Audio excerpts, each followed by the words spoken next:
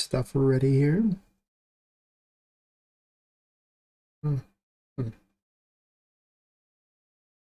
Tell all my peoples.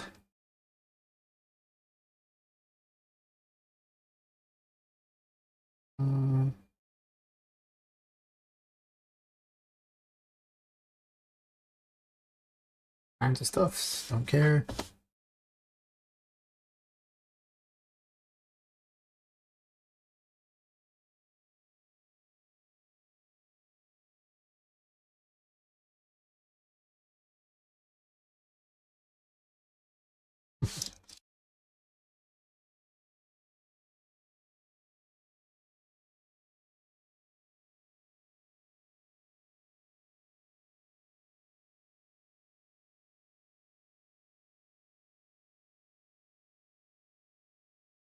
And we do this.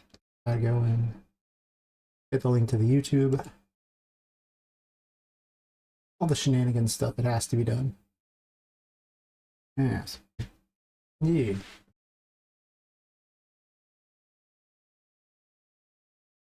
Okay, get restream chat up so I can actually see what people are saying. I should do all this before the stream, but I get caught up doing other things and it never seems to happen the way I want it to. Never, never. This and this. You got restream chat. Pop the wrong one out of the thing.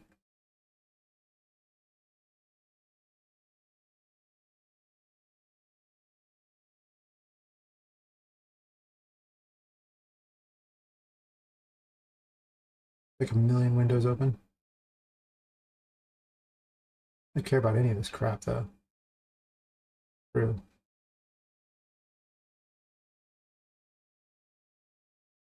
Over this one. Oh, where's these can go away?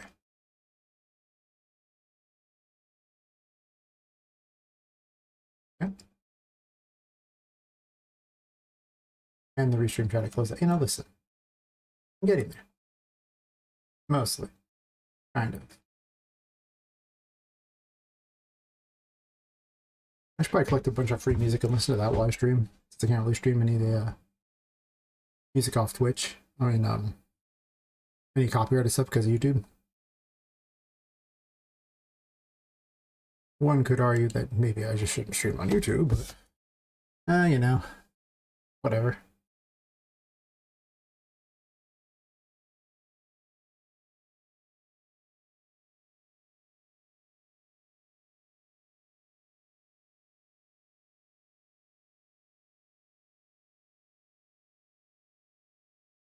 Okay. Try going.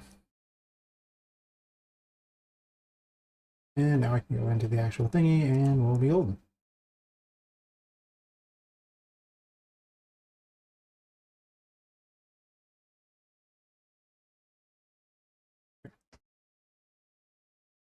So the big difference is yesterday I went through and I redid a lot of stuff for optimization. I mean, a lot of stuff after the stream. I was like so annoyed at how poorly the game was performing. I spent like the next like 4 to 6 hours just researching ways to optimize, and it's still not amazing, but it's kind of back to where it was before a lot of the problems, as far as optimization goes anyway. So, waiting for approval for a bunch of emojis I made. I made like 3 new ones, and yeah, they ain't there yet.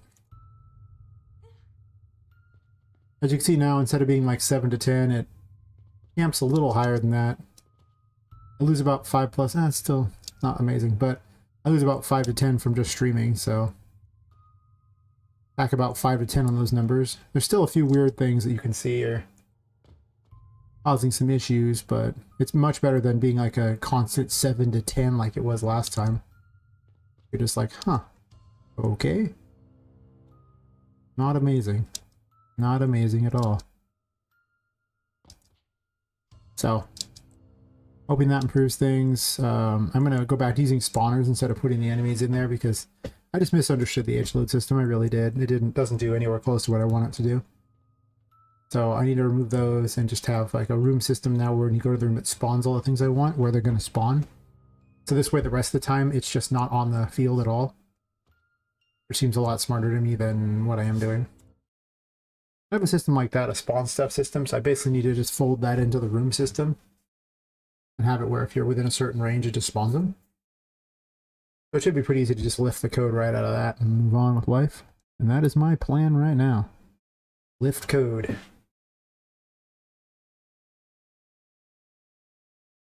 Then it's pretty much just more fixing things so I can get, like, you know, complete the demo. Or just, you know, stuff going in places. At least I want it to place enemies. They'll just be randomly placed wherever it wants to place them in a room. That's interesting. Is there code for this? Unreal Engine. It's space. Side box collision.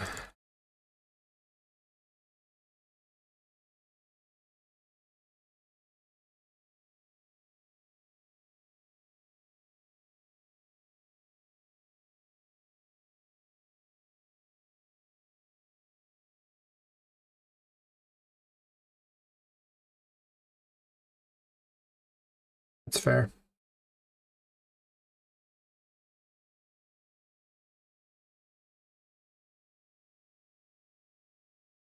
Okay. Okay, yeah, that makes sense. You would need each corner of the box, basically, so it would be add 50% of the other, and of each one to one of them, and then subtract those ones there, and then get a range between the two of them and spawn in that. Okay. I'm going to redo my spawn system today. We're about optimization now. And sad at that clock, but we'll worry about that clock later. One day I'll make that thing do what it's supposed to, but until they fix the rotation bug, I am staying away from that nightmare. Where's it at? Under characters.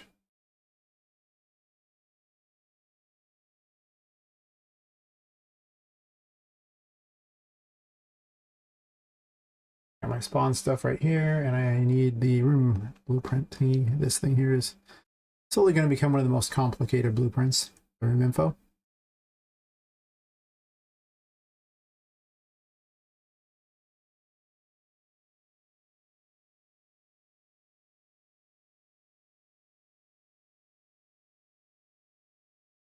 Drag this onto the other screen and do a bunch of copy pasta. It'd be easy to figure out what I'm doing because it'll literally just be copied from one right over the other. No questions asked. Honestly, this could almost be a child of spawn stuff if I wanted, but nah.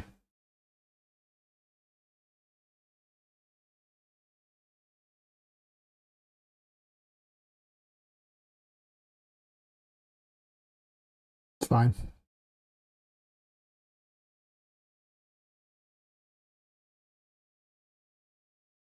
I don't think I even need the event here for this, but I might go ahead and copy paste it anyway.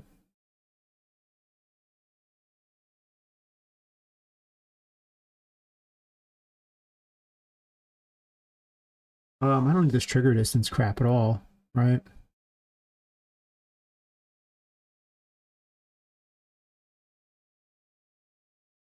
Actually, spawn stuff should happen on this here.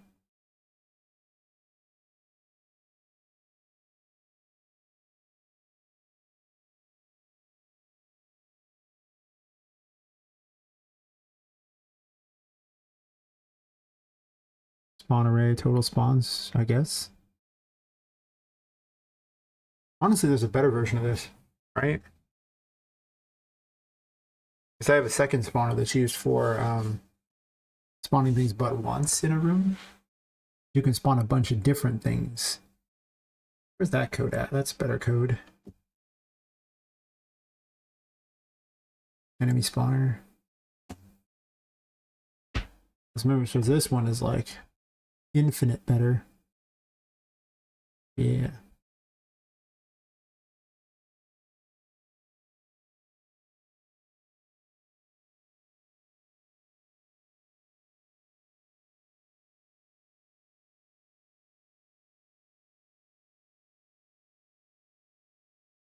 I'm not locking him into this room though. So let me go ahead and undo what I was doing here.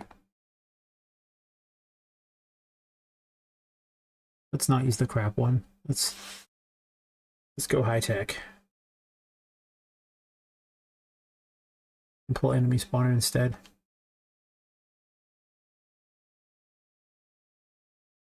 I guess I can put random music on. I'm not actually working on the game right now. I do have stream music I could go back to listening to.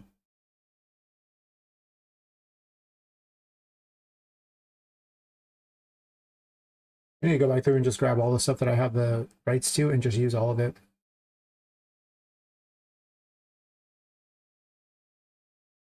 Because why not?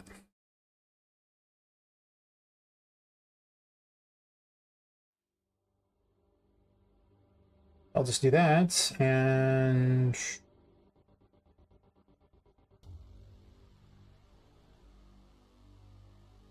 we'll random those. Make it a little quieter in my ears. And I had a window for that, so it can just be always going whatever's going on at the moment. Maybe.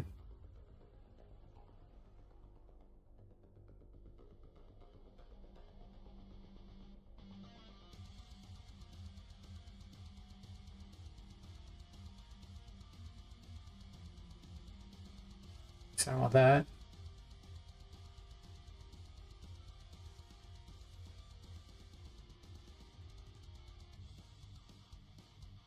Okay. Yeah, put that on there. Give her a small version of this thing here. No mode. Talk.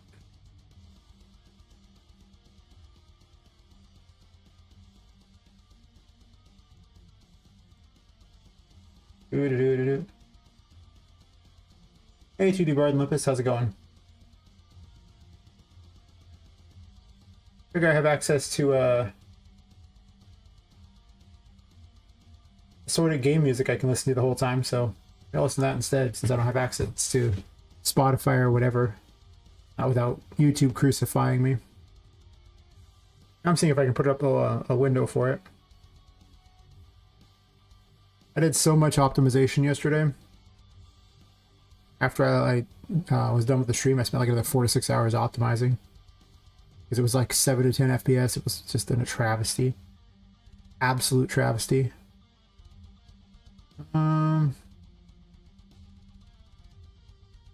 Exactly. Window capture. That should probably do it. Sure.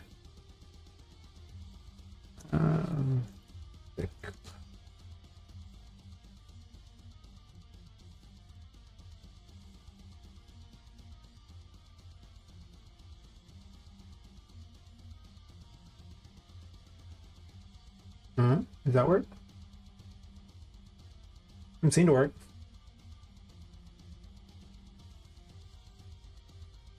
Why no work?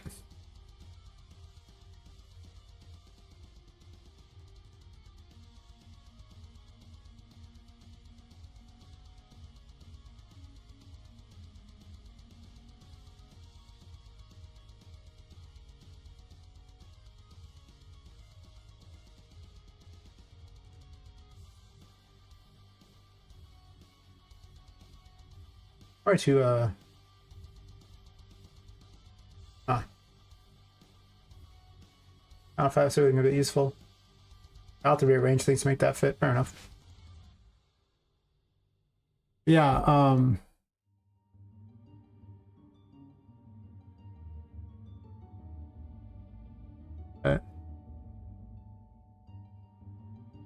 now the game gets, like yesterday it was as low as like 7 to 10 FPS, which was just like, in some cases, I mean, it wasn't always that, but it would go really low by the end of the night. It was so horrible. Should be better than that, but okay, now I don't know why it's now at 20.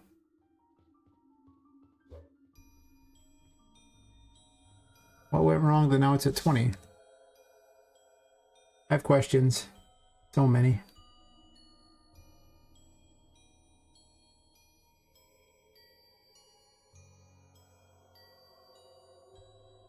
Over here it was that. No.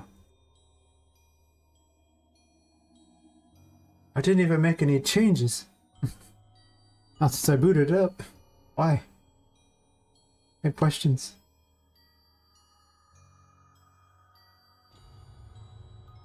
Yeah, that's a little better. Better than 7 to 10 anyway. Still not great, but I still lose like 5 to 10 FPS for streaming, so.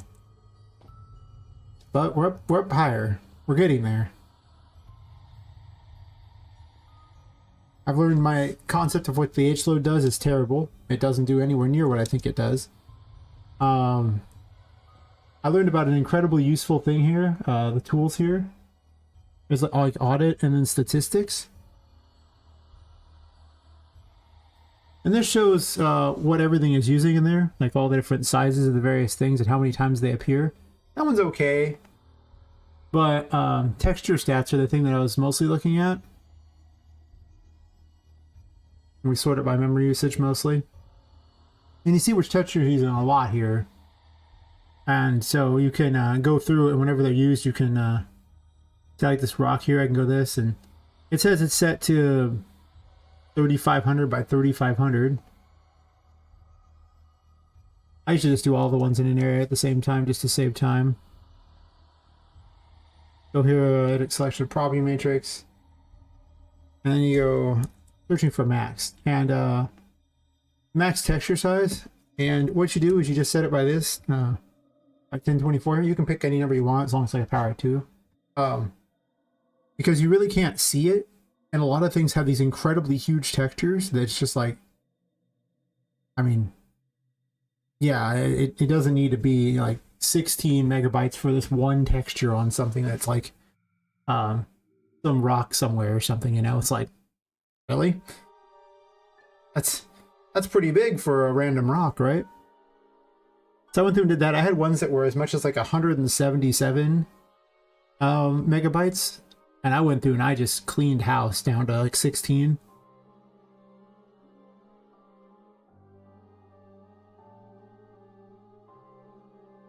Wait, it's a decal neon, right? Yeah, okay. Like all the steampunk environment stuff there, you know, I could probably...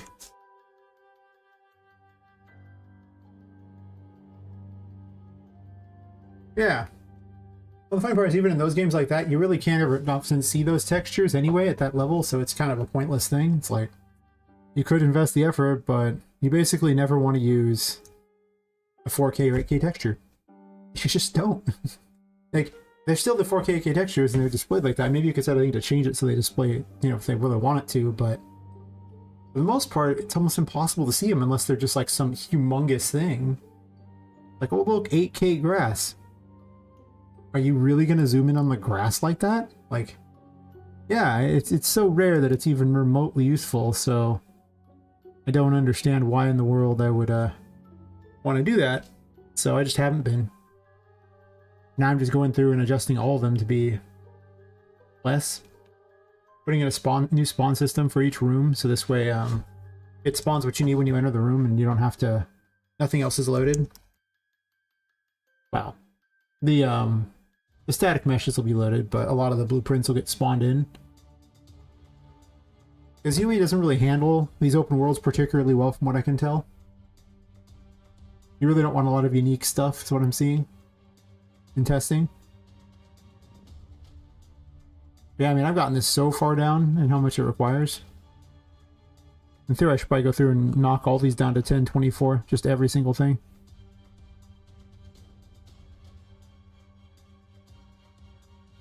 I could probably speed the process up by a lot by going to certain ones that I know I use a lot of. Honestly, I could just do every texture in this, and that'd be probably a good idea. Just every single one, because I use the steampunk environment everywhere. I don't know if I'm using them all, but screw it.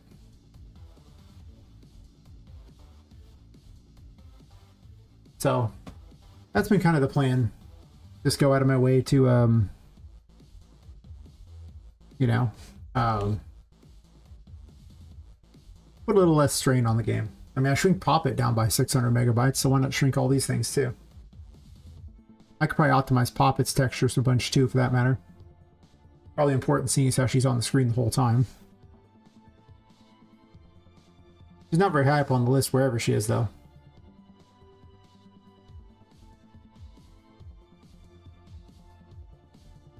So yeah, I'm just doing this, and I tested out that Niagara water. Don't use the Niagara water.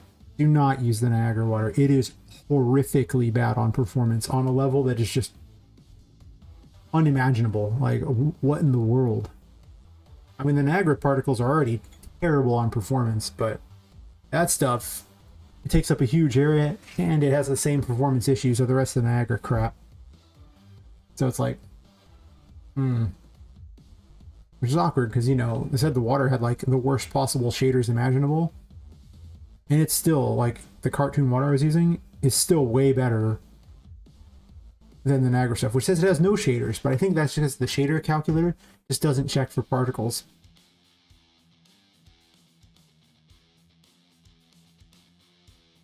Those cause like almost like 10 FPS drop all by themselves.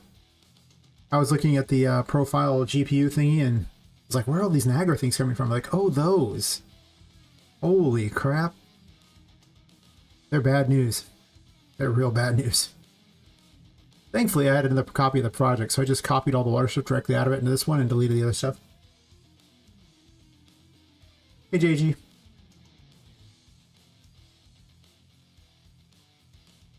Good times going on here. As we optimize the crap out of everything. Literally everything. The Niagara water is actually free for everyone. It's the Niagara fluid simulation stuff. Yeah. What's supposed to be the new particle system they want you to use, and the Cascade stuff's supposed to be like, you know, what they're getting rid of. But the Cascade stuff works better and looks the same, so I don't understand why you would get rid of the Cascade stuff, but it is Epic. That's what they do. But you can just, you know, scale the Cascade particles without having to do anything extra, and that's fair. Yeah. Yeah, the Cascade particles can easily be scaled. Niagara particles, you have to do like go into the actual particle and do a bunch of crap in order to make it work, to scale it. Thankfully, hopefully they did it for you, but they're a lot of work. They just seem to have poor performance, is the best way to put it. Like, their performance is not good. So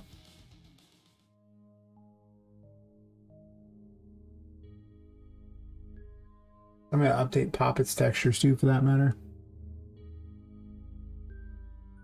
Doing the typical thing that they do in the AAA industry, where they don't bother to optimize the... hey, Mafa, how's it going? They don't bother to optimize the size of the files. They just make Unreal display it at a lower resolution. Yeah, I'm a horrible person. It's fine. I get it. I'm square with it.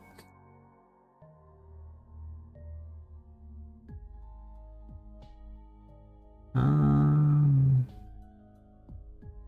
see if this makes Poppet look that much worse. Marketing, huh? Oh man, I do not envy you. I already did all of Poppet's stuff. How nice of me. Past me a good thing. Thanks, past me. I'm doing pretty good overall. Can't complain. There are 547 actors for this thing here. I'm just going to get every texture and save me some time.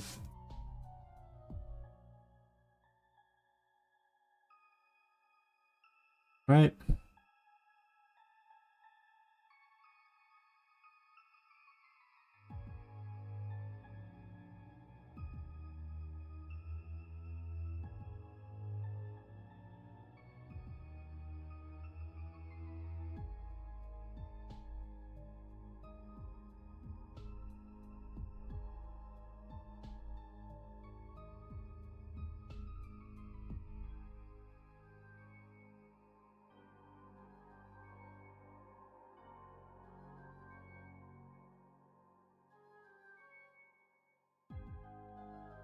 All right, let's see what we got here.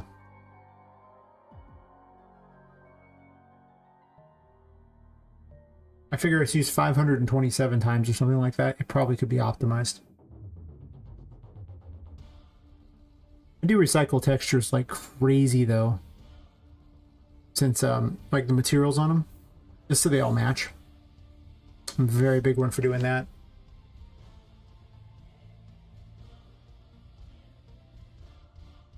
as opposed to having as many textures as humanly possible.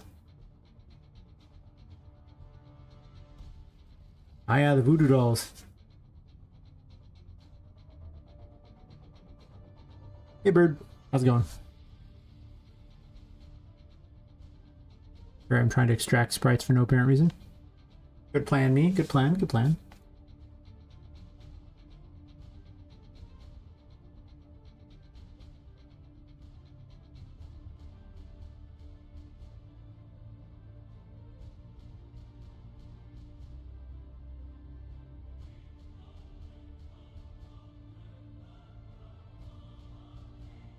This has actually gone down by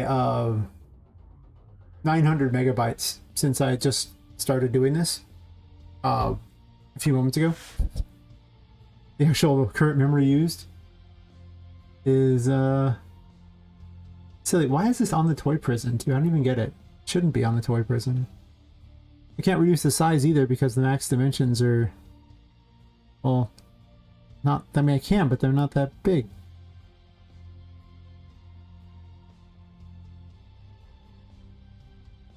Advanced glass textures.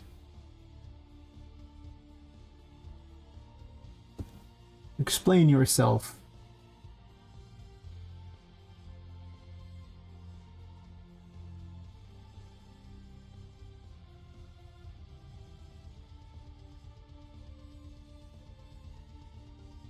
I'll attempt to delete it.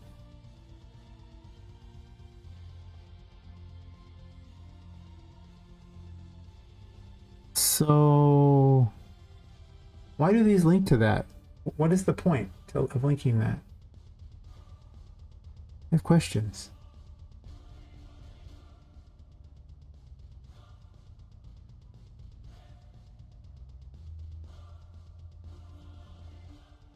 Oh God, why?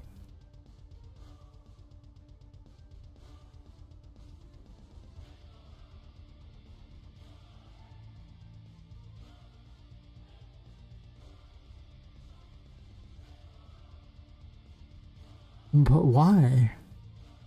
But how?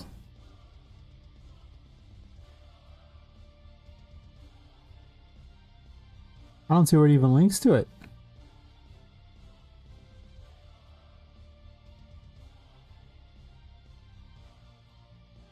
Oh. None of those look like the image to me.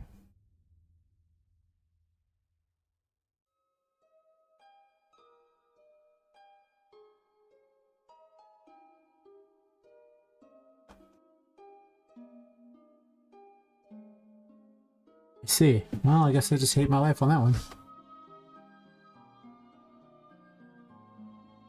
Back to statistics. Who doesn't love some statistics? I mean, probably most people, but that's okay.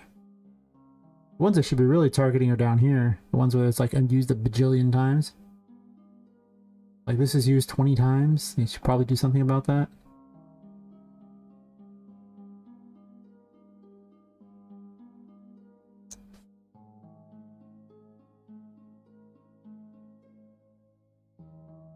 Or that train I put down the test ages ago that doesn't even actually do anything yet. I just have it there to remind myself. Actually still taking up resources.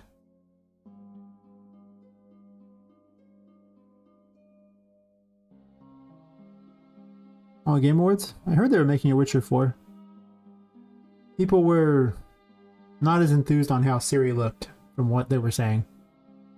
I didn't look at, I haven't seen the trailer either way. I don't know, but that was what they were saying. They were like, I don't like how the shit looks. I was like, oh. And fair enough, I suppose. Oops, clicked the wrong thing. That's fair.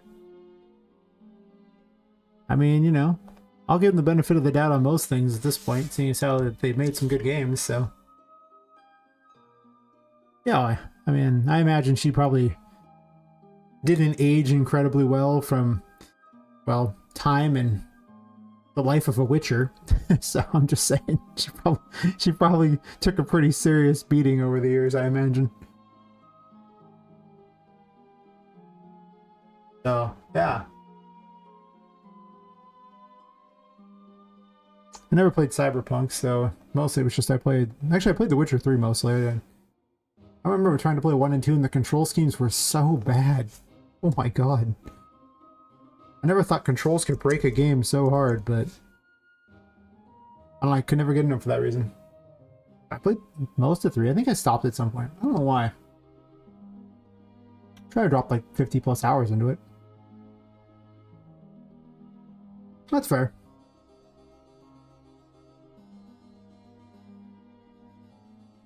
Well, it's to the surprise of nobody that you could win me over by putting waifus in your game.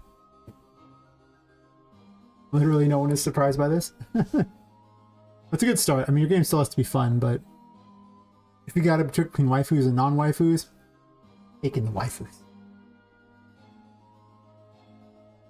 Yeah, it didn't really sit as well with me, which is terrible because I hear that's when we like romance Triss the whole time. And you know, since I really only played 3, I pretty much hated Yennefer with a passion. And pretty much went out of my way to spite her every chance I got. I was like, wow, this lady is just the worst person I've ever met. I cannot wait to make her life suck. Great writing, because man, did I hate that character. But it led to the single best scene in The Witcher 3. Like a scene that was so great, and most of you will miss because if you romance Yennefer, you will not get it.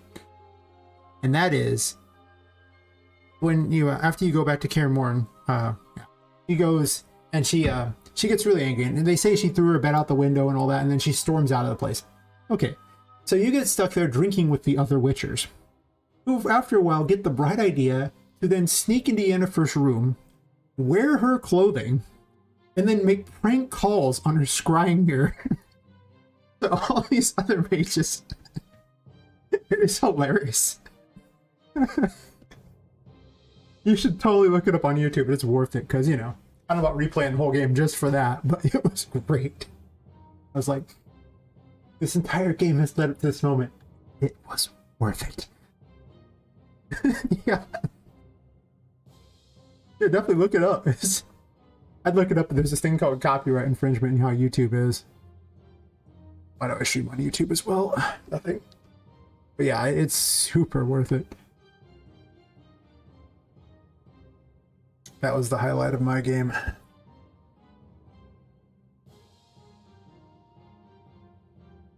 Oh yeah, Triss was nice. I like Triss a lot. I hear she was a terrible person in the second game, but I haven't played the second game, so I just had, you know, Yennefer being a terrible person the whole game, and I was like, I'm supposed to like this lady? How? She's horrible.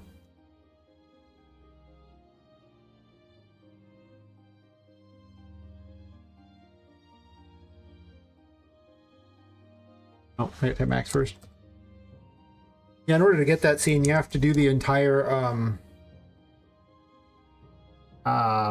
you have to do Yennefer's entire quest, which is a struggle, because then you have to listen to Yennefer the whole time, and nobody wants to do that. All the way up to that, we get that djinn, and they break the curse, and you get one of my favorite moments in the game, where you get the option to tell Yennefer that you never loved her, and it was entirely the curse's fault. That's how it leads you to the scene of her, you know, that whole scene there. So you have to basically really dislike Yennefer quite a bit to take the meanest option possible. Worth it though. Super worth it. But yeah, I think if I had a gripe with The Witcher 3, it's not the writing, because obviously the writing was fantastic. It's that Triss had such a low role in the story. Like after you do her romance thing, she's kind of like gone for the most part. It's like, can I just spend more time with the one that's actually cool? And not the other one?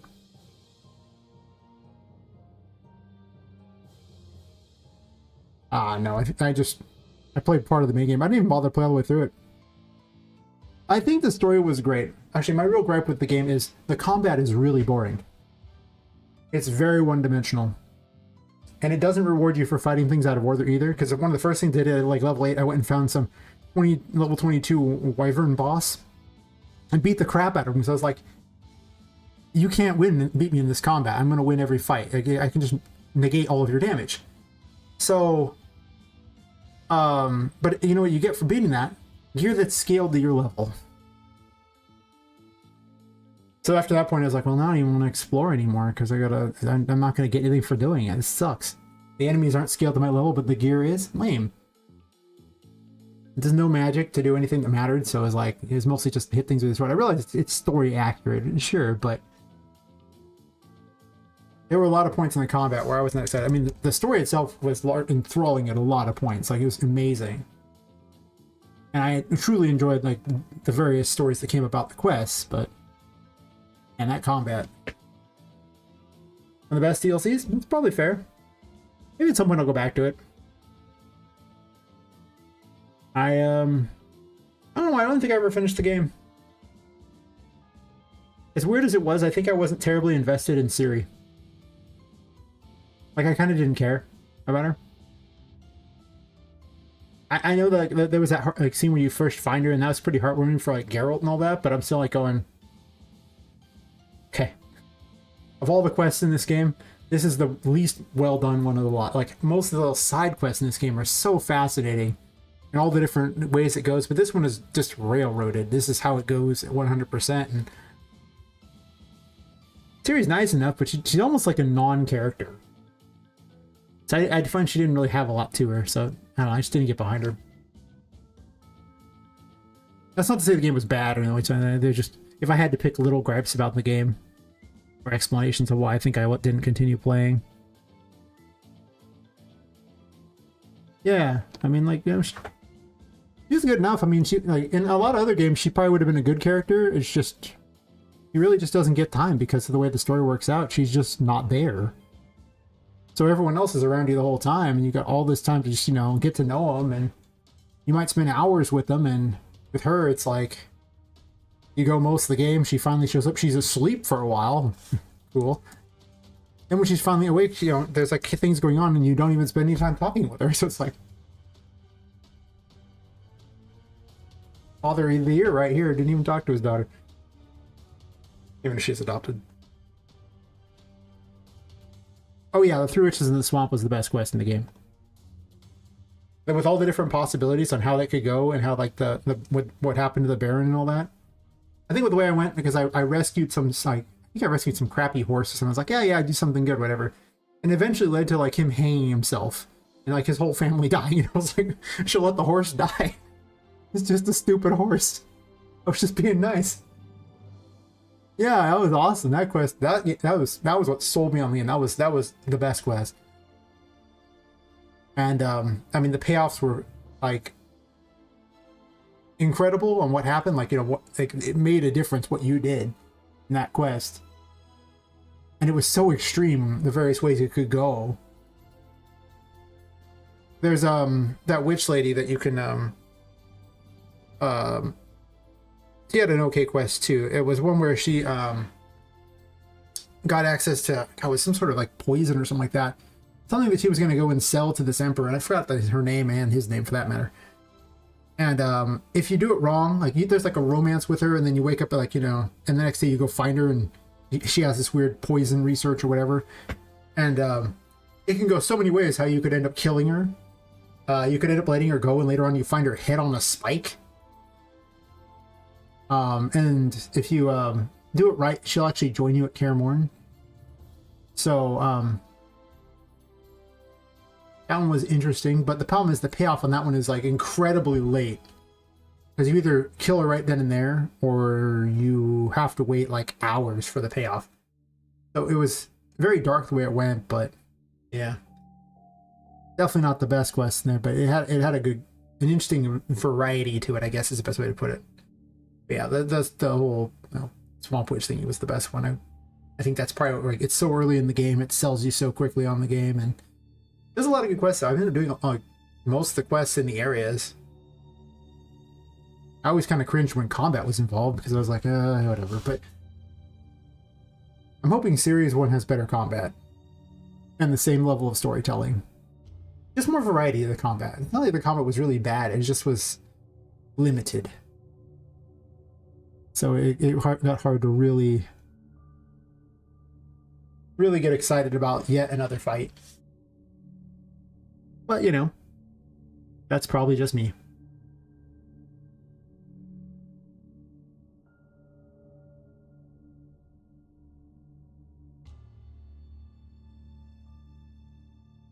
So I never even got around to playing Cyberpunk, but I also don't really tend to care for for any kind of well, just cyberpunk style things in general, honestly. Steampunk, sure, but it's just, oh, well, thanks for looking, Lippus. I think it's just I don't like dystopian stories very much, with the exception of Fallout. But Fallout's funny. It's not dystopian. Well, I mean, it kind of is, but it's just so adorably funny and stupid that, and I can totally get behind Fallout and its world.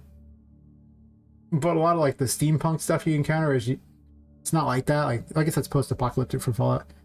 It's usually just, you know, life sucks. Everyone's, you know, lonely, and they're all stuck in a world where they're all like trying to do like things to themselves to try to make themselves better, like mechanically and things. And it's just like,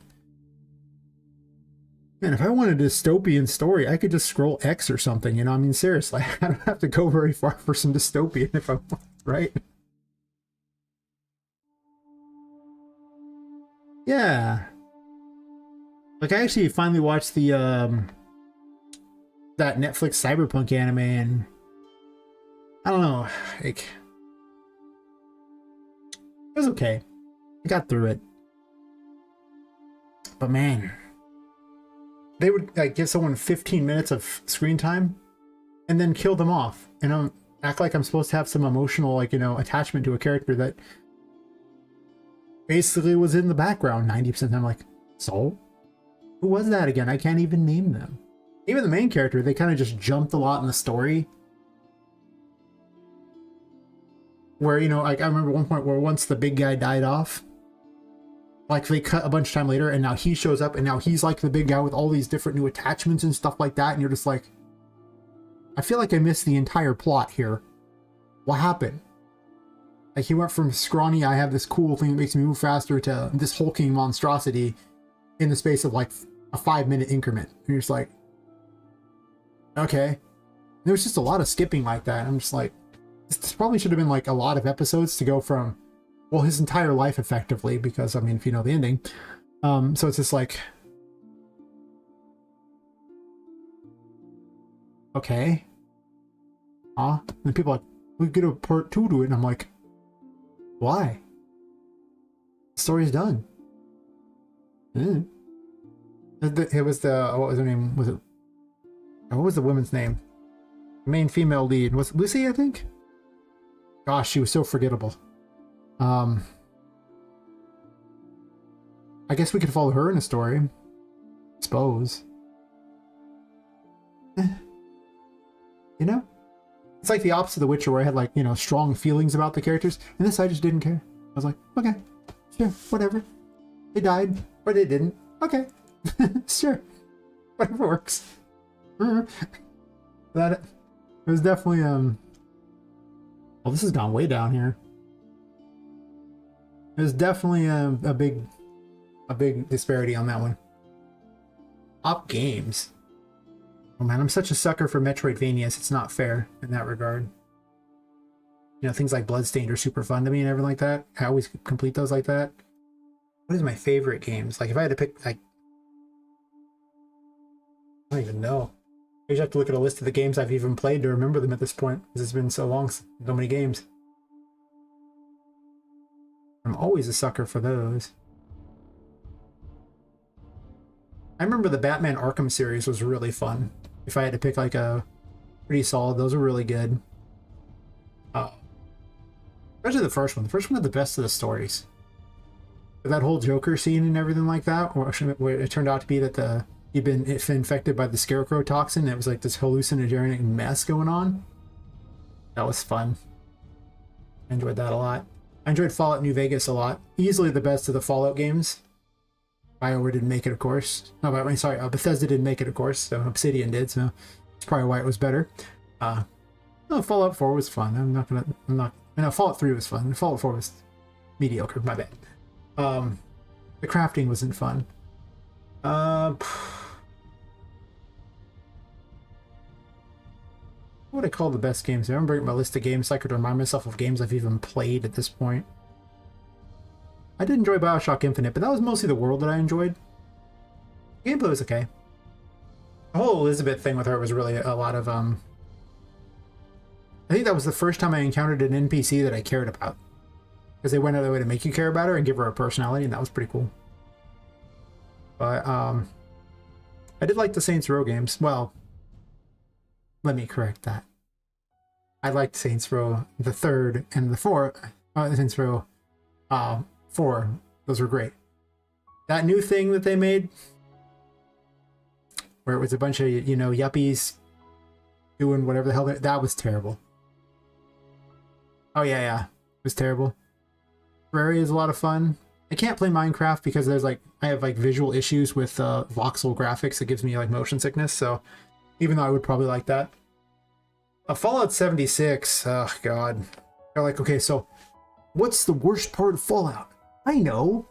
All the audio logs and reading the computers. What if we replaced all the NPCs with the worst part of Fallout? No? Oh. This is like who's gonna want to listen to this crap? This is terrible. It's so dumb. So yeah, I thought that was definitely maybe not the best. I did enjoy the Hitman games. Those were fun. I enjoyed the Tomb Raider remake games. Epic gave all 3 of them to me for free, so I played through all of them. Those are basically 3D Metroidvanias though, so that's cheating. The story was... it did have one of the best story payoffs though. It was like called like the happiest day. Actually, it'd be kind of a spoiler if I say it. So if you don't want me to spoil like something out of like the Tomb Raider games, let me know and I won't. Because it was quite a quest. I was like, damn, that hit hard. You monsters, well done. What was also fun? I don't even have a favorite game. I just have lots of games I like. You know, I tried to get into Hollow Knight. I played about 3 hours. I got it part of a Humble Bundle, so I was like, okay, well, I mean, if everyone says it's amazing, I guess I gotta play this.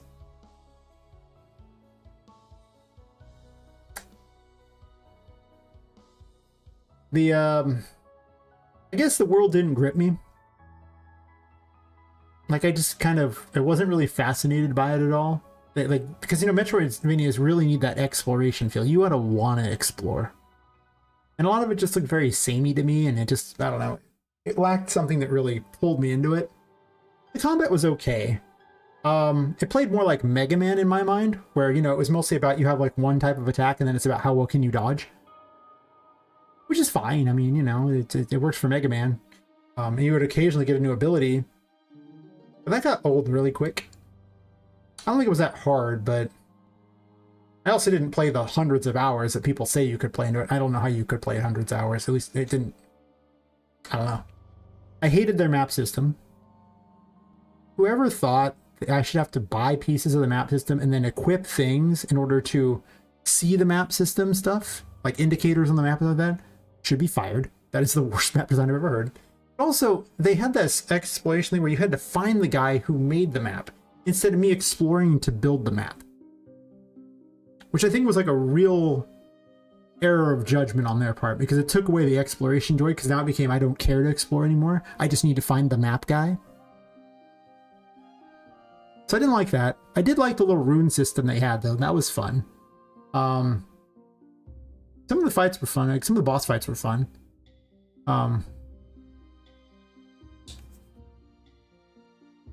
They did give a lot of freedom to where you could go, which was nice. But also a double-edged sword, because sometimes it was like, okay, well, it seemed very disjointed. You know, there wasn't a lot of like thread to keep the game flowing. So they probably could have been a little more, maybe a little more direct in their exploration options, I guess. I don't know. I think for the right person, it was probably the right kind of game, but man, it did not appeal to me like I had expected it to. Which is weird, because you usually love every Metroidvania for the most part. Fallout 76 is a good concept, poorly executed. I was on to play a Fallout game with someone super hyped for it. That's fair. Yeah, I don't know what they were smoking. They should have just had regular NPCs. The game would have been great. Just make it like a Fallout game. That's all they had to do. Just normal Fallout game, multiplayer. So that's it. And they failed. They failed horribly. Other games were super fun. I do love Metroidvanias. Well, I mean, I'm making a 3D Metroidvania. If I don't like Metroidvanias, I'm in the wrong, you know, genre here, right?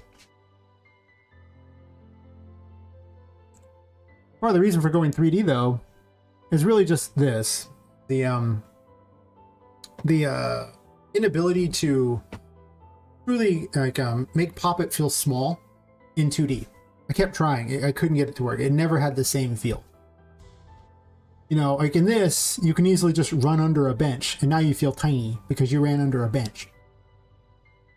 But in a 2D world, if you're standing in front of the bench, it doesn't quite have the same feel to it. You know, this the ability to run around underneath things and just get into little nooks and crannies really makes such a difference for feeling tiny.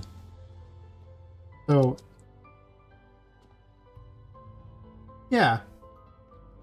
Metroidvanias are such a great genre because, well, first off, they're, you know, half platformer. So, I mean, they're not usually hardcore platformer, but they have platforming in them. So a lot of the mechanics for the game, like a lot of the physics, are already made for you in Unreal Engine right off the bat. That's a good start. You don't need to have a huge story because Metroidvanias typically don't. So that helps out because, you know, I mean, unless you're a pro writer, if you're a pro writer, you probably shouldn't be making games. You should probably be making animations, movies, or something like that, right? I mean, make the most sense. You get to, or books. And it's something where you get to really make use of your writing skills. Because you could do visual novels. So, yeah, you got that going for you. You still get to do combat, which there's still lots of combat, you know, assets out there. I don't know about going for dolls in a steampunk world. That was probably an interesting choice on my part for trying to find resources for it, but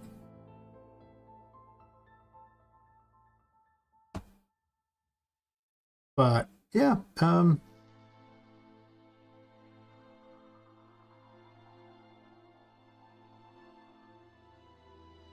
it's pretty much a lot of what these games are. They're collectathons with exploration and backtracking so you can explore more. Which means you get to build your levels differently. That's probably the most interesting thing is you have to include things when you build your level that they can't reach. So, you know, I can be like, okay, well, say when you first reach this room here with Patrick's key here, you can't get this key. You don't have the tools to get this key. Now, I give you the tool over in this room, so it's not like you have to go very far. But it's like a path where, you know, you include things in rooms that they just can't get to until much later. And when you get in here, there's a puzzle for, you know, double jump. You don't have double jump at this point. You can't do this. So you just have to remember that when you're building things to make not everything accessible and instead build extra things for later. There's another double jump option over here too to get on top of this place as well. Oh, which I am totally not even in the room. Perfect.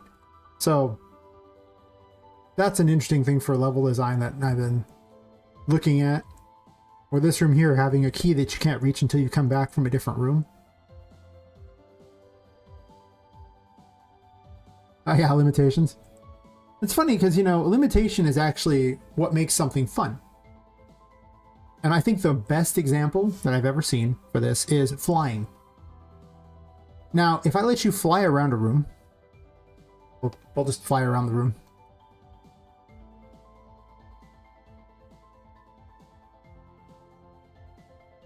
Eventually.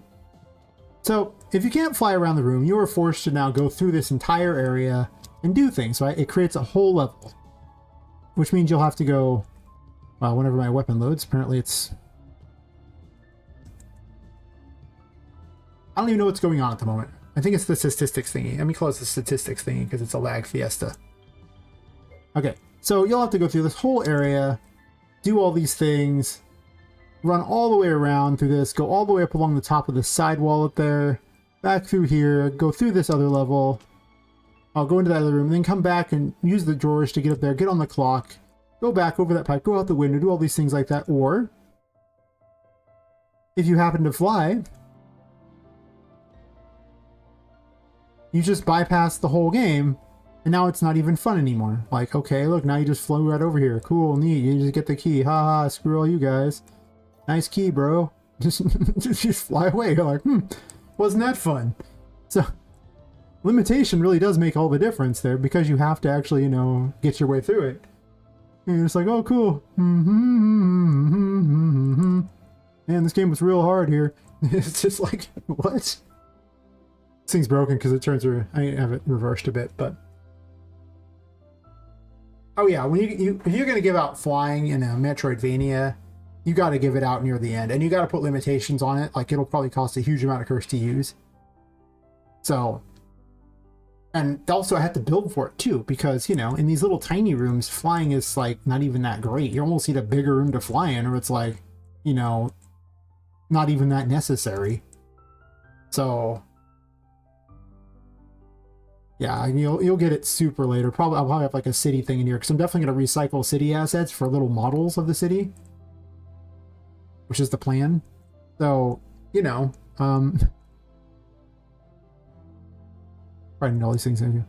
Yeah, like the limitation matters. Like, in other ways too, it made a big difference when doing the game feel too. Like, you know, if you can just hit spam attack as fast as possible, just like, you know, keep bonking with a hammer like that, it doesn't even feel like you're even hitting him anymore. So I put in all these weird things like delays that cause him to, like, you know, get knocked back or things like that, or, you know, like they shake the screen or things like that, minor stuns. Like, I slow time intentionally so that when the hits hit, it actually slows the game time so you can see all the action and feel like you hit them. So by limiting the, like, how fast they can do these things, it actually makes it seem more like they're able to do something. I watched a whole video on like 10 different things you could do to improve game feel. I was just going down the list. I did almost all of them. Some of the ones I didn't do, but it's just like, huh. It's definitely a lot of things like that. Or, you know, the whole darkness mechanic in this game, where, you know, you have to be bouncing between the darkness and the light. That acts as a limiter on how long you can be in certain areas, so you can't just go running through some area without having to plan where you can go to safely. So it creates safe points and creates a bunch of danger zones. But if I didn't include that, you would just run through an area like it was nothing. It'd just be a walk in the park. Like, the limitation makes all the difference in the game. That's what makes it fun. If you have infinite power, you stop caring about much of anything. Also, I closed the other window. Nice.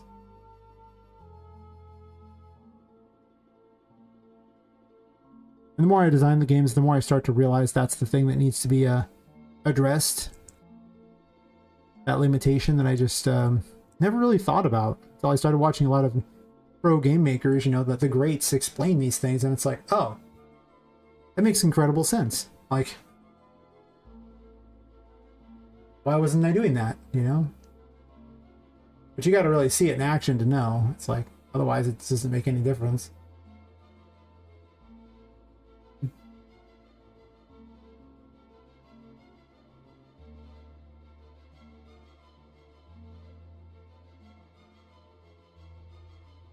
going to copy a bunch of crap from this other one and start just building my own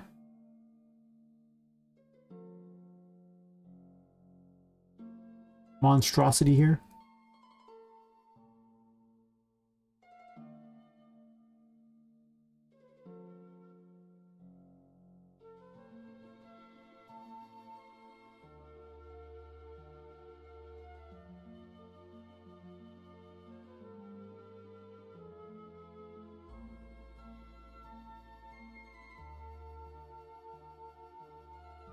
My plan is to, I have a system that... Did they?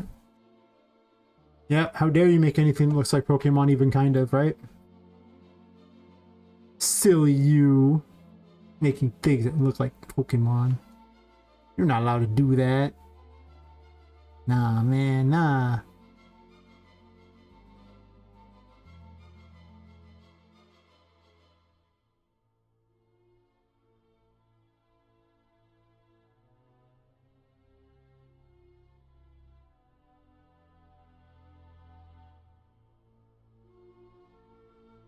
Non-component and overlap 2. because we're going to go a little crazy here with what we're doing. As I remake code because I'm being lazy.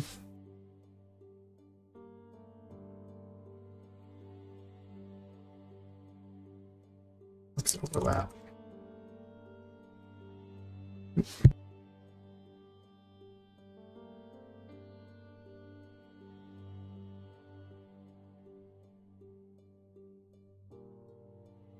Bam.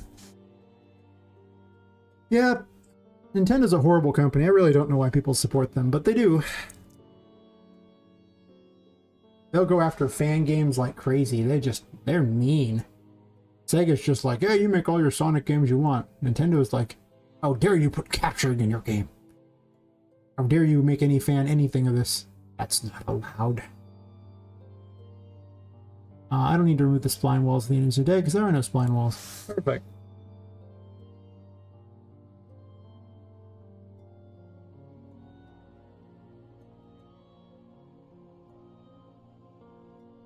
This is the on overlap, and this is... Sure.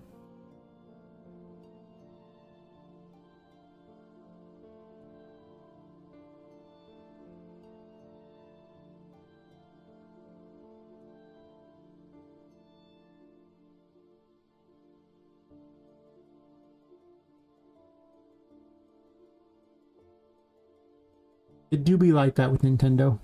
It do be like that.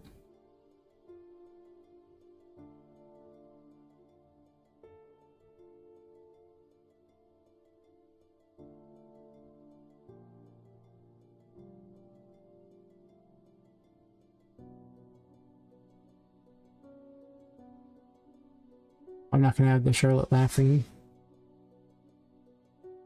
Most of this code isn't even that useful. Okay, that's terrible.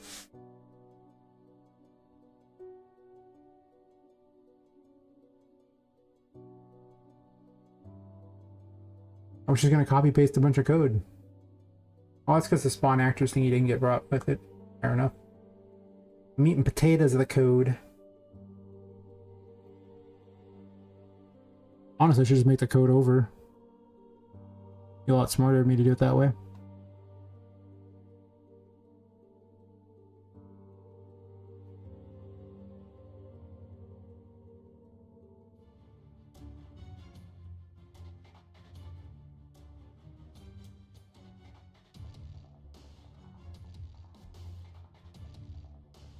The performance went up a bunch, like it got way better than it was. Oh, I can't do anything yet, 1 second. Yeah, I can't test it right now. It was like 7 to 10 FPS yesterday, I got the lows, and now it hits around 30. I gained about 5 to 10 if I'm not streaming, so there's that. But I gotta go through and fix all these things here.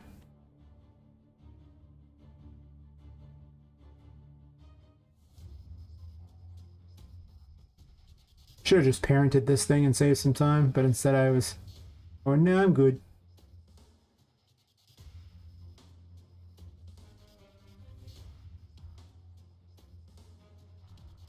Wait, this is not even that. This is a fine thing here.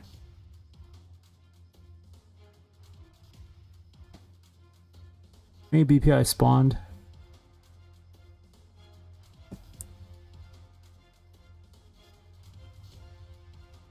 Because I need remove from array. I set up the system twice in 2 different thingies, so oops, I need the event, not that. Remove from array. I gotta compile first or it won't show up. No, I can never remove from array.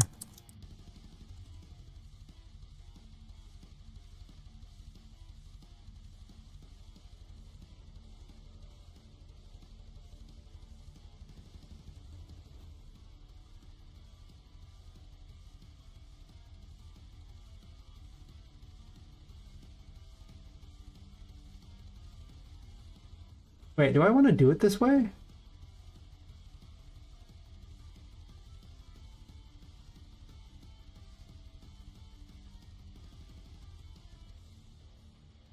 No, I don't.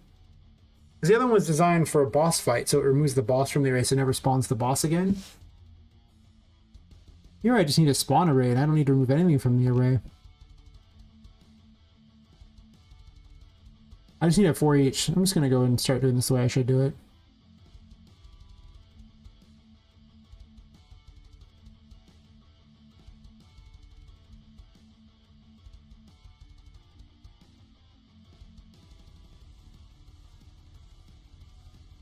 Oh, the enemy appears? Sure. This is a wreck.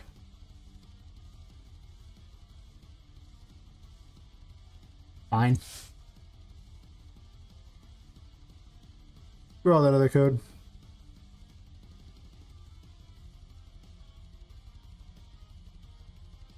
I'm actually making this harder on myself for no apparent reason. I could just easily do this. Soft object references, please.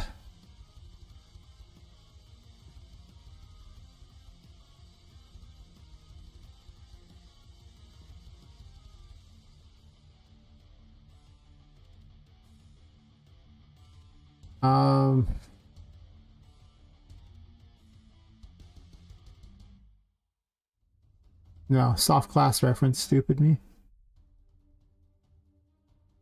Delete this. If you don't delete it, it'll sit there and try to scan every blueprint to see if anything else changed anywhere, and it's annoying. So I want a soft class reference. All this other crap I'm just gonna go ahead and get rid of. Like this is just me being dumb. Thought I could be lazy. Normally I get away with it. Not happening this time. Alright, so we're definitely gonna make it where this is instance editable. Get this. 4 each. I don't know why I clicked the break one. I'm done. 4 each loop.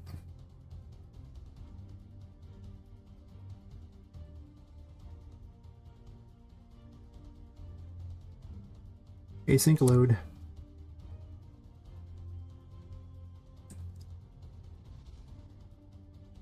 Oh, that's the right index. Let's be this one here.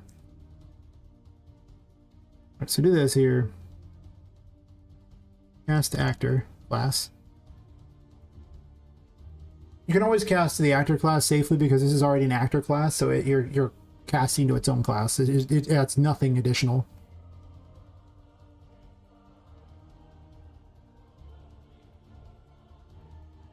Okay. And then we're going to spawn actor from class. Okay, and so now for the spawn transform, now I'm gonna need a second array here.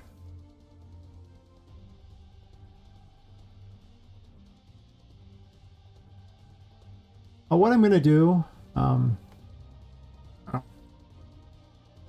me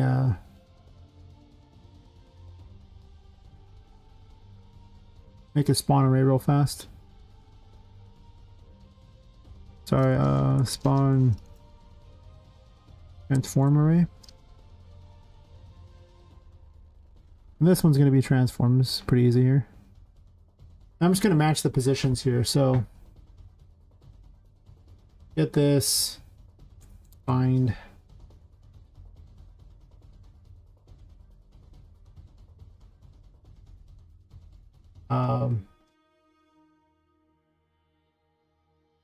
what is the code?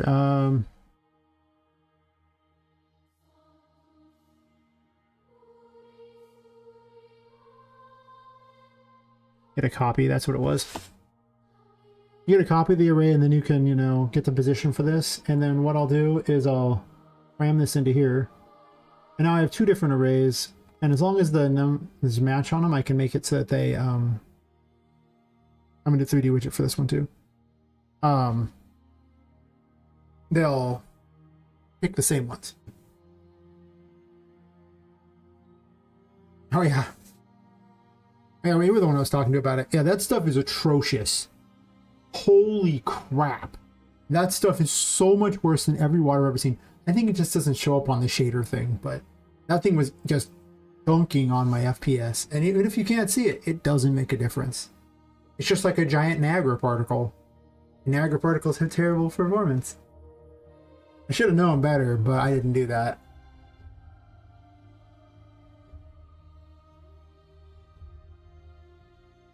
So yeah, it was a fun experiment. I'll give it that. It just was. Yeah. Yeah, I'll try to adjust location, but always spawn here. And then on this one here, on the opposite here, on completed, we'll set, I'll create a new variable here. So we're gonna do this here, make it just a regular Boolean. Sure. I could just do a do once, or do n. I'll do once is fine, you're not doing n. And then I can just set the do once the other way. That's true, I can do that system. True. Do once. This is better. Do this, do once. And then on the opposite one here, I'm just going to grab everything from the... Oh, I know what I do. We want currently bond actors. I need this in an array too. And this is so I can keep track of all the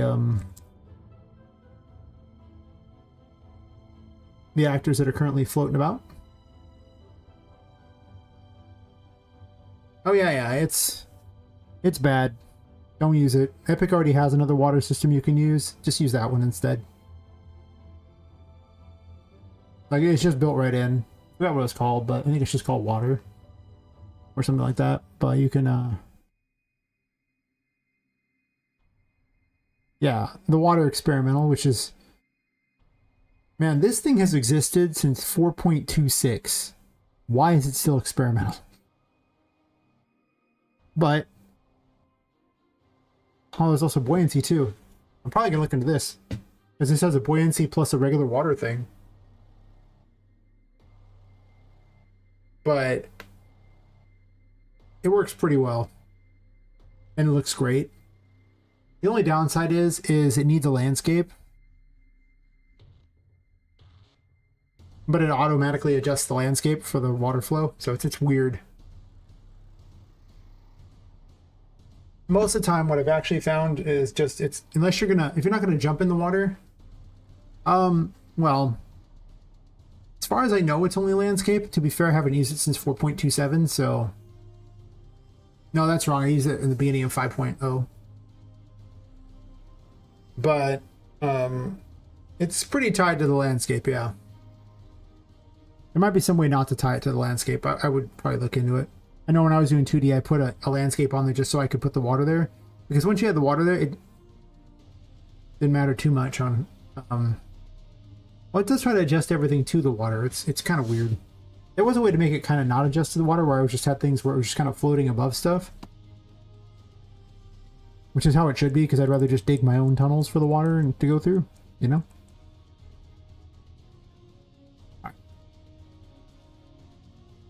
So let's go ahead and just add.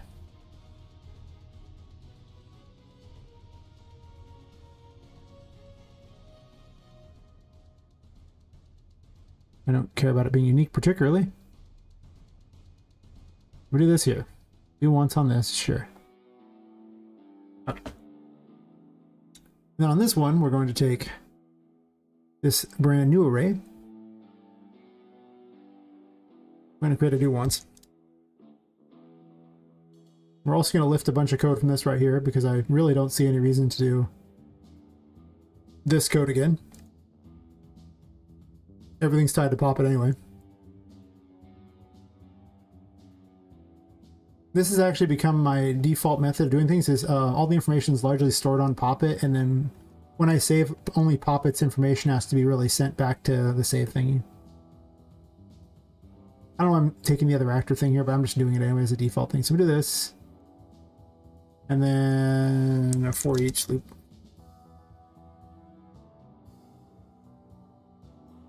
And then we'll just do destroy actor. Okay. So then the plan here is I can just ram this into here when it's completed. And I can do the reverse on this too. I'll do it a different way that's a little better in a second, but for my testing purposes, that'll get the job done.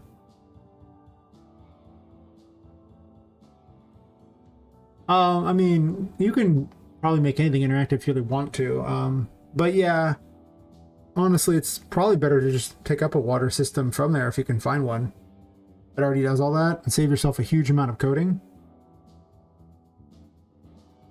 Kinda. Unless there's some sort of secret tutorial for making them interactive I don't know about. Which there might be. That's one thing I've learned about UE. It's that, you know, it just never ceases to amaze me. 100%, it never ceases to amaze me. It's just amazing what it can do. So, and my understanding of materials isn't very good yet. Soon, though. Soon. Alright. This is a room info. No, I clicked a point light. I'm dumb. First off, this point light should not be here. That's weird. Yeah, there's so much you can do. I need to really understand particles better and materials better. Probably materials first over particles. Particles are interesting, but there's a lot of particles out there I can get away with. But materials seem to be able to do just like about everything under the sun. And understanding materials also helps with particles, so I think I should probably understand that first. But it's not a huge priority. I kind of pick it up as I go, because if I spend too much time messing with that, I'm not doing this thing called building the game. Alright, so the spawn array here. And then the location toys here. That's weird. Fair enough. Alright, so first spawn array here, we're just going to get one of these. A bitey. These are just biteys that are in here, right? No, not entirely.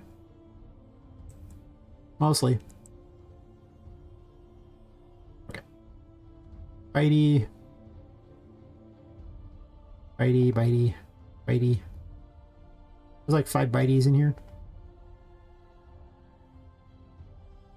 And, I'll probably add 2 of these guys just for funsies. I might mix it up a little bit, so. I gotta give these guys a fun name too. Okay. More optimization here. Okay, so I have 7 to spawn, and they need spawn array points, so.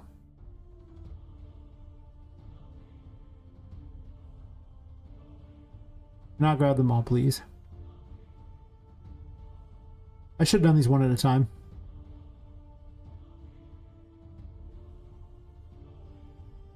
Here's 0. Bank. Definitely should have done these one at a time.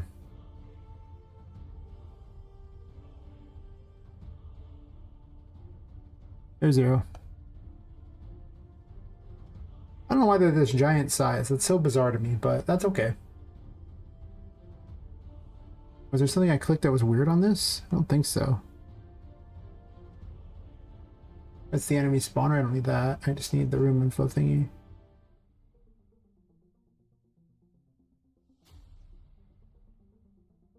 No. Okay.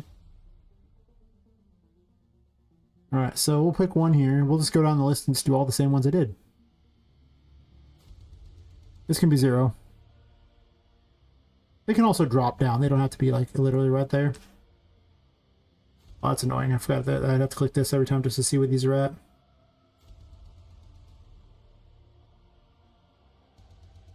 We'll just drop it right there. It ain't gotta be perfect.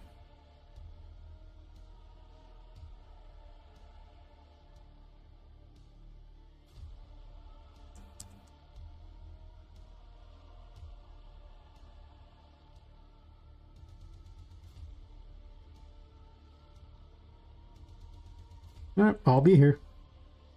Trucking along, doing my thing. What I do. Voting machine.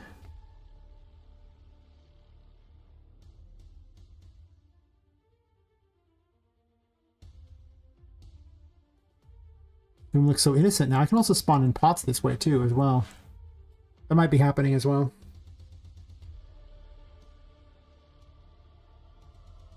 The things we do for optimization. Alright, so I did the first 3 of them.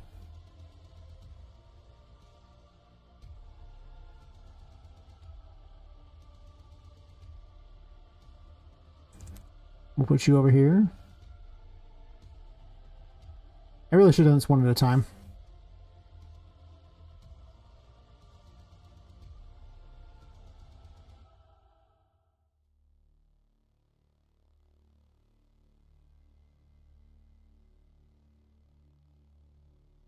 Four over here.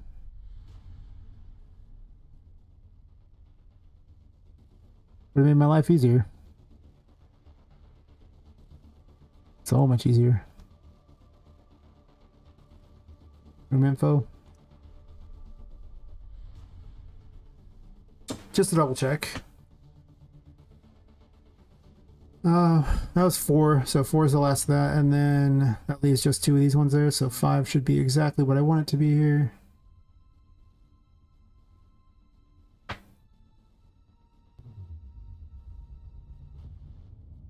I don't think you can have an array, a map, actually, a map variable with a class as one and then a transform as another. If you could, that'd be pretty good. I could technically also put them in a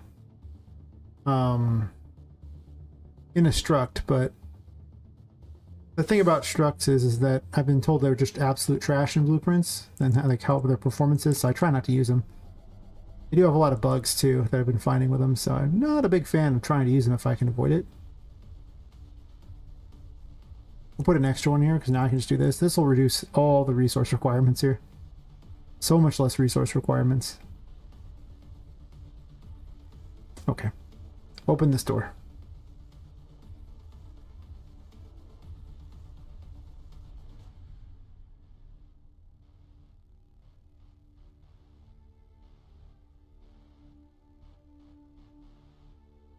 We'll increase this FPS to stupid.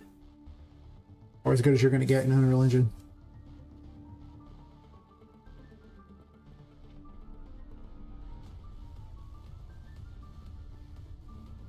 I didn't get anything off that.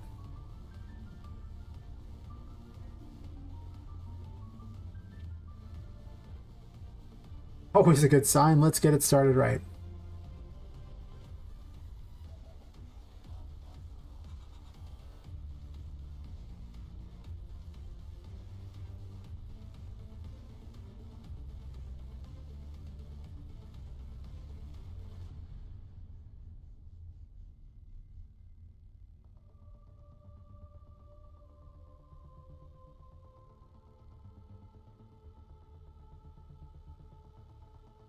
Don't do it there. Do it here.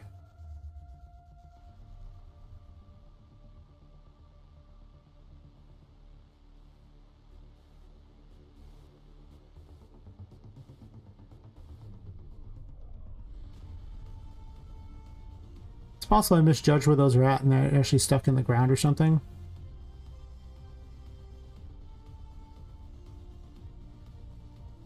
Well, first off, I'm a goofball. I should let it complete the async load first before it tries to spawn. I imagine it's going to fail otherwise.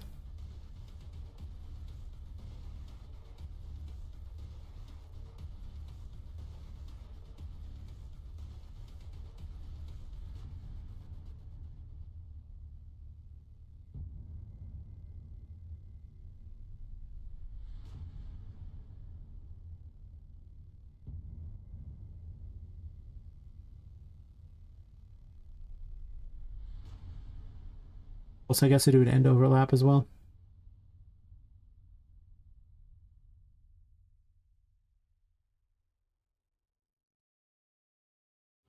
Just to kind of keep track of what's going on here.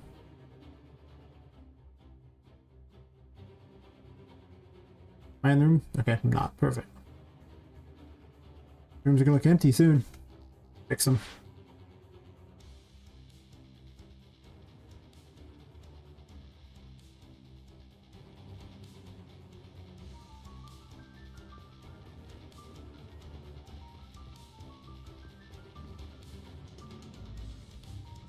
Well, supposedly they spawned. And there's one of them that spawned in a weird location. but none of the others did.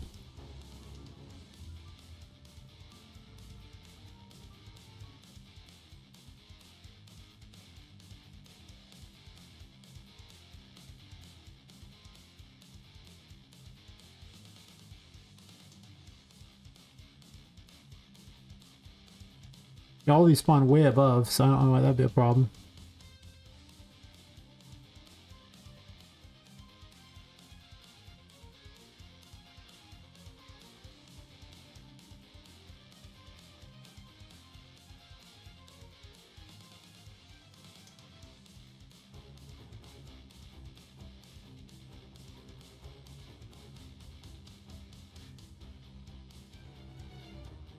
Those are relative. Ugh.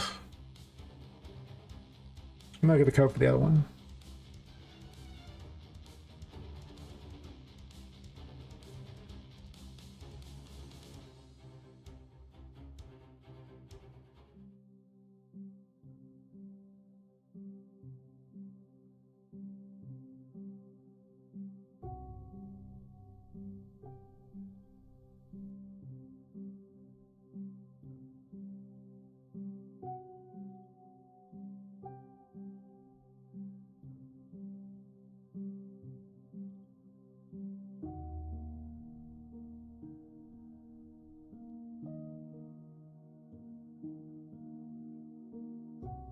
Ah.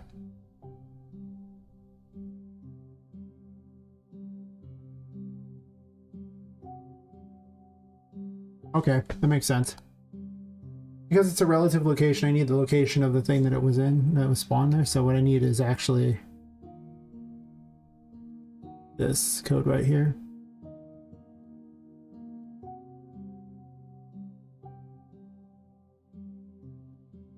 I do this and just cram this into here instead. Do this, I'll delete this crap.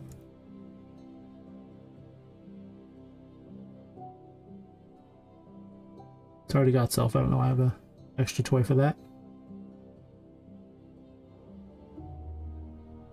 These are all mysteries I solved a while ago, and rather than try to figure out the mystery, I just, you know, see that? So much better.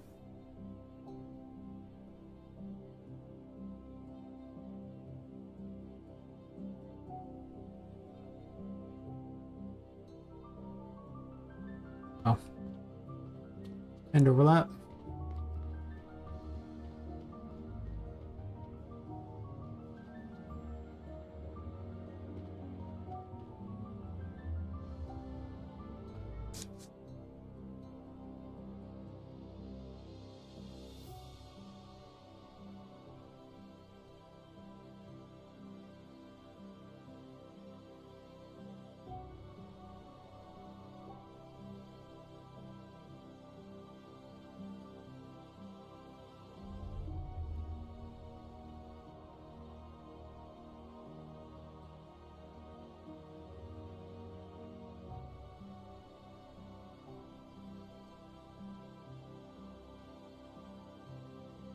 I want to get the transform too, because it seems like the transform's way off.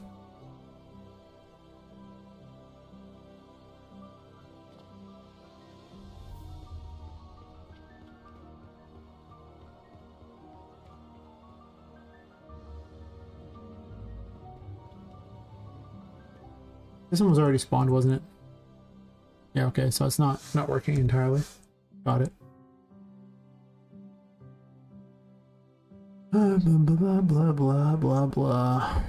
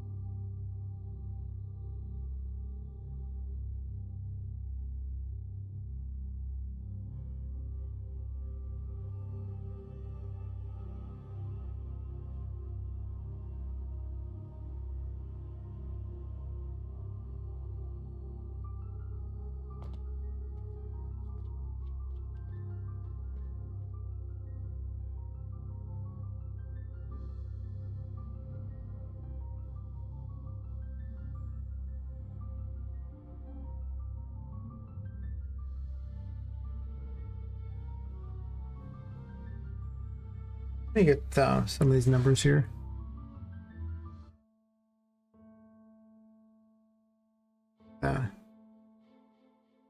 Keep a backup screenshot of it.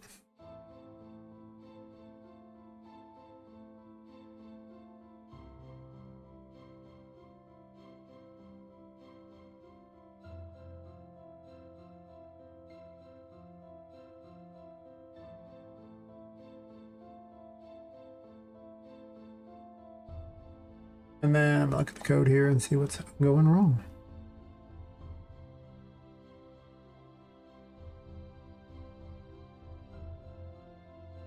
Well, what's the code location of this approximately?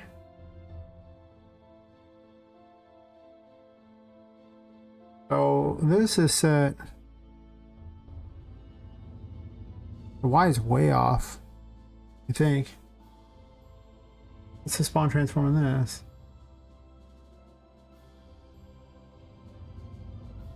The Y is way off.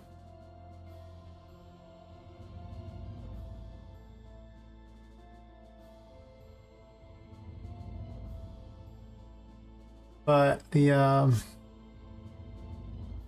X is not super far off, but the Y is incredibly far off. The Z is pretty fine too.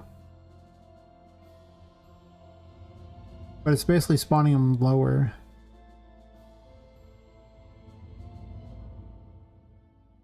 Well, it's adding a negative there, so let me double check here. So if I'm adding that to there,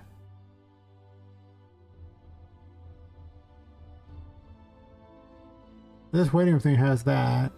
This spawn thingy here. What's a relative? So what's the relative on this, like number 5 here?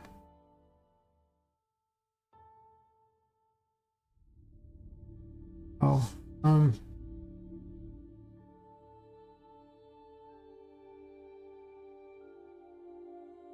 that's adding a positive number though. It should come out to spawning at.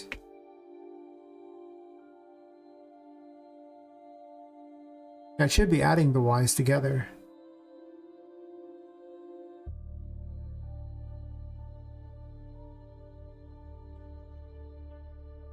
It is adding the Y's together.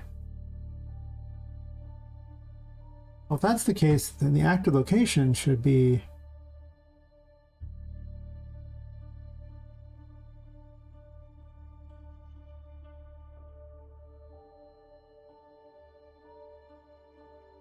Oh yeah, this should add up to around, 1,000 and something, which is, approximately where these would be at, right?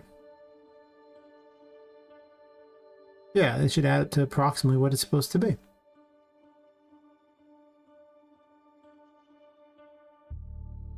That's interesting. Why would it do different?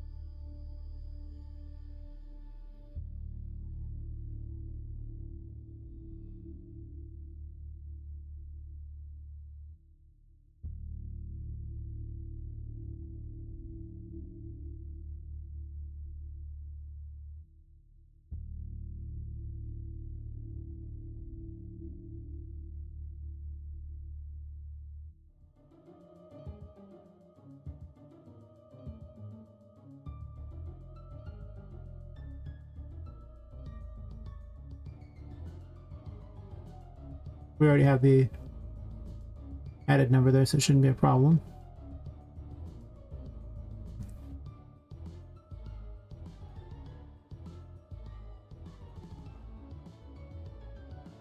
I miss the little clown heads that used to go with this theme. Had little fluty clown heads.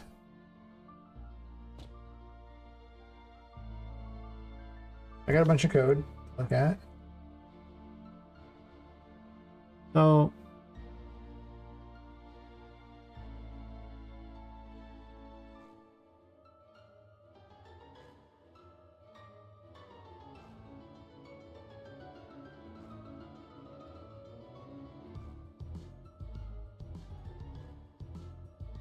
It's like it's adding the negative version of these things across the board. Doesn't make sense. These aren't negatives.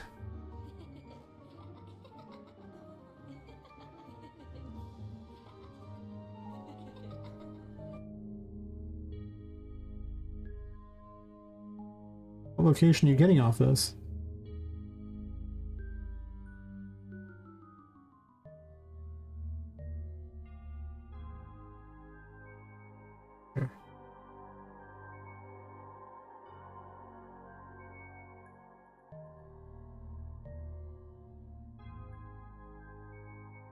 Kind of a mess, but I'm curious to see where all the math's coming from, why it's coming out with negative transforms, or why it's adding negatives like that. I just need that information.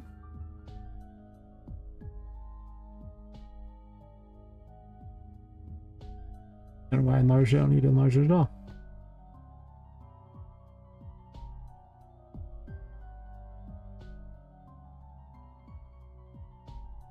It's calling those negative.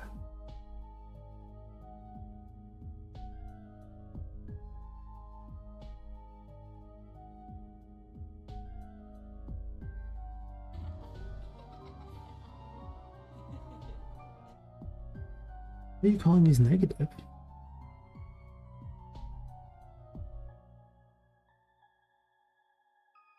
Because the fifth one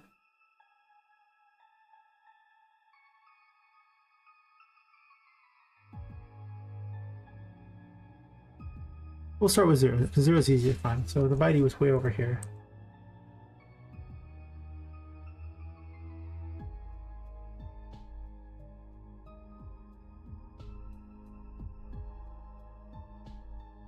So for 0 here,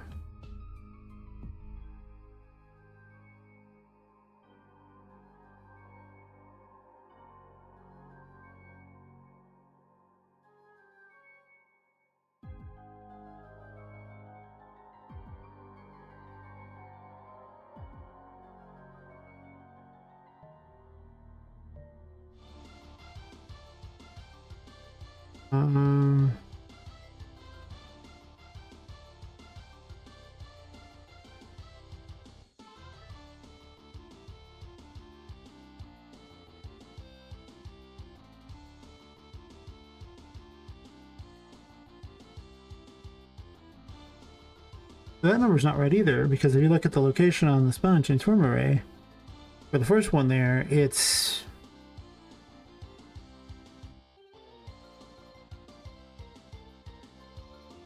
not the same as this information. It should be the yellow one.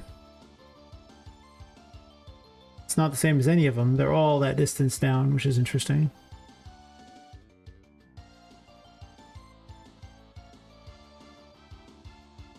How did I solve this mystery last time?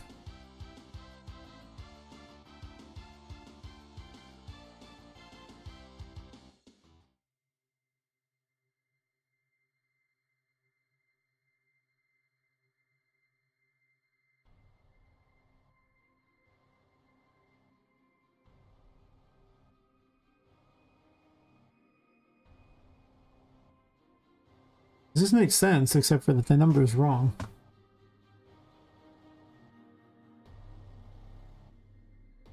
It's just a regular array of transforms. 3D rigid, sure.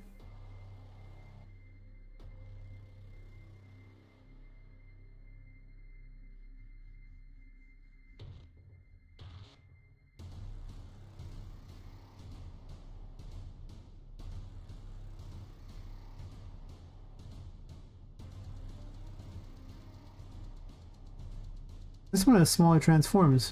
Why in the world are these so different? Like the 3D tool for them is different.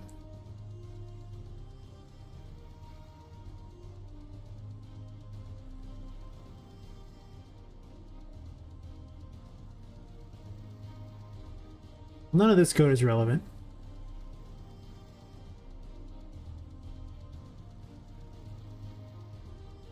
So none of this code being relevant up to here. A random laugh is played. Sure, play a sound at a location. Excellent, excellent.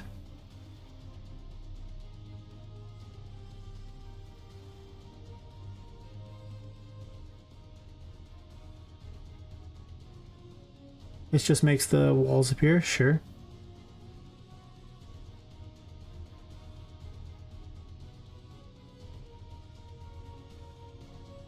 Sure, I didn't need this code twice. Fair enough.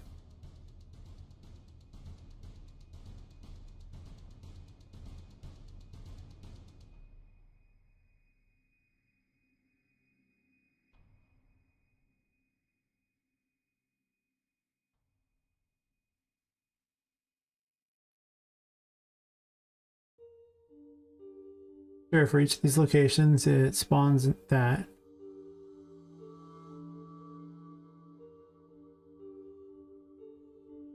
Both these employ the exact same thing, so it's not like it's weird or anything like that. Spawned actor, sure. Well, the spawned in code is useful.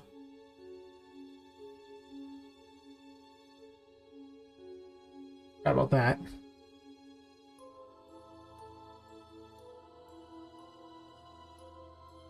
That's the other one real fast.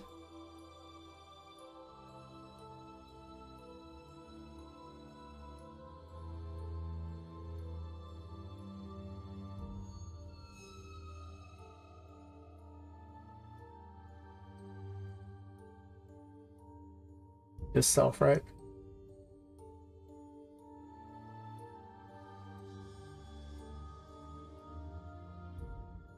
Yeah.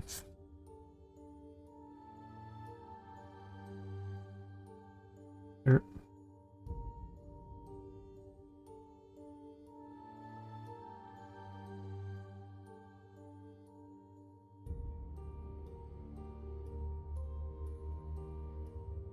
Basically identical code for the most part in how it spawns.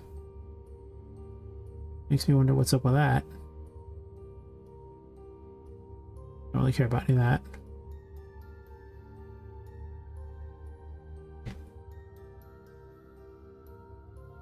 And then from there,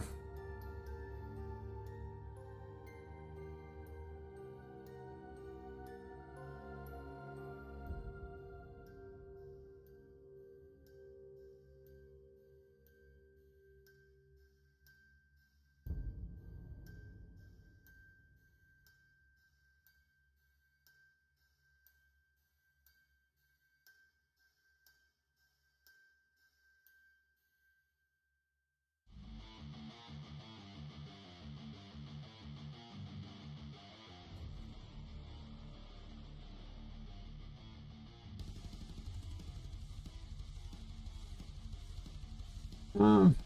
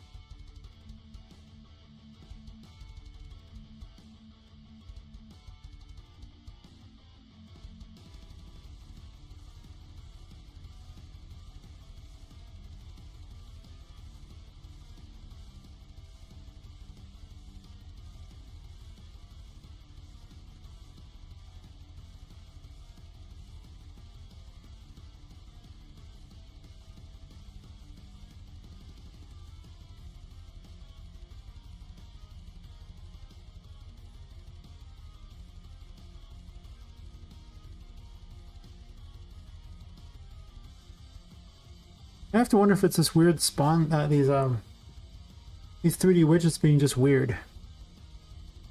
Like being nonsensical because of how they're shaped.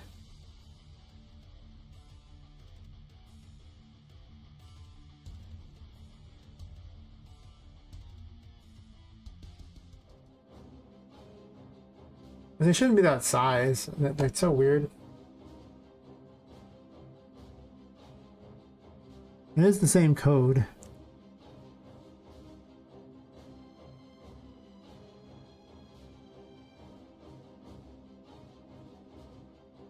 gonna spawn that one higher and see what's up with that.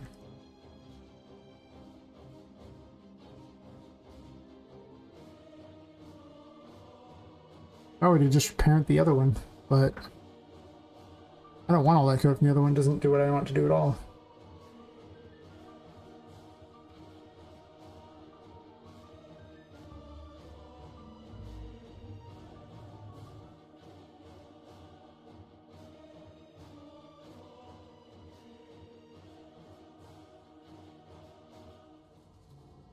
Wait.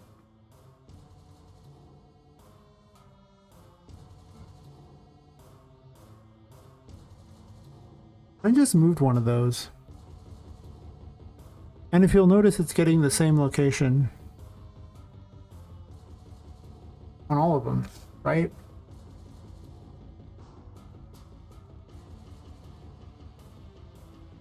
Because green should be...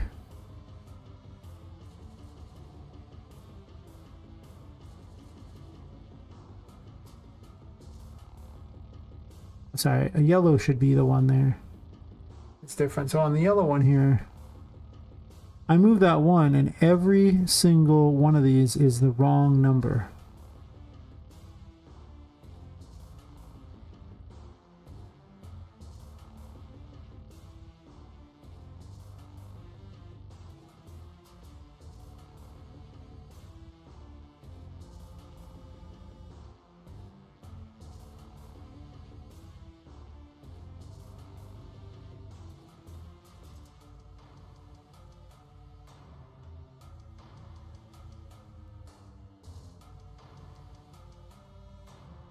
How is that possible? Where's that number coming from?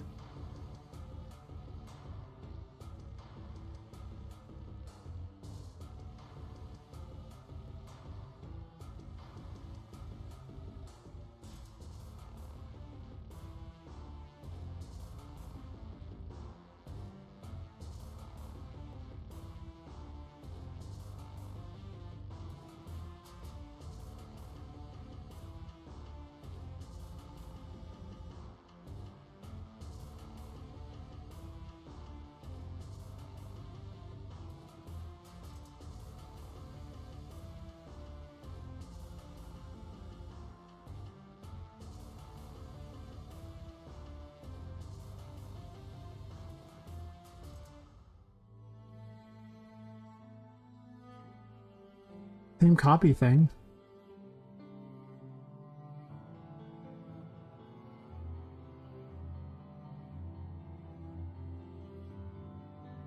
Actually, what am I doing?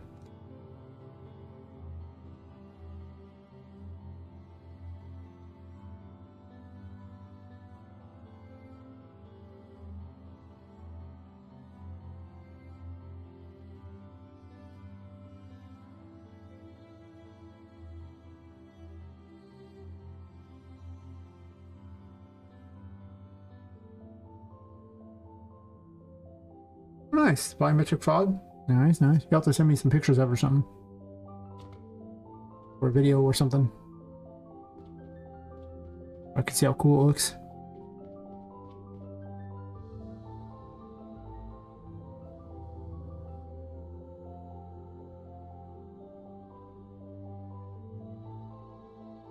Alright, so the information we got from this, the yellow, white one is the thing there. Yeah, it's not getting, the position of the array at all. It's getting a non-number out of it.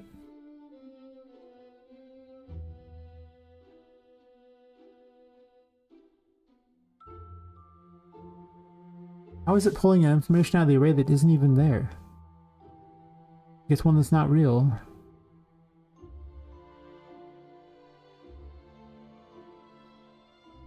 Makes zero sense. It's not pulling what it's supposed to out of the array ever.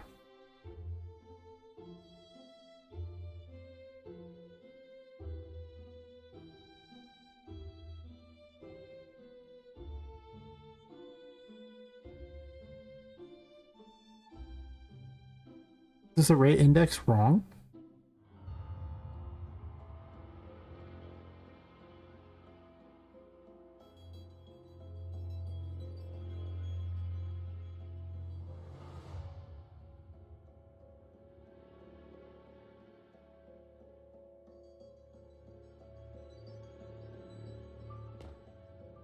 Makes 0 sense.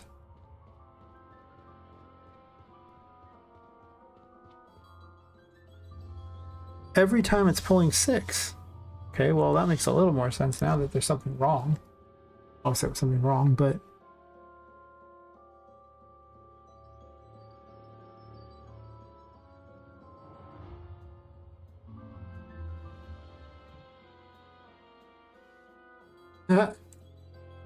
Thanks for dropping by. I don't know about this productive thing, but we try sometimes around here. You should always be productive and hang out anyway. Nah, I get it. That doesn't always work for people. Oh, emails. Maybe they approve my emojis. Okay, they approved one of the emojis. The one I put up today, but not the other one. What the hell? What the hell, Twitch? The other ones weren't even bad. Eh. Yeah, I'll catch you later.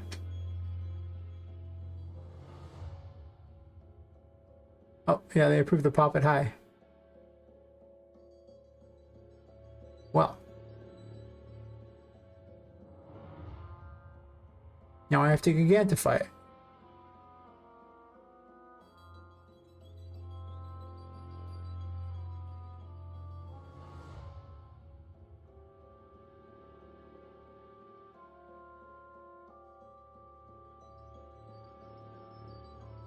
Does that cost me bits?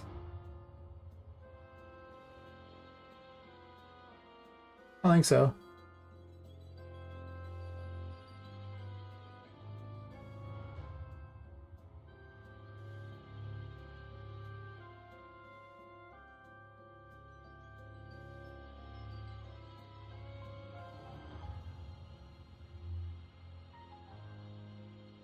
Where is it?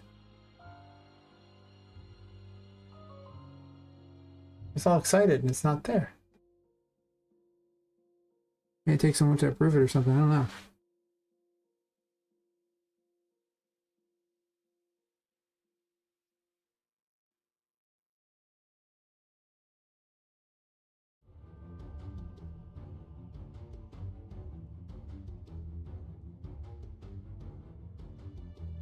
Hmm.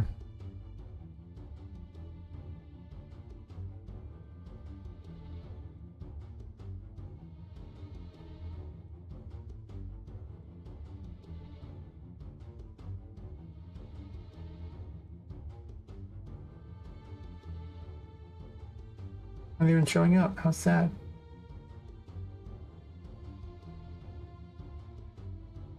Guess it really does take a moment. Guess I don't count as a sub of my own channel. What's that break? No, we were back then.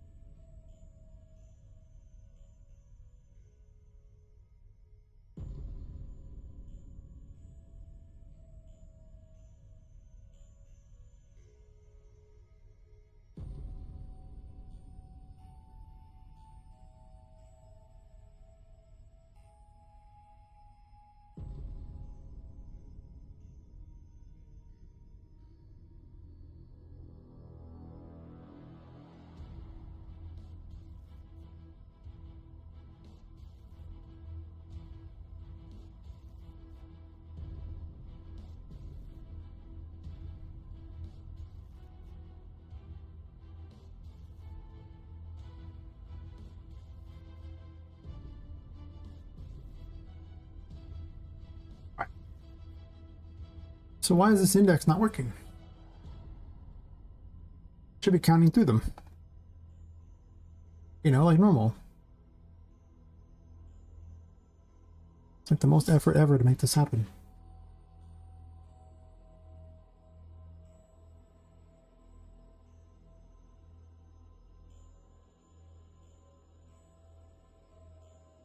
Sure. This is doing exactly the same thing. One actor passes this over to here, and then that's the one it gets out of the thing, and it just hands it on.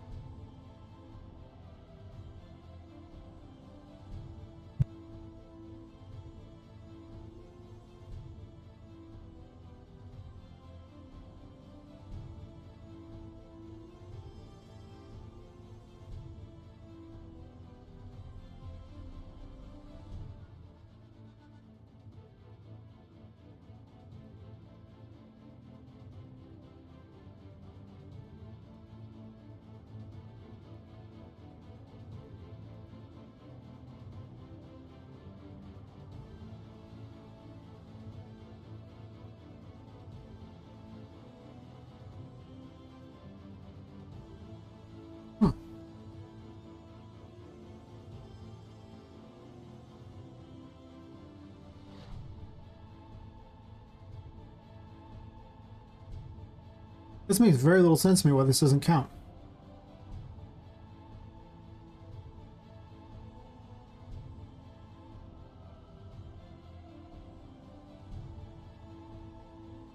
Supposed to be the light blue, it does. Wait, what? Sure.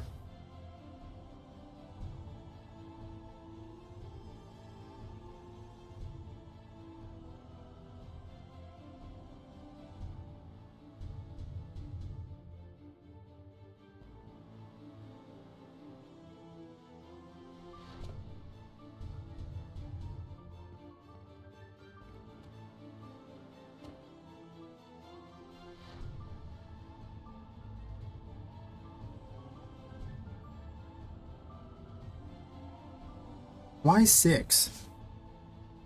First things first, there are 7 things in the array, so why 6?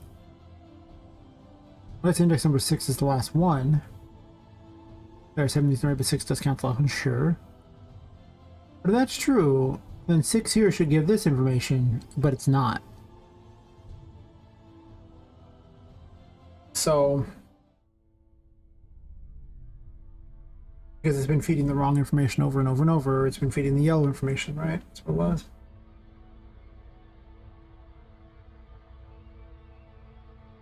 Yeah, feeding the yellow info.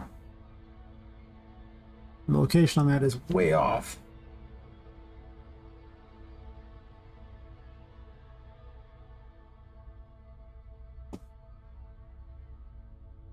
It's not right at all.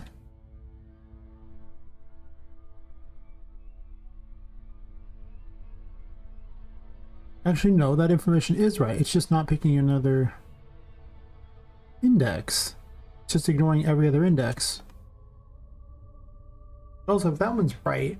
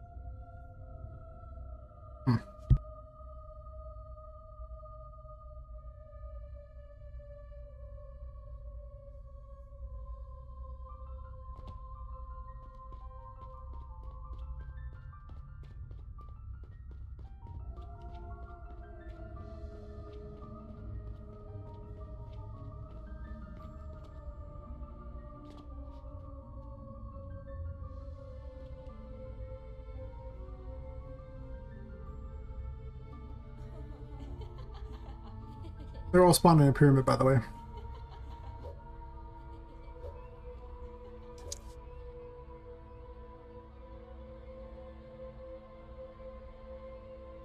They're all spawning.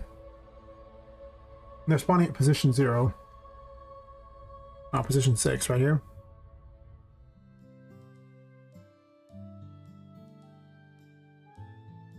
This isn't uncompleted, this is on the loop.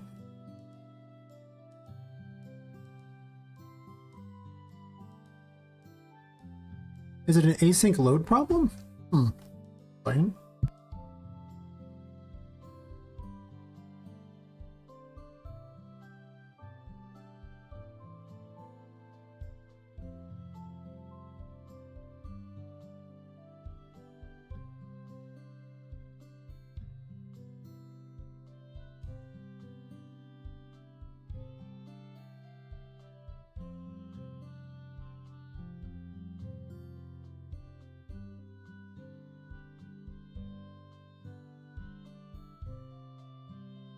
Okay, so maybe it's an async load problem. Let me double check that that's even a thing you can do.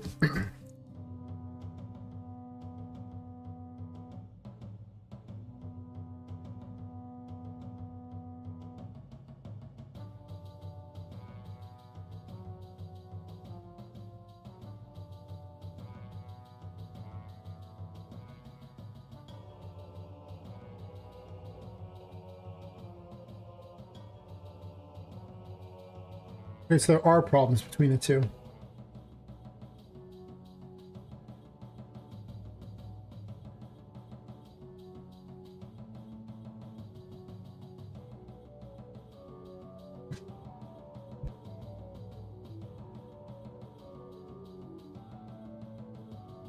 So there are problems between the two. What am I going to do about that? I was trying to avoid having them all linked to there. My understanding of async gets better and better, but it's still not quite there. You know? Like it's there, but it's not there, but it's there, but it's not there.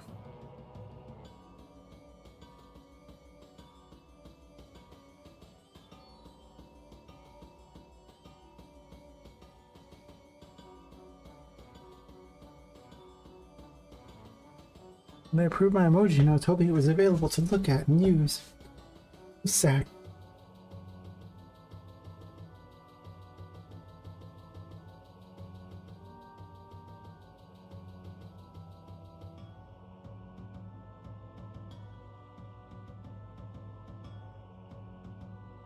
Alright, so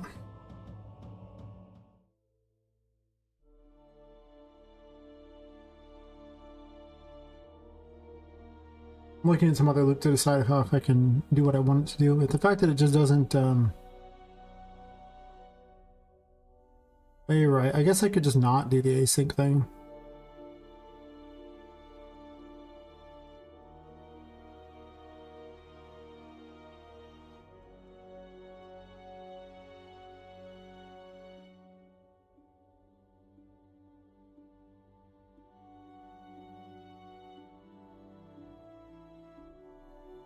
I'm gonna do 2 different loops. I think I have a plan here.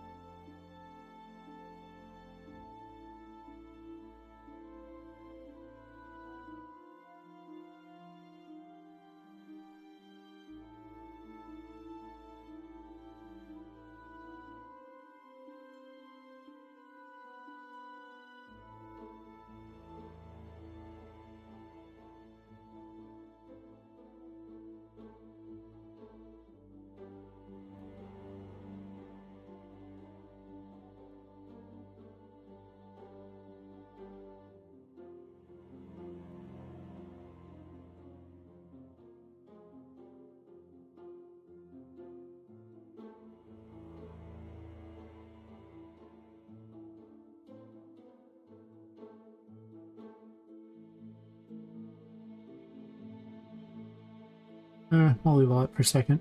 Might need them in a second.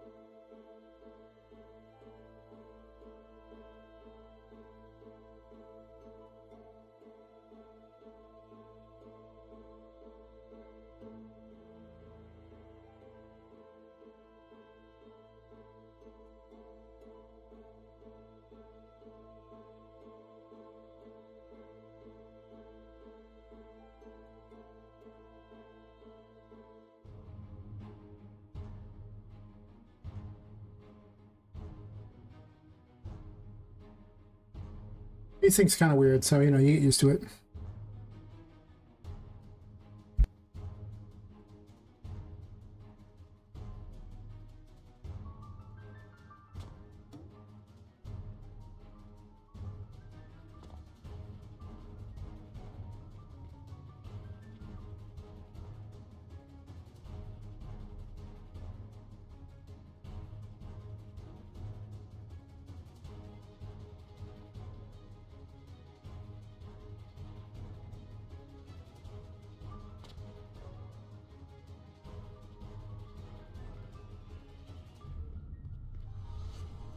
Huh.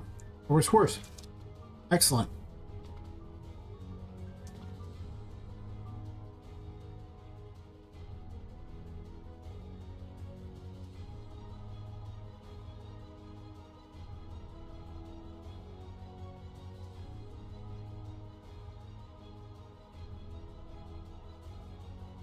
Oh.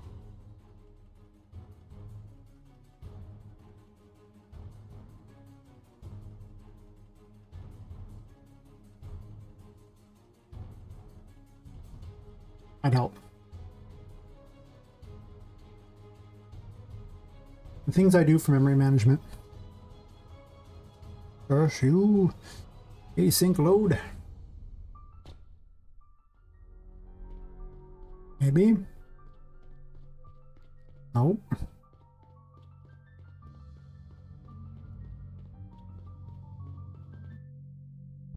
Nothing, huh?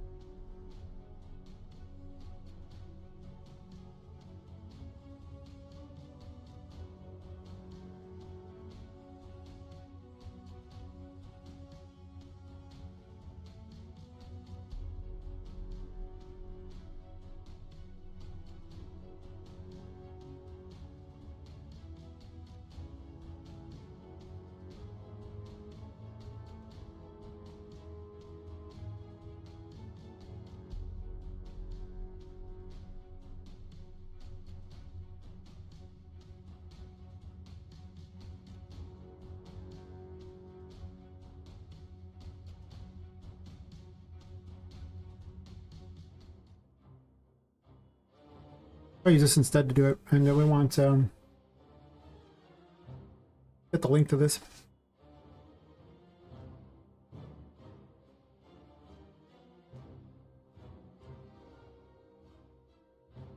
Or just does it for the entire length of the array.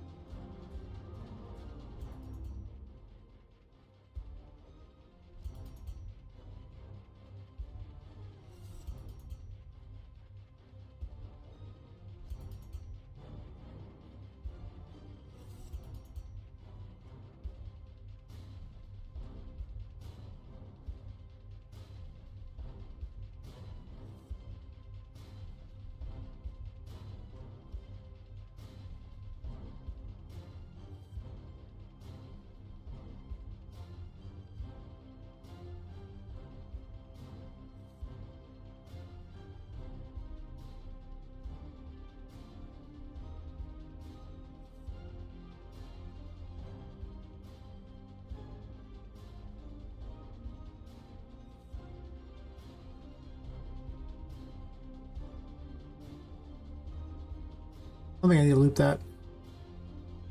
It's only on the reset, right?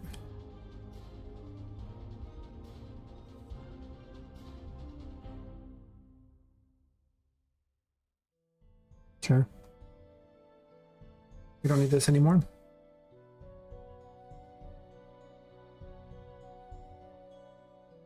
Bottom one should work fine.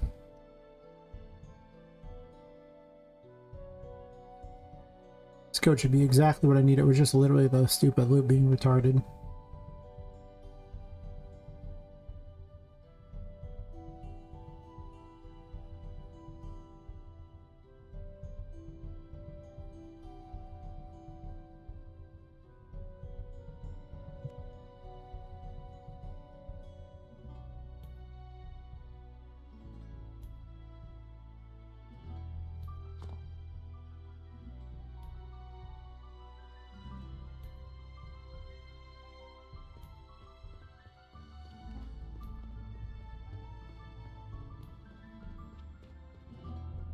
One of them worked. Or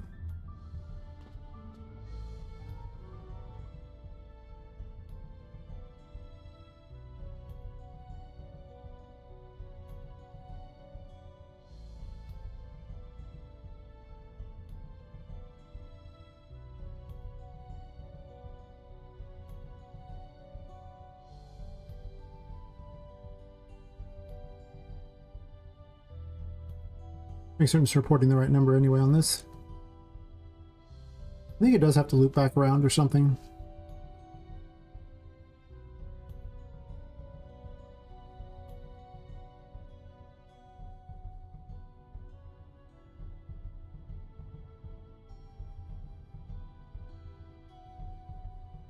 Getting tricky over here.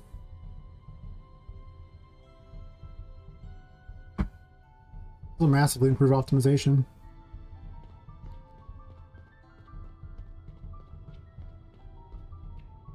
Well, I appreciate that they're a pyramid now. That's wild.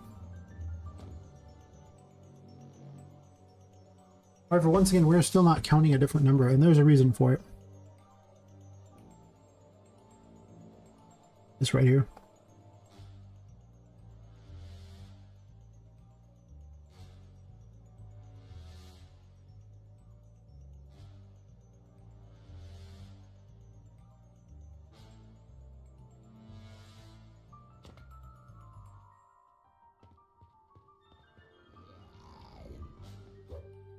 There you go.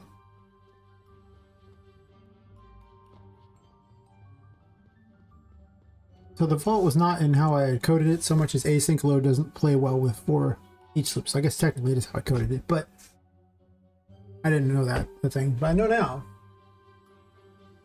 That makes all the difference, you know?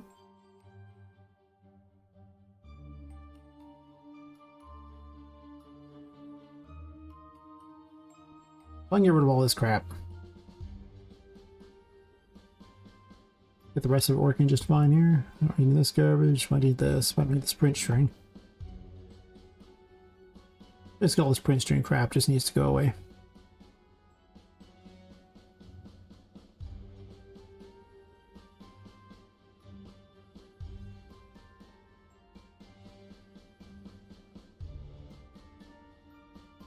Can I select them all, please?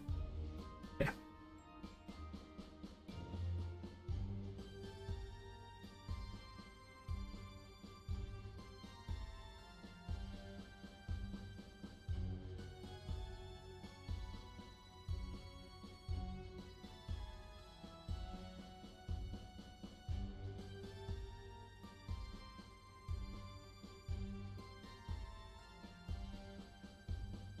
Oops.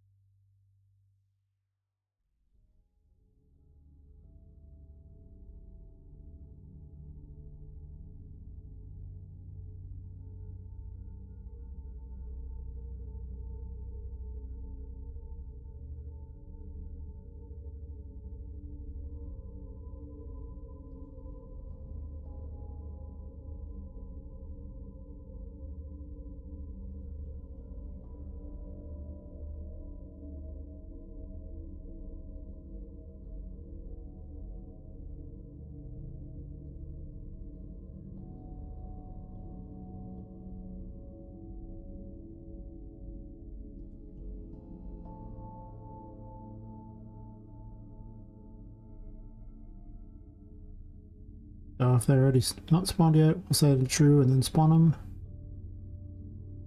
Like so, it loops around just fine. You can check down here. Or I can just use a for each loop. I could also use a do in. Like, I'm a huge fan of the for each loop, but you know, it's a thing. I'll leave the actual end overlap so I can test it out.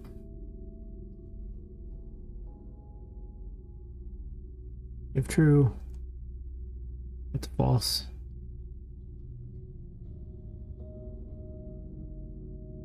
Uncompleted set to false, I suppose.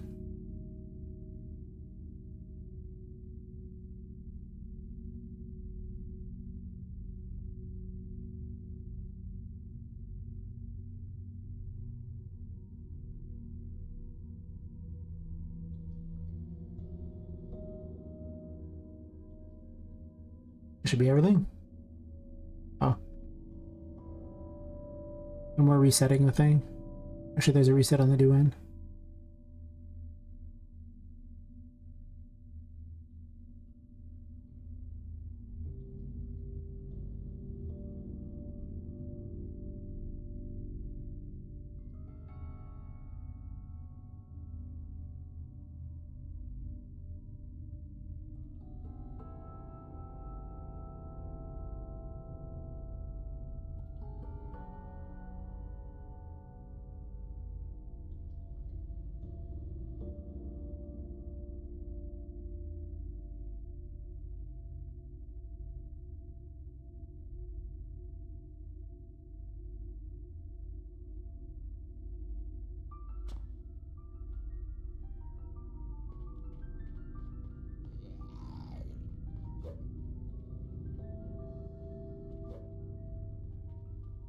Restore okay.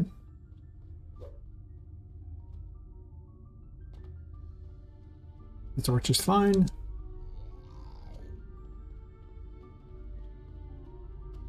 I'll kill one or two of them just to test and see if they respawn. I don't know why they wouldn't, but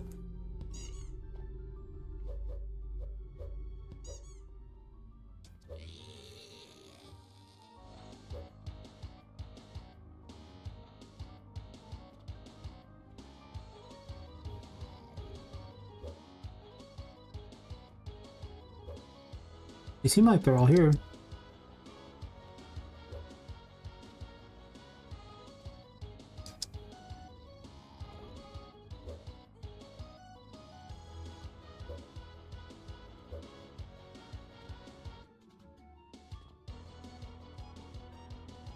The distance loading is kind of crap for these.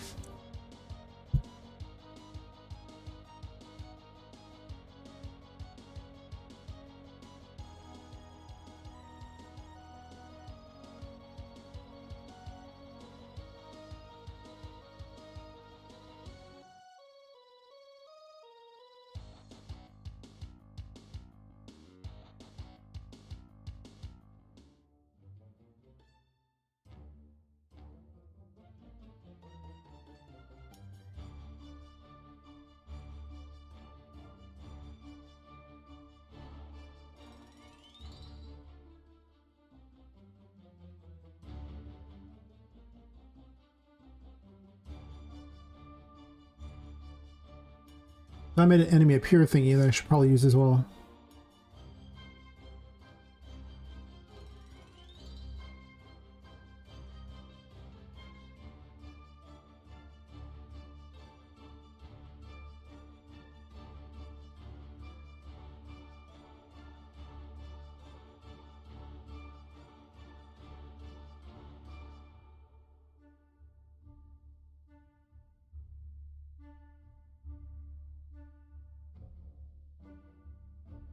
Might take too long though. How do I feel about that?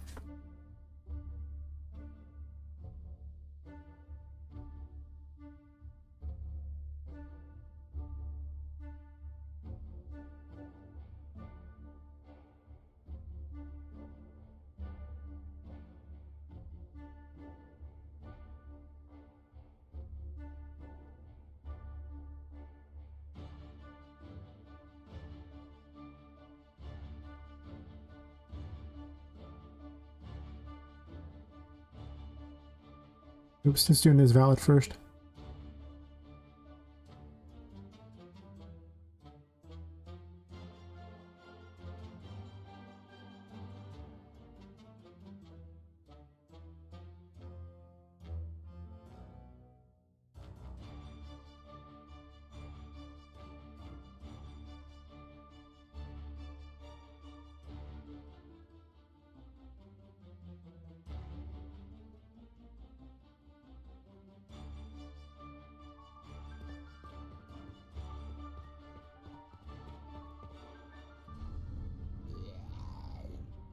That's kind of cool.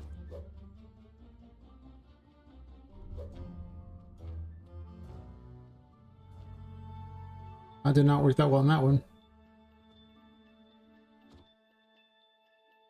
Worked well on the input, not the output.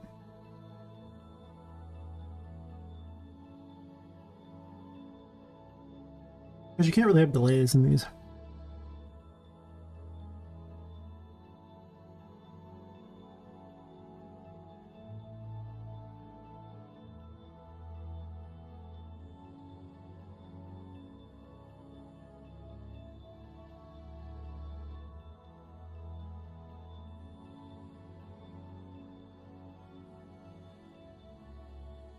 Worthless for each loop.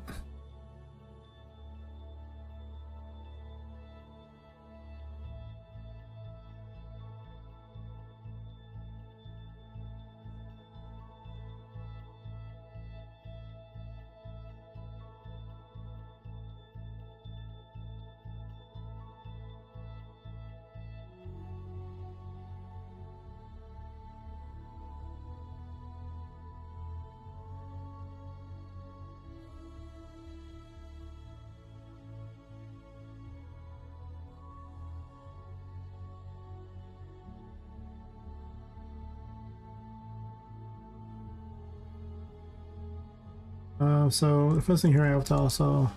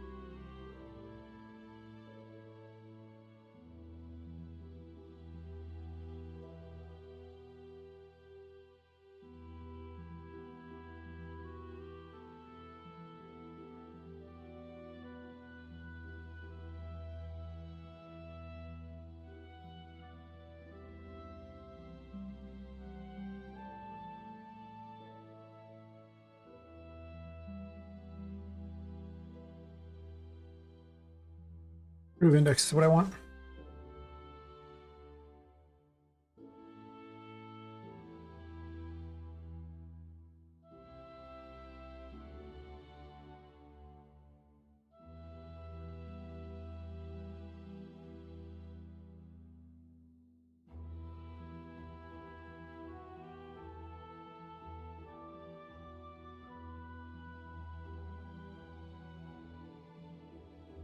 Um,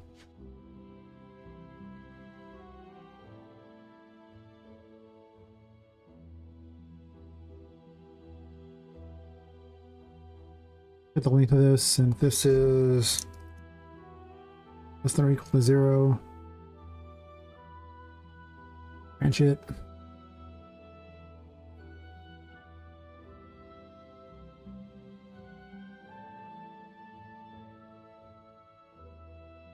It's all neater here.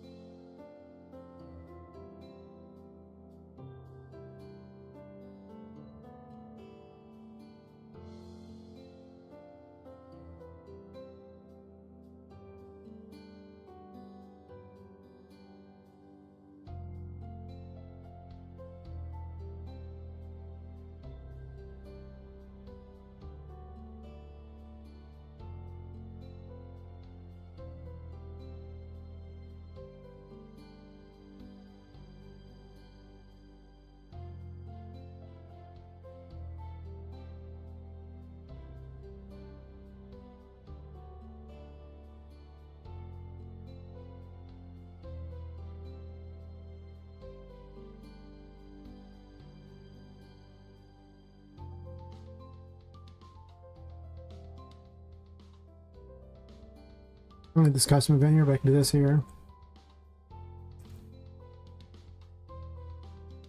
It's less than 0.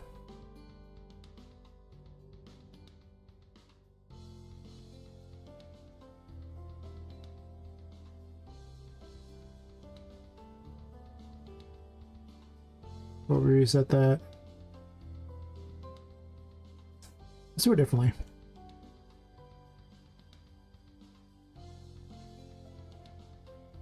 Do greater than 0, and this way I can have the things be less on top of each other. Because right now, if this is, so if it's less than 0 or greater than 0, do this. Oh, that break.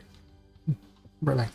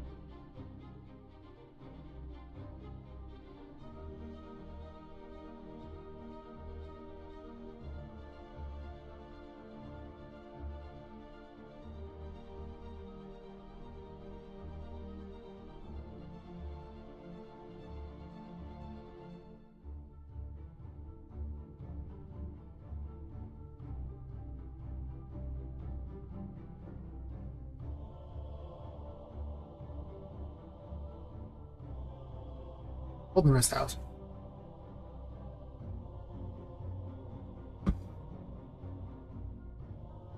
Alright. So if this is false, this is where we're going to reset the end.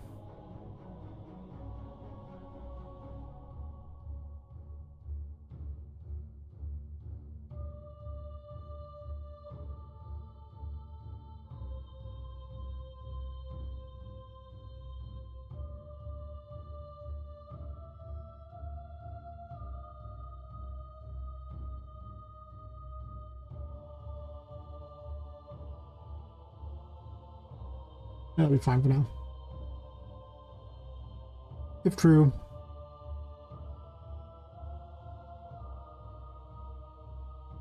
we just continue. I should have done this in the other one too. Something along those lines.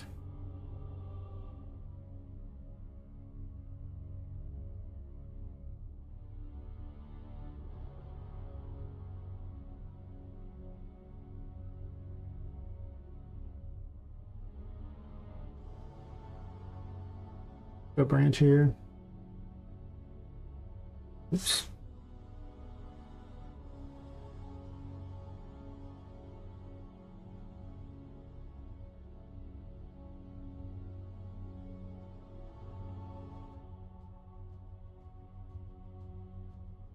If it's less, then we're going to branch it, and this way I can loop it to continue.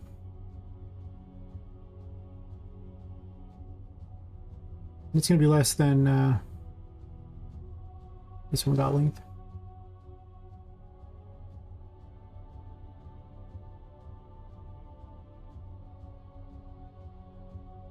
If it is less than that, Back around to... So it's a connector right there. How handy. Set it this way.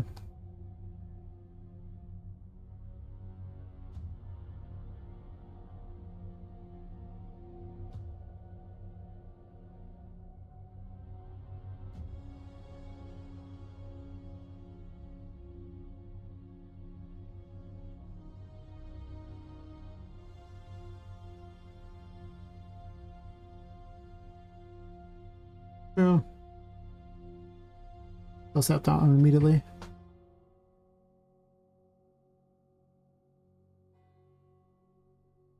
I'm okay with them respawning fast, but I don't want them spawning too quickly. Okay, this works better. Eliminate the need for any of my spawn thingies. You just have the boss prowling around. Of course, I had to think to lock them into place, so that's kind of what the boss thingy did, so I might have to change that a bit.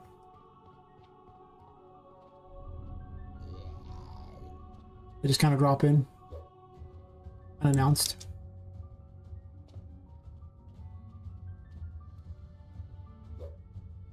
Okay.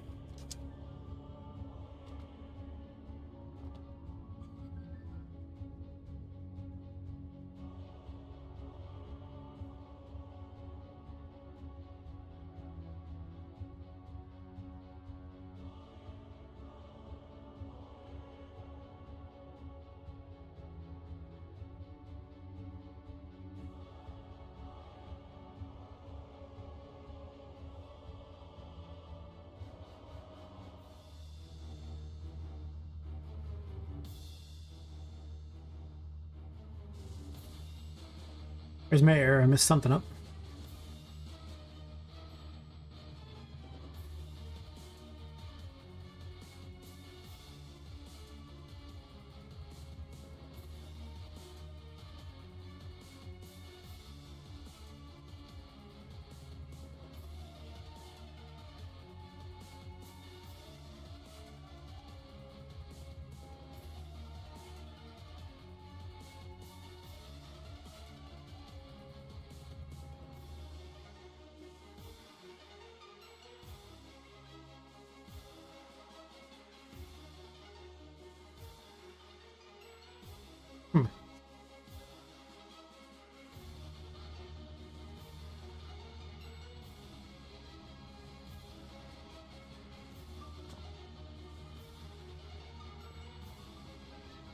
Well, being overlap obviously works great.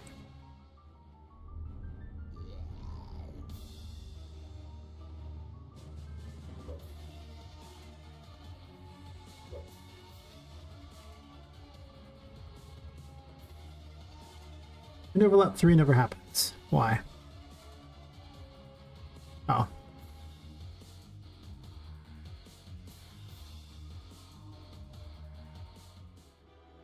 That.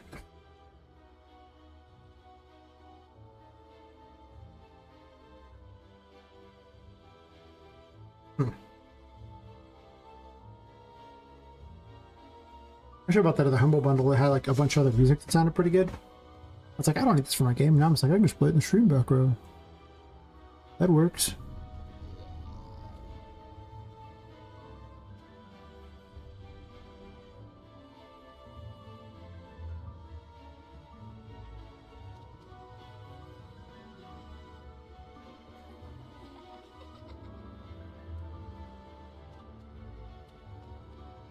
Oh, wait. There's an error at the end here because I'm removing them from the index from the array, and that's stupid. Because then the array is getting shorter. So.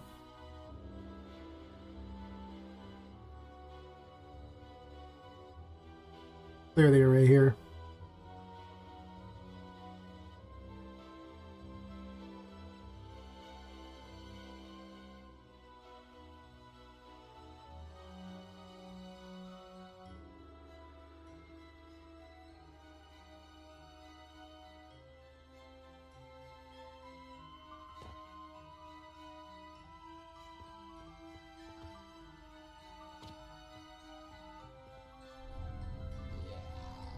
All this because I want them to have a little effect when they come in.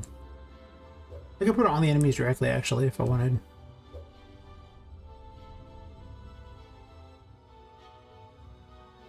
But I'm still there.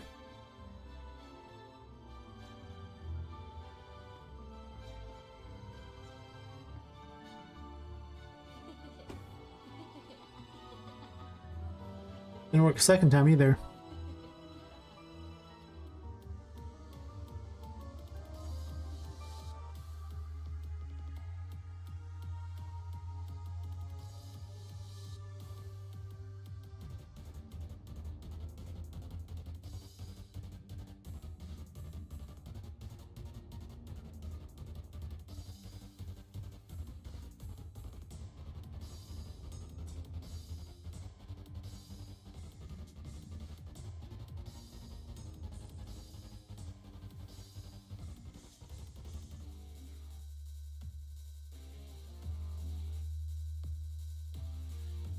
Press Defender while 4 happens, because that's going to make a big difference there.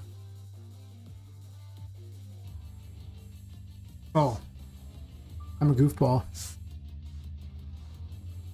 doesn't work. Because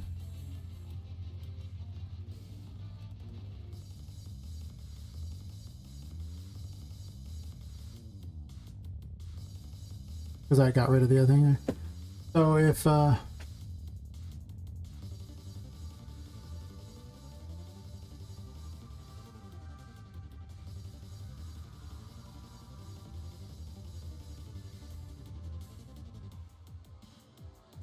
if it's less than the do end counter, continue. If not, do that.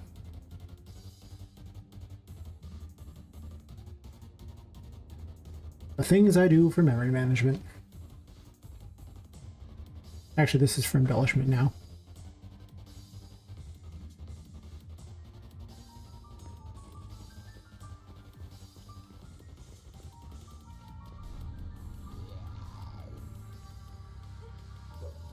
They're all falling from the sky.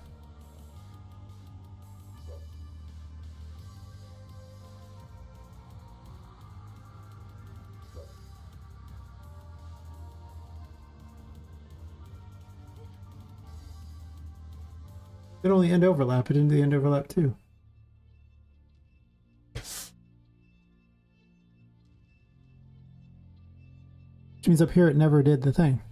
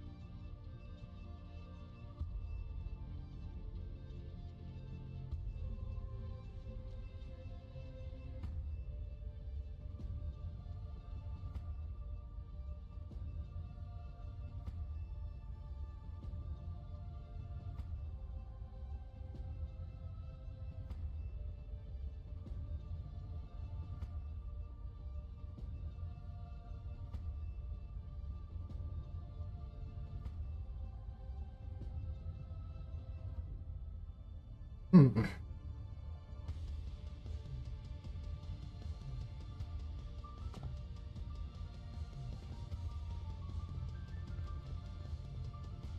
Three, three, three.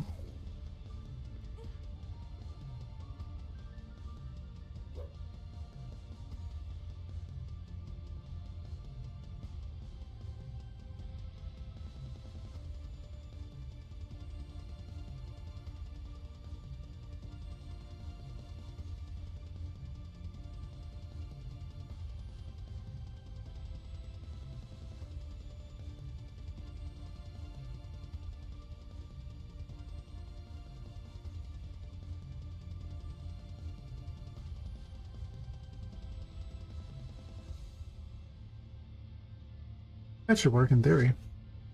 Or it should spawn 7 things, so if it's missing one, then I need to do less than or equals. I get confused all the time.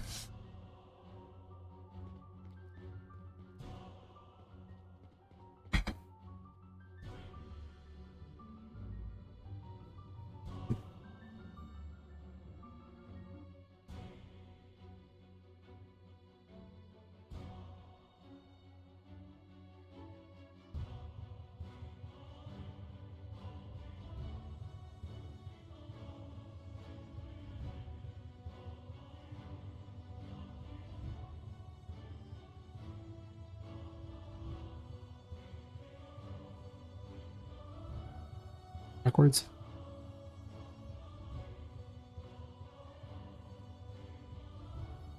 I do that a lot as well. The old backwards thingies. Oh yeah. Oh yeah, brother. Mm-hmm.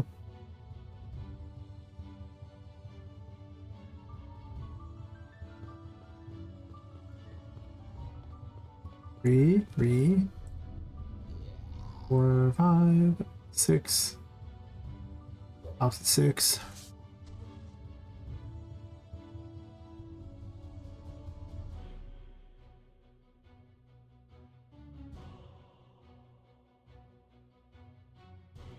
Should be 7 of them.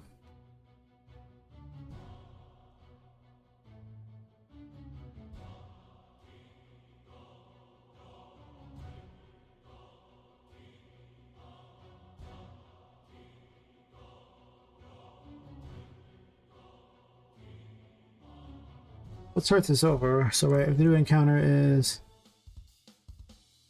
less than this length here. Now. Oh, that's fine, yeah.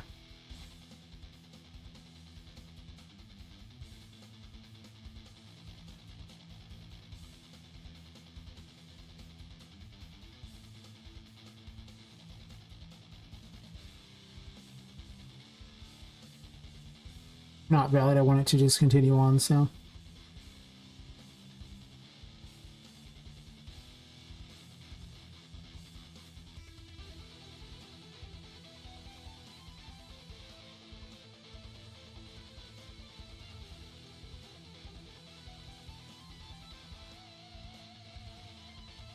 Taking way longer than expected to do this, but part of the problem is that my knowledge of async loading isn't very good.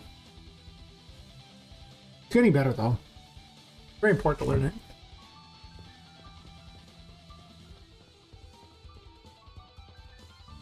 Good spawn 7.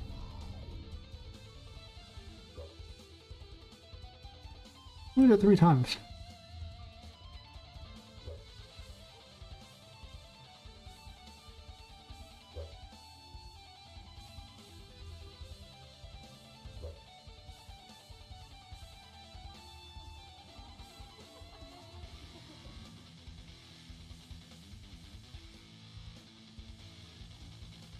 Well,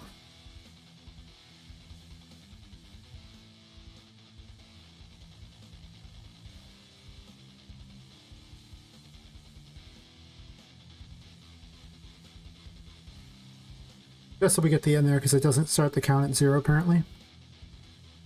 Which makes sense. It's not an array. Alright, so overlap 3 never happens.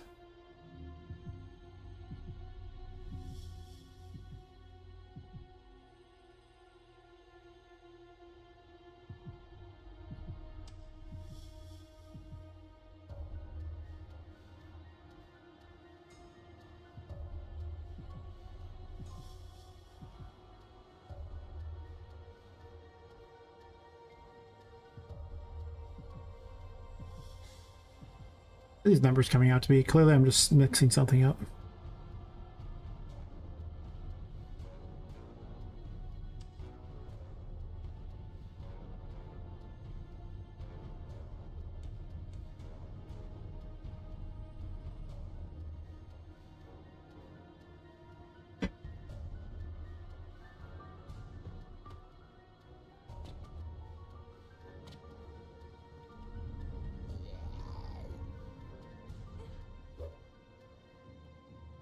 So I only did it 6 times, that's weird.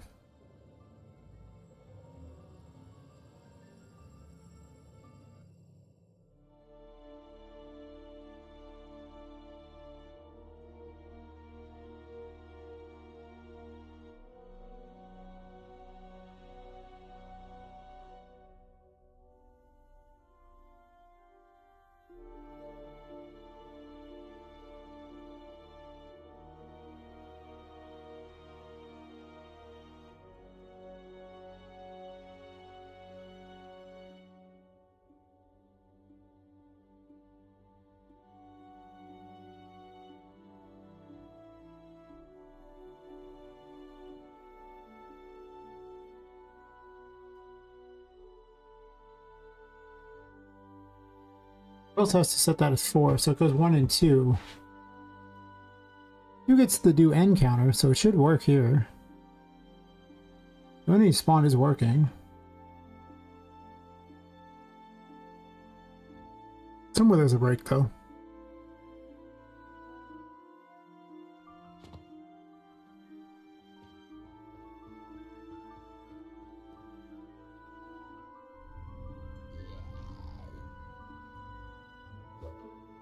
Well, that before never happens.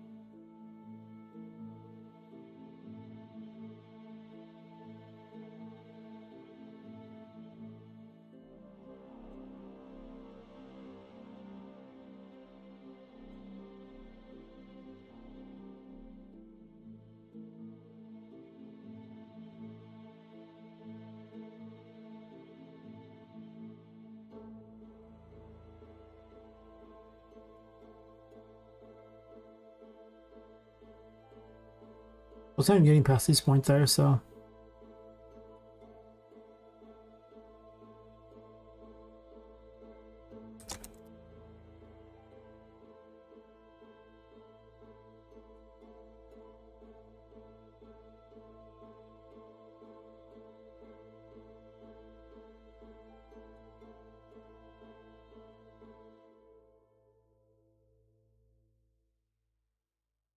Much breaking in that event. I had it working and then I screwed up. Like a pro. Like a pro.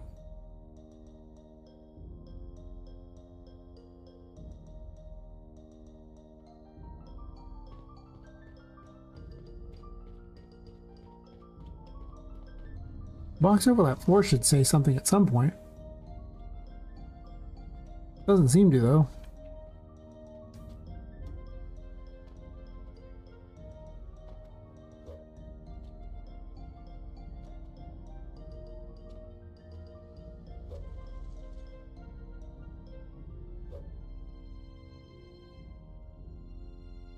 Why are you not working?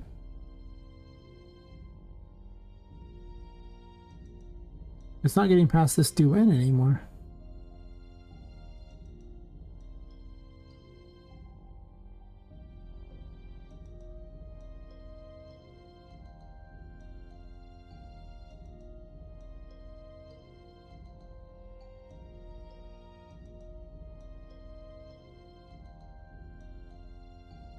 Why does it never say box overlap 4?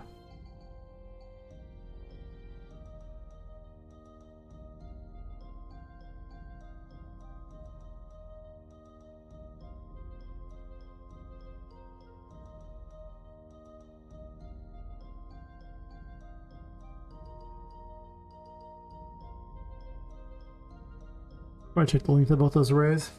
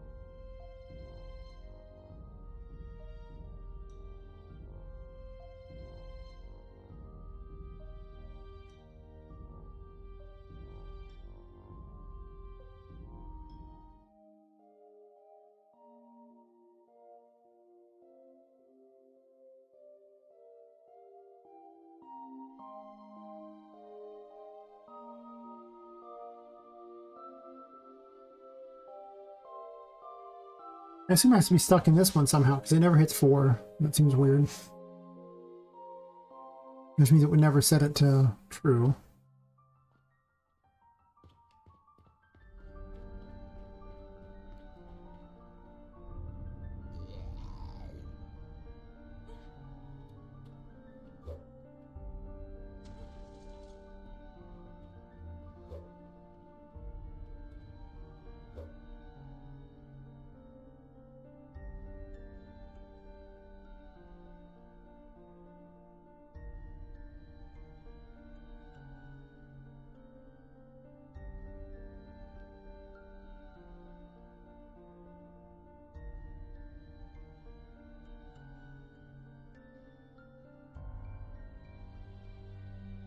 Not even +1, but it might have -1.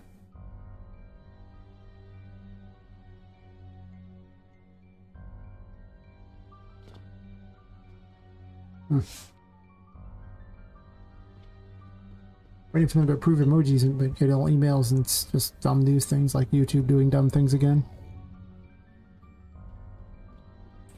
Box overlap 4. Nice, nice, nice.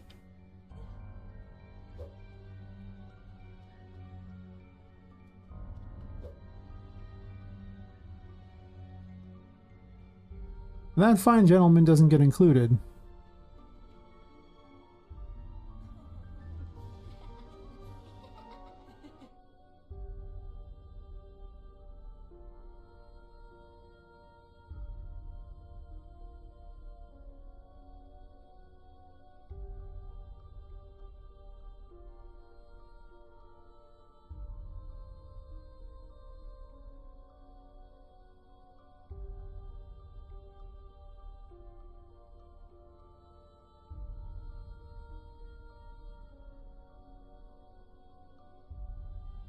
This is going to become one of the most complicated events that I have by the end of it. Where it just sets up every single room. I just put them in each room where it needs to be, and it sets the music up, it sets up the all the spawns. This way I don't have to worry about having everything loaded all the time, so it should, in theory, vastly improve the performance of the game. Box overlap 4, sure.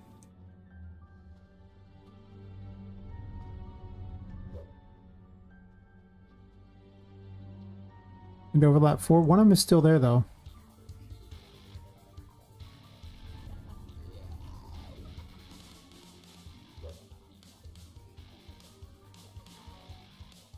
No, I'm doing this wrong.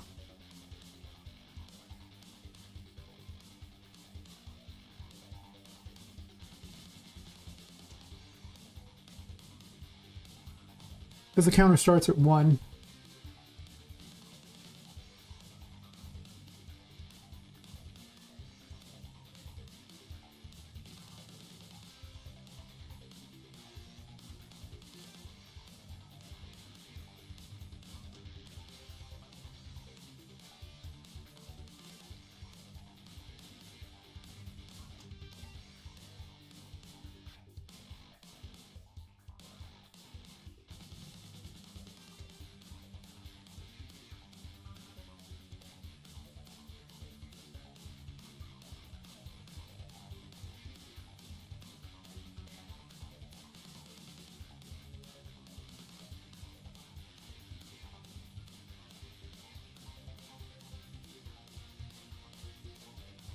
I'll get rid of this.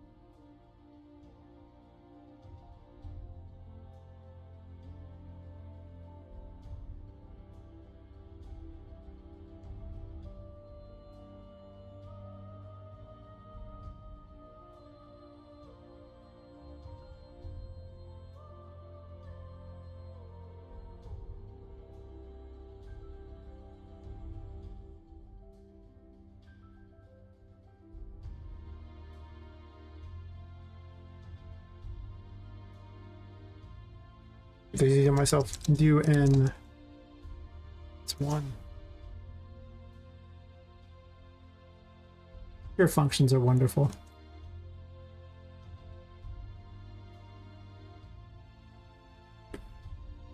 Since I'm going to be subtracting one from the do encounter all over the place, I might as well, you know,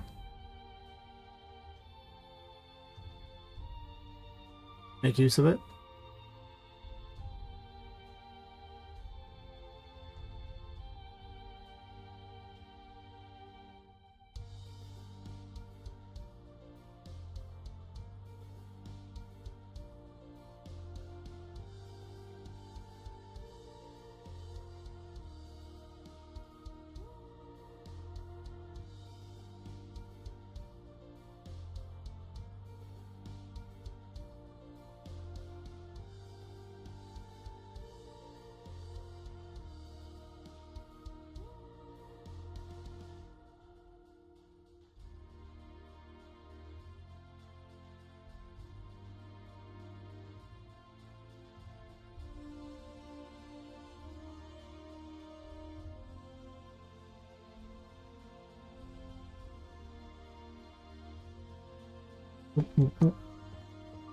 Ooh.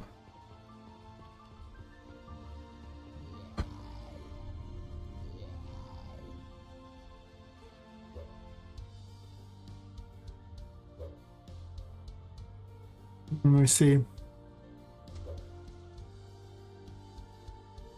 I need to subtract one from both, apparently. At least as far as the number for here. No, I don't.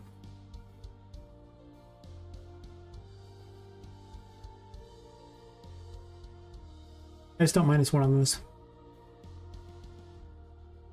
Makes sense.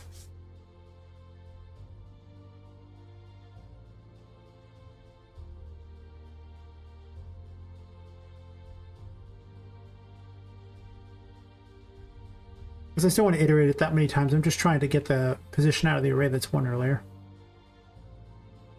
So, you know. Don't always need to subtract one, just can if I want.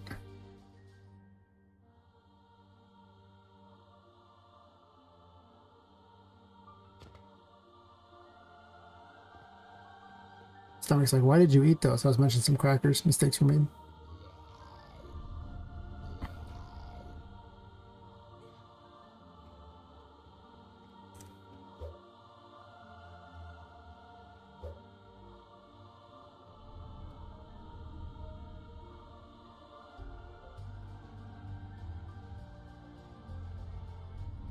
Pretty good now.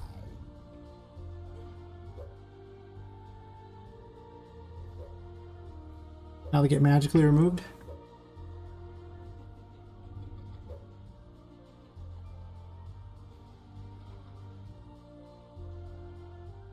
All right. Looks like it works. Oh, you know what I didn't try? The halfway through strategy.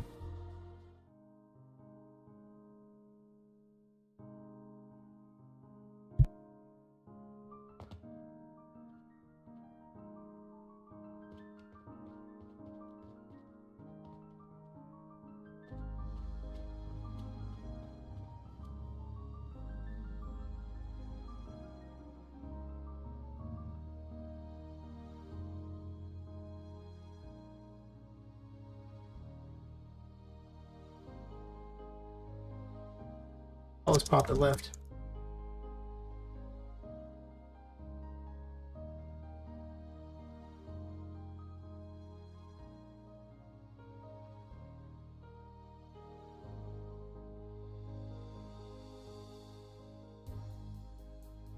Okay, so for Poppet leaving,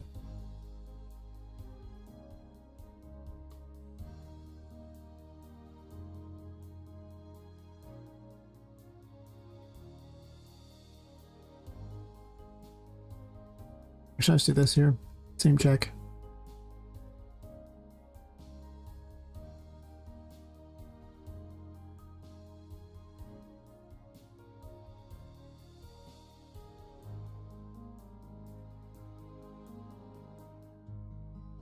It's actually gonna break this here.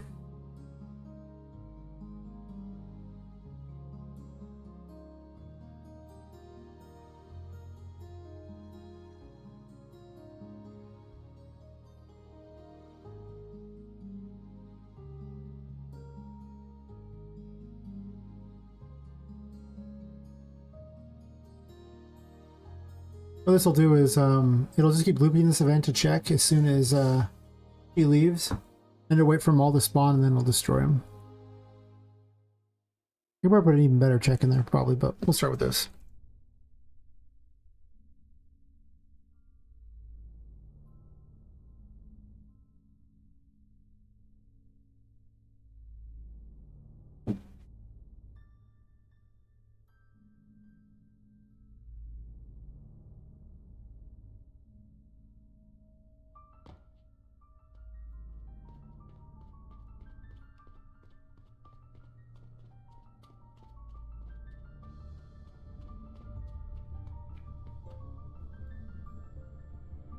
There you go.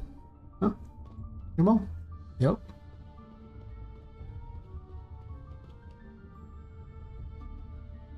Spawns 4 of them, spawns 5, we'll leave intentionally, let it spawns the last one, then it starts despawning them. Yep.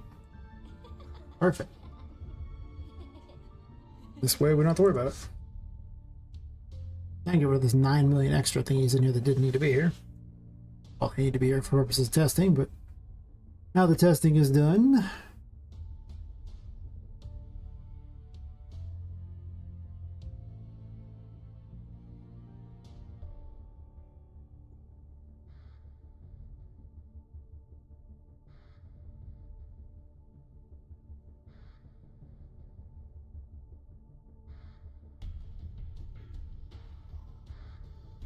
Disconnect everything first and then worry about it.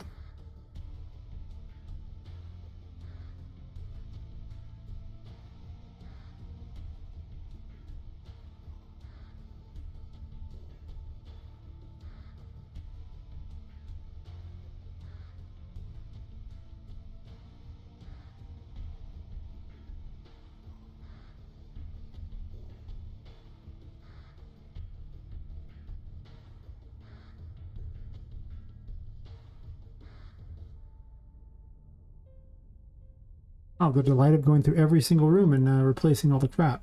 But it would vastly reduce what this game requires to run.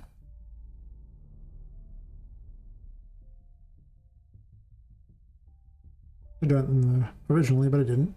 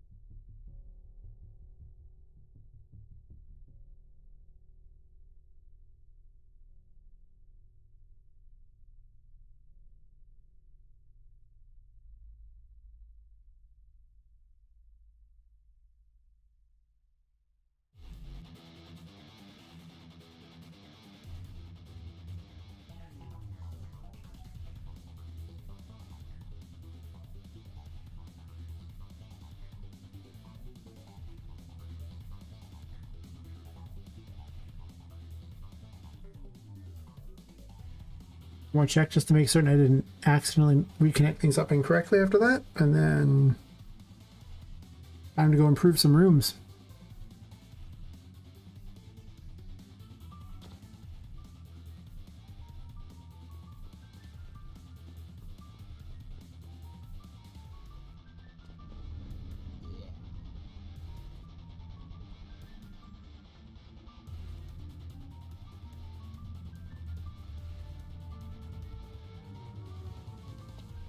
Looks good to me.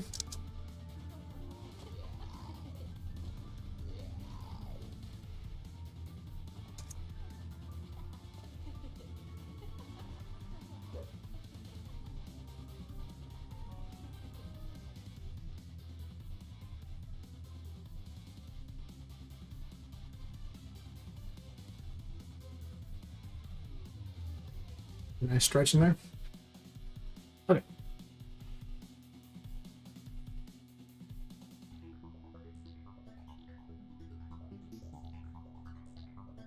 Build some mobiles real fast here. Save all the crap.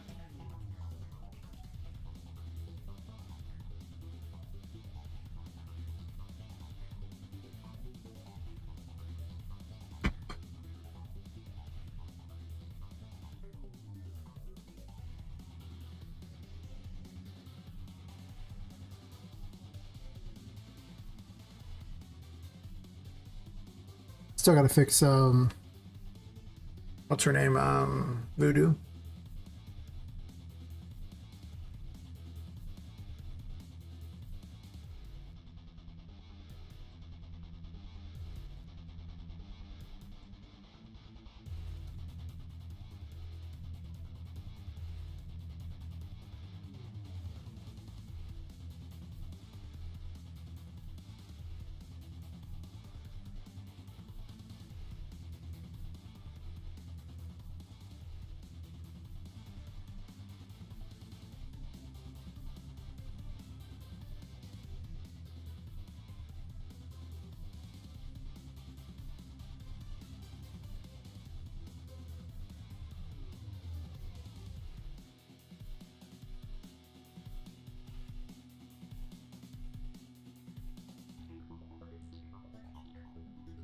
Longer than expected there, huh?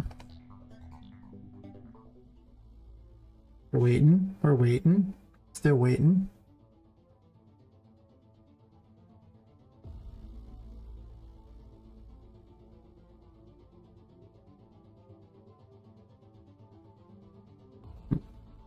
Waiting forever. Didn't think it would take this long. And all the crap it needs to build, but it's a lot, whatever it is. Did it?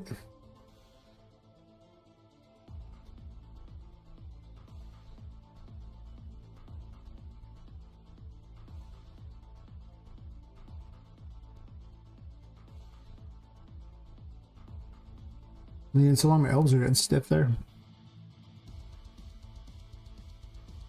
It's a really long build. What is broken? Nope. It's doing its thing.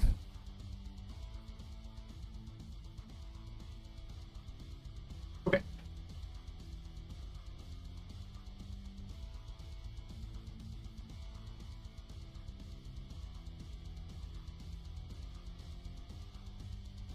Oof.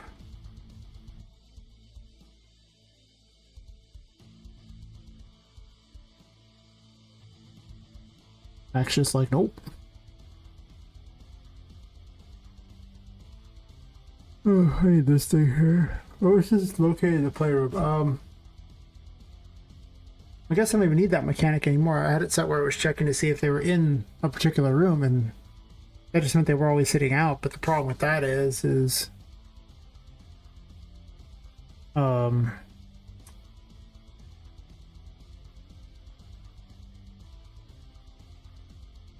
oh, I can click this. I know I can.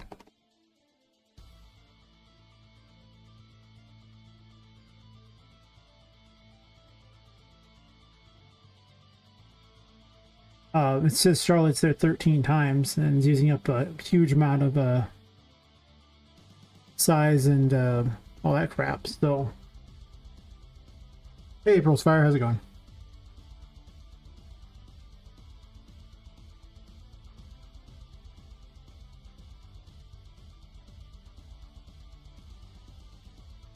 Decent enough to solve the problem of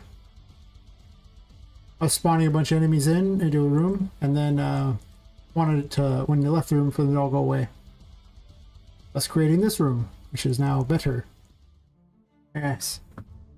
Took longer than expected to pull this off, though. I was trying to async load them all, and async load doesn't like for each loops. But now, I run into a room. Well, when I set all the rooms up anyway.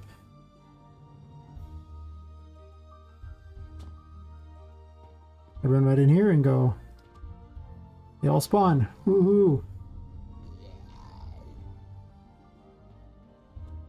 And if I leave, they'll all slowly get yanked away.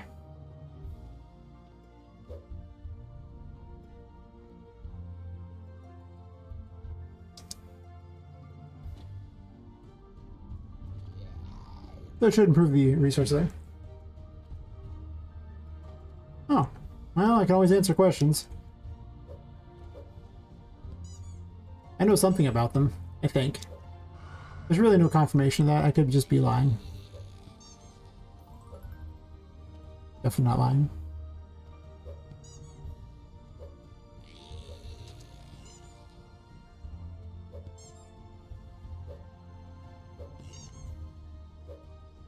I'm killing them all off and then running out the room test. That was weird.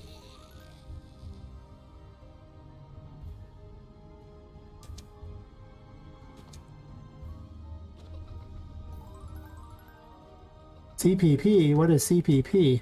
These are questions.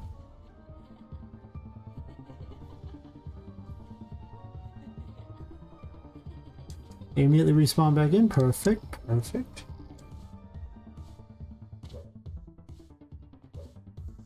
Oh. Well, people usually just put the plus symbol after it, so I was confused. I was like, I mean, yeah, I don't use C++. I don't know any C++ whatsoever. Not a single bit. I do know JavaScript, but I don't use JavaScript in this because I'm not crazy. Terrible game dev language. Too many limitations on it. Good for everything else, though. Bad for game dev.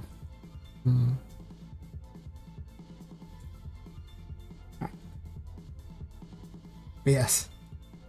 I could, in theory, be doing that. It would be weird. Outside of my spawn array here. Need 3 there, and... Them over there. Yeah.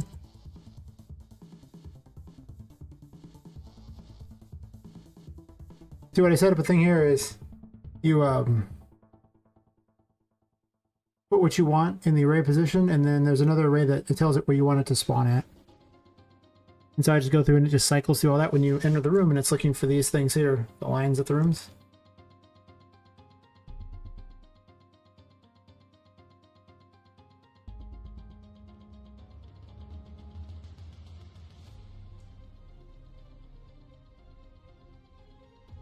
That's fair. That stuff do be expensive. You're not wrong. Such expensive, much wow. House to asset, please. Thank you. That's good. Blueprint should be a joke for you then. I mean, they're really not that difficult because if you understand just the logic behind coding and programmer logic, it's the same thing. It's just instead of your syntax is nodes instead of you know, typing it out. So it plays out pretty similarly in that regard.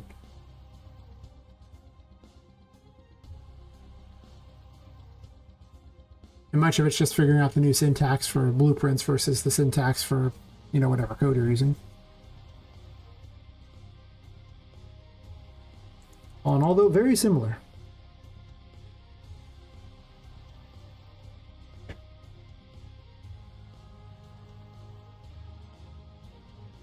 I didn't need to do all these at once. Whatever, I'm doing it all at once now.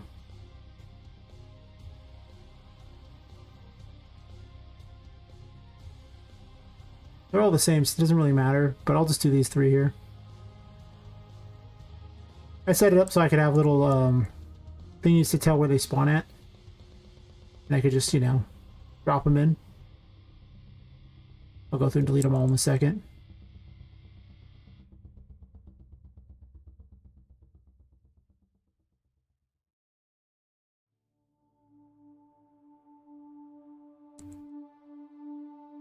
I'm not even dead set on these locations. I'm just, you know, running with it.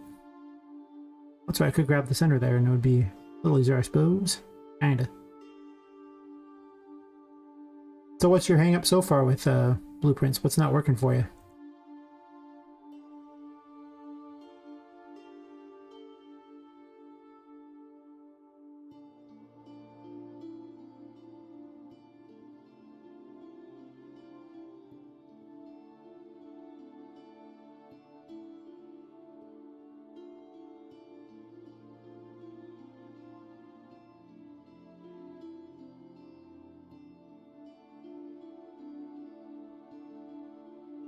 I'm gonna do this and grab it like that.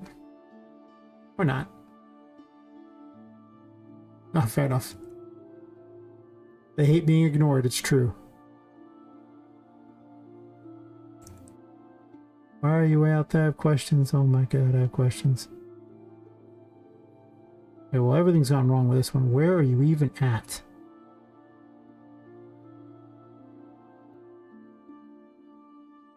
What in the world? Stop that. Oosh. Try to do things a slightly different way, and what happens? Ends up a mile off into the ocean. Jeez.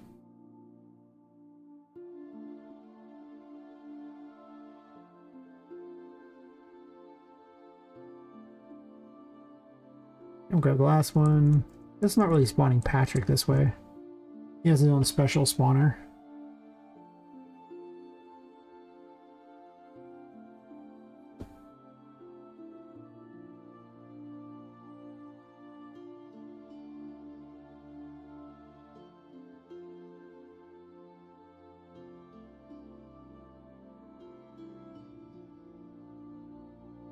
That's close enough.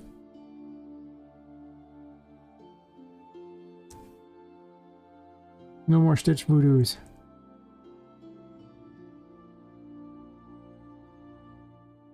Is open. Open.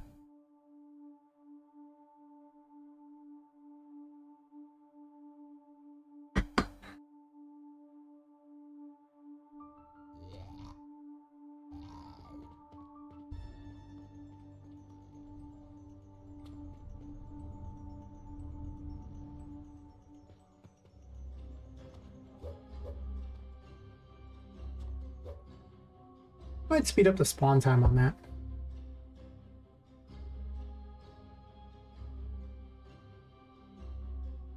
This feels a little bit slow.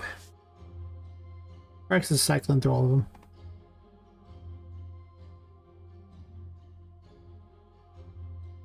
It's okay, we'll just increase the duration.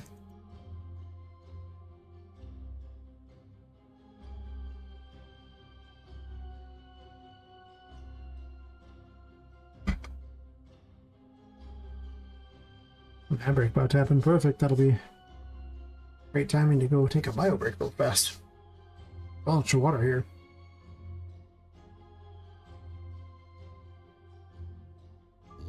Ah. Welcome back. There's an ad break about to start or something like that, unfortunately, because Twitch controls them all. It warns me, but I don't know when that's happening, but soon, probably.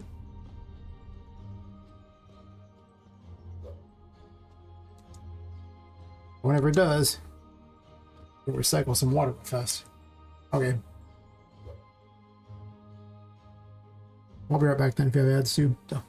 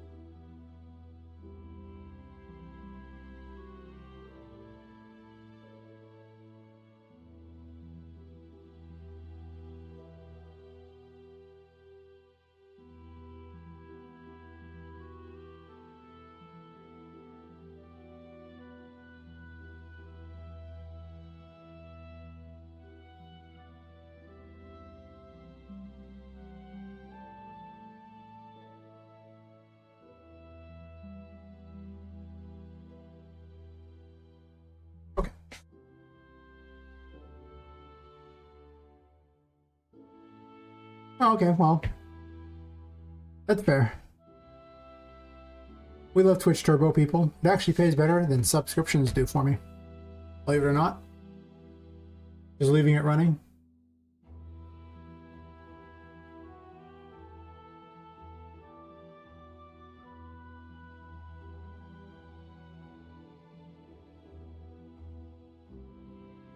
And I understand. I should get it myself. I rate all these people, and then like they might have ads, and I gotta watch their ads, and I'm like, really? Really?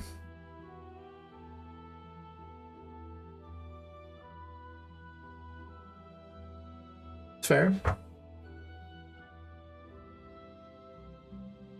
All right.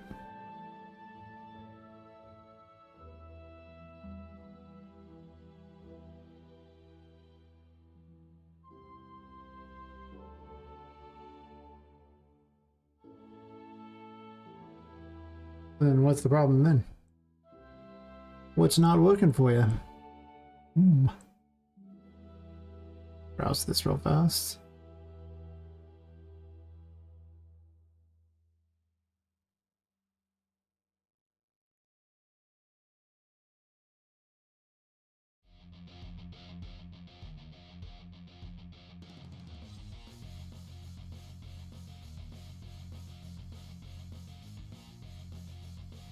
I'm just gonna RFG with this guy.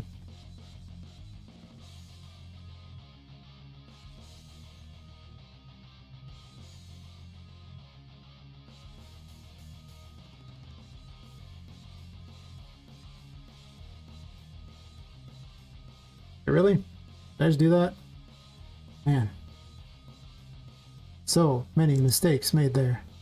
So very many.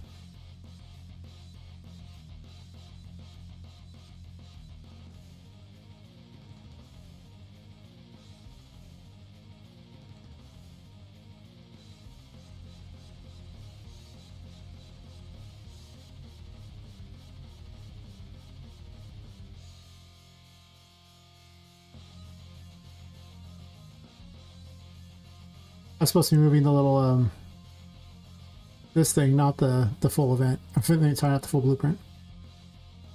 Events are from a different coding language. It all blends together after a while, anyway.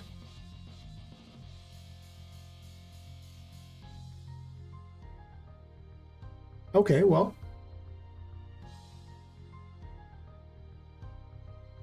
I mean, there's the obvious,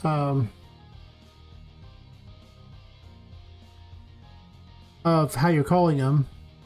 You need some way to get a hold of whatever it is you want to call. The most obvious ones are things like, you know, a box overlap, because at some point the other actor will hit it, right? So, at that point it gives you another thing that exists in the world and says, okay, you can also always get the player character by just typing, you know, get player character. The player character is always accessible to you. If you ever need to go, okay, well, other actor is the player character. Yeah, okay, good. You know, you want to destroy the other player, you can destroy actor the other player, and it just kills them, you know? You can do that anytime you want, because you have access to the player character. Things always have access to themselves, of course. So, a lot of times, like, I often bounce things off the player character, because you always have access to the player character.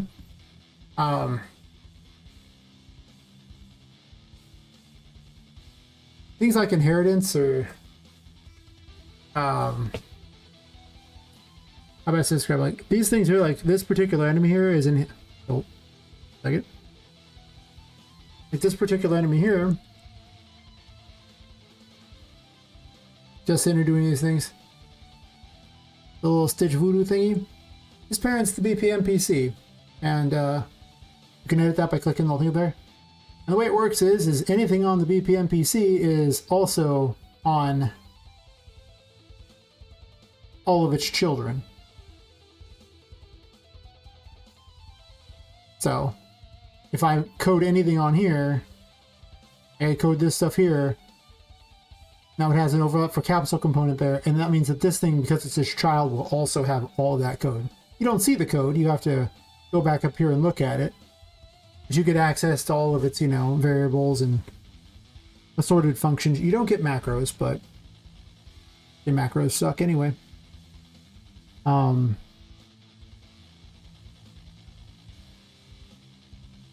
Yeah.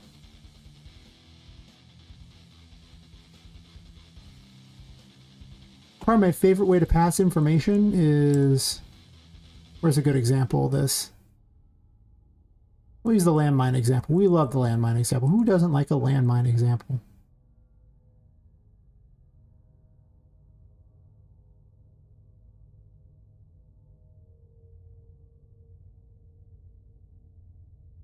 So where did I do it here? I know I have one of them somewhere on here. I always use them.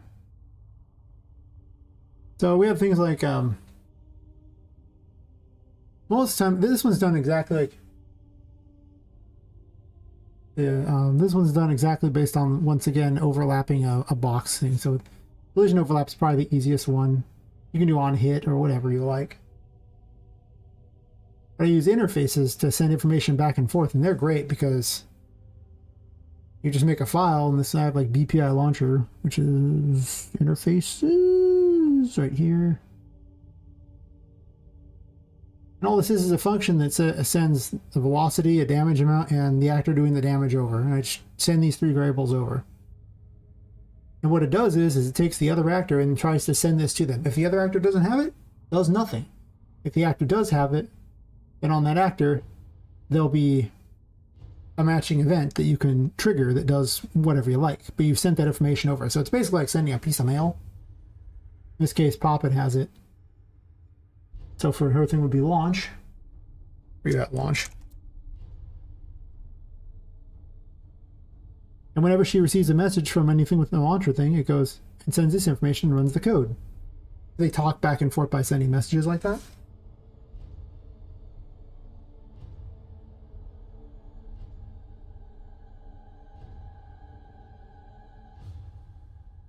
A sheer amount of functions that exist. I bet she's finding stuff, and even if I find stuff, I don't know what it does or does what I think it does. Well, some of it's just experimenting around because, you know, there really is a bajillion nodes, and you don't need the vast majority of them at all. You'll use like the same, probably like 100 nodes for like your whole game probably, and maybe every once in a blue moon you'll find a weirdo one you end up using, but most of the time you really don't use most of the nodes, thankfully, because, you know, Unreal is designed to do so many things for different industries that you're not going to use. Like, you don't need all these stuff for automotive design. I mean, it's just not a thing you're probably doing. Or, you know, you're probably not making movies with it, or maybe you are, in which case you don't need all the game dev stuff. You know, I mean, it goes a lot of ways. You don't need everything. Hopefully I understand the whole casting and stuff. What casting does is it basically calls upon the target. Like, it calls upon anything you like. I could just, you know, cast this. Like, I could cast to, like, oh, actually to BP landmine. I could spell.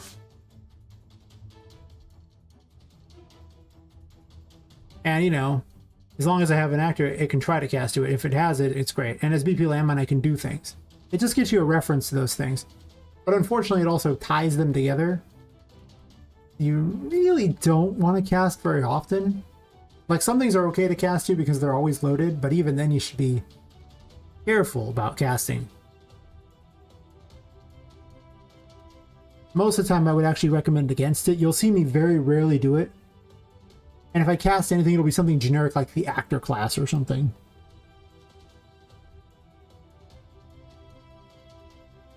I see. Alpha 9 years ago, huh? Is it your game or is it someone else's game? If it's someone else's game, you might not want to do that. Just, you know, in case they get angry about it, but I guess if it's just a fan game, you don't sell it.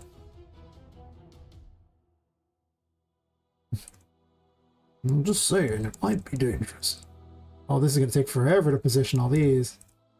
Oh, well. Fine. I don't know, I can offer advice on things. I mean, you know something. That's fair. I have a stepbrother who's fascinated with trying to remake a game from, I believe, 94. This Betrayal at Frondor, and he wants to remake a new version of it. and he really wants to make a new version of it. Like, really? Except he has no stick-to-itiveness, so he never makes it, but he talks about it every year. He's been talking about it for like 15 plus years. Just a fun side note. It's just like, oh yeah, him. I hadn't talked to him in a bit. Yeah. My advice as far as the best way to learn, this is how I learned, so it worked for me. Is to pick a YouTube tutorial on a particular type of game you want to make. I did an open world RPG thingy. And I also did a platformer later, but I should need the platform first. Anyway, it doesn't matter. You pick the thing you want. You build the thing. Just follow the tutorial. Maybe you can tweak it a little bit if you want. It's fine. Now, find another... Like, if you need something else for that game, find another tutorial and try to mix that tutorial with the original tutorial. And what happens is that in trying to make those work together, because they'll start with a blank project, and you won't have a blank project, in trying to get those to work together, you will learn so much on how this engine works. The old duct tape method, where you're just like, well, I'll make these two tutorials work really well together. Yeah, pretty much like that. 3D top-down arena game, static camera, even weapons that are thrown past some doors on the edge of the map, opposite sides. Fair enough. It's not hard to lock the camera into position. I actually recommend starting with the third-person project anyway, and just locking the camera above because it has better functionality than the orthographic projects that they have. Having learned that one the hard way. So I did a little Diablo clone knockoff for funsies. And, yeah. The top-down thingy. I guess it does have click to move to places, so if you want Diablo-style movement, it makes it easy. A little harder to do that from the third-person project. Not, like, really hard, but a little harder.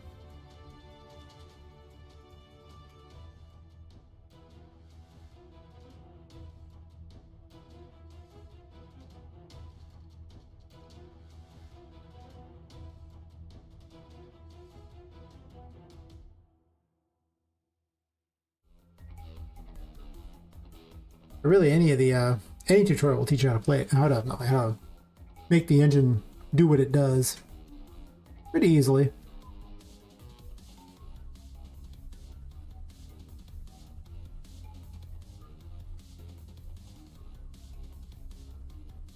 Nice, nice. Seems like it's coming along. Oops. Trying to move the whole room again. Stop that.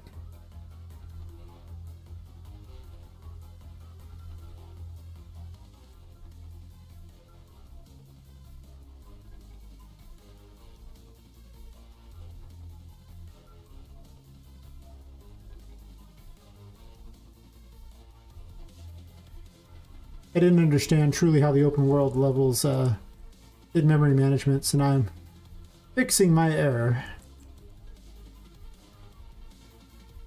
Like a pro. That's fair. I imagine something along the lines of getting the mouse cursor position and then turning the player's actor in the direction you want. So basically the static mesh, turning it to the skeletal mesh of the thing, and turning it to face the same thing. So it's actually a look at location, I think, is the node.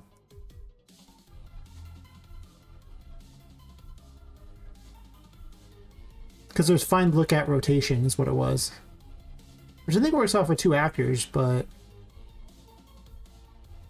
maybe it doesn't. I'd have to look and see real. What does it work off of? I am the curious now. Oh, find a look at rotation beyond NPC. Not system. We want movement.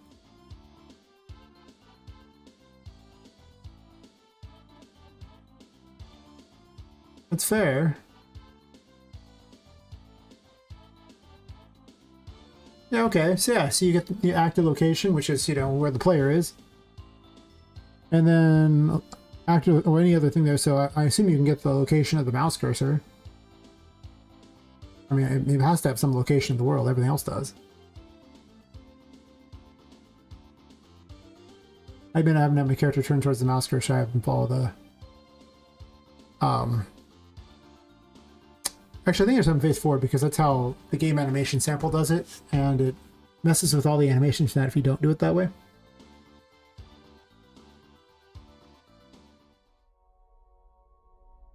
Well, I thought you were trying to look at the mouse, right?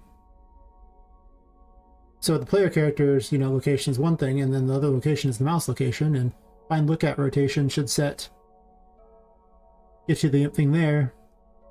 And then if you want to make it nice, you can R-interpret, getting your current rotation and then the new rotation, and just rotate it.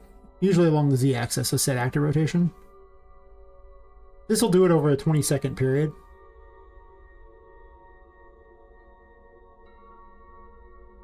You can set whatever number you want in there. Space out the world delta seconds. And I use this so enemies will face my character. At that point, the character is the mouse. And all the enemies are the cats.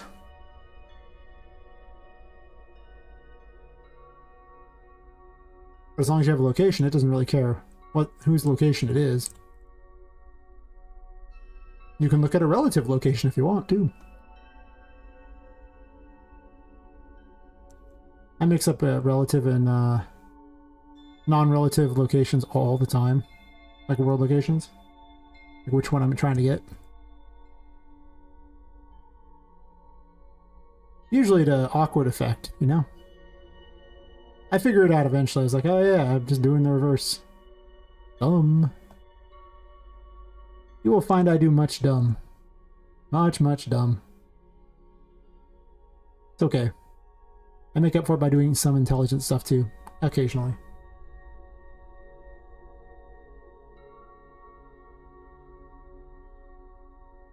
Why do you need to account for a camera tilt? You're just turning the character Z, right? You're not turning, you don't care about the other ones there, so it would just be... You're just rotating the character, not the camera, right?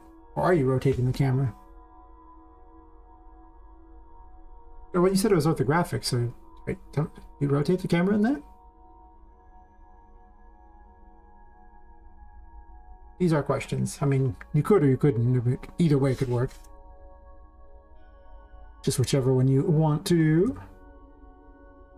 I guess I should have checked to make certain this was 4 and this like that. 0, 1, 2, 3. Wait. That was dumb. It doesn't matter, they're all the same ones, so it's irrelevant. Duh. Their position in the array shouldn't make a difference. I guess it kind of does. No, it doesn't. They match. Who cares? Stupid. Alright, so that one's a fine location. I don't care about that.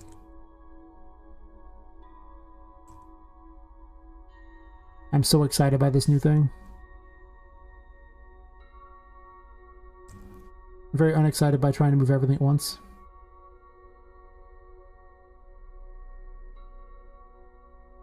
I don't know why these ones are all like skewed really tall. The indicators shouldn't look like this. They should look like just little thingies, but for some reason this one doesn't. It's like a bug. 5.5 and 5.51 have a lot of bugs. Lot of bugs. More than usual.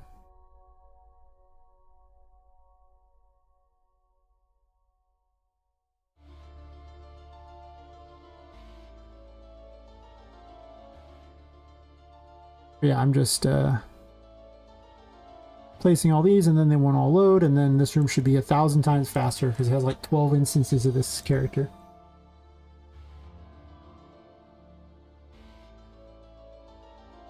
Thanks for the follow, Seren.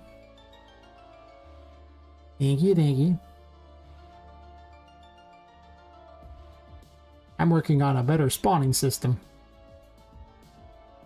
So this way I don't have to keep all my enemies just perpetually on the map. And it's based on the player's location instead of, like which room they're in instead of...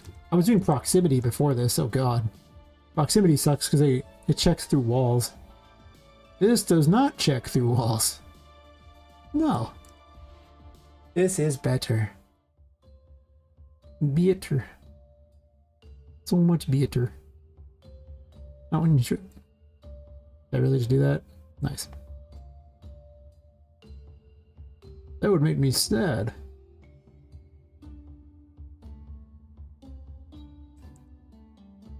What we're doing here is constructing additional pylons, I've decided. So I can power my game. That's not what we're doing. But you know, feels like it because they look like pylons. They're not supposed to look like pylons, but that's okay. They're kind of hard to move as pylons.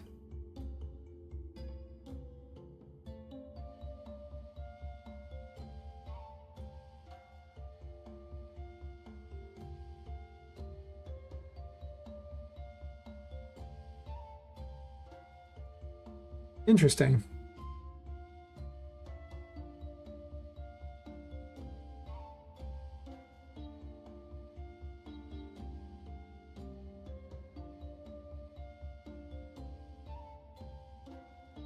Huh.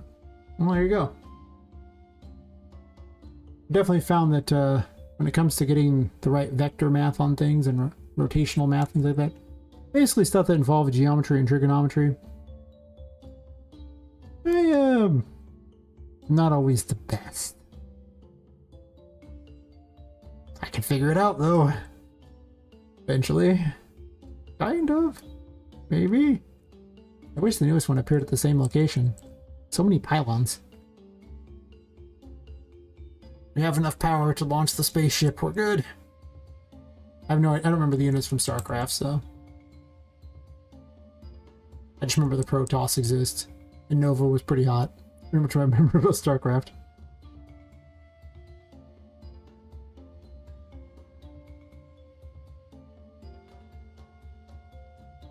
Oh, nice. See, one of those weird things where it's a node that, like a very specialized node you basically never have to use except for in this one edge case kind of thing. They happen. There are a bunch of random nodes like that. The edge case nodes. You won't need it often, but when you need it, you need it.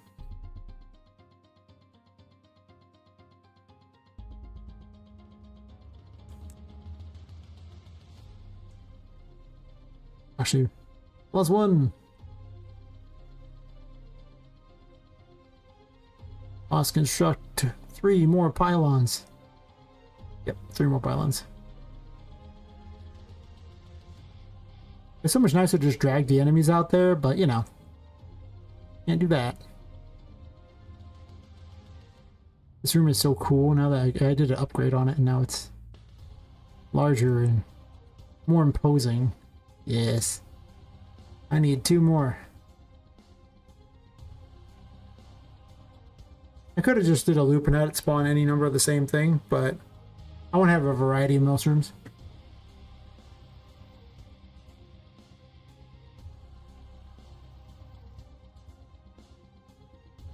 Yeah, cool.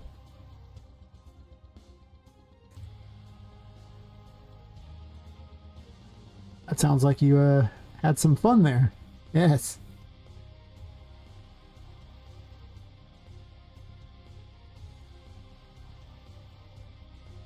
Huh.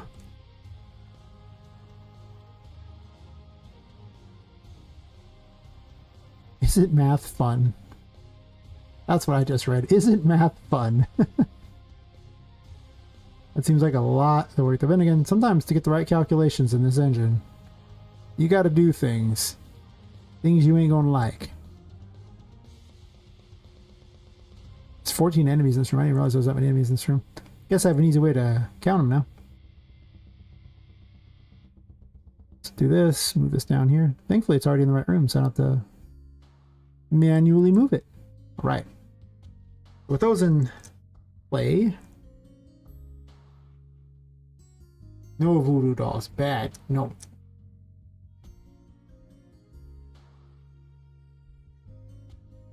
Oh, nice. Yeah, all too often. It's very helpful to dig through Reddit and all the other places to find the answer to things like that, because someone did it before all too often. Let someone else suffer for you and just borrow their code. The farther you get into a project, the harder it is to do that, but for, like, you know, math concepts, it's often much easier. I'm part of a lot of Discords too. Discord's a real lifesaver. Actually, I should put my own Discord in the thing. I forgot to do that. Look at them all show up. Yay! Aha! Turn that on? Cool. Thank you.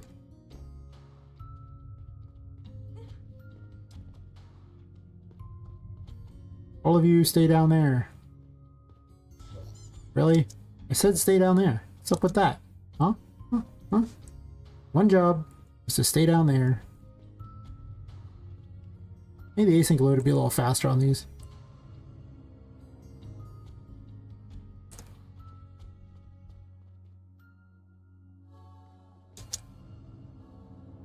He's probably terrible against them. Weapon is uniquely awful against, like, everything in this game for some reason.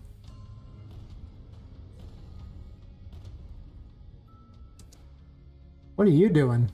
How are you doing that? I have questions.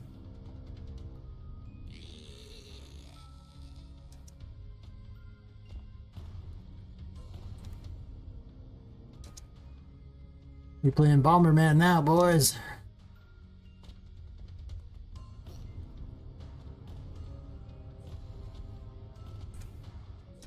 And girls. Technically, my character is a female, so, you know. Well, she's shaped like one. She's a doll, so technically she's a doll. And standing on a thing.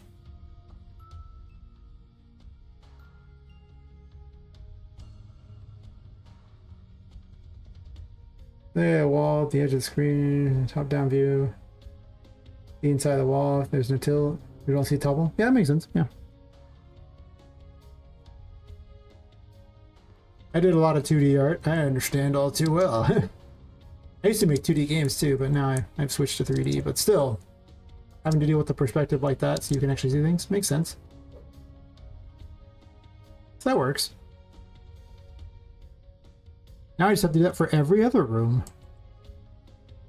Gotta love optimization. Oh wait. That reminds me. I didn't launch the bot. I made a Discord bot, not Discord, and Twitch bot.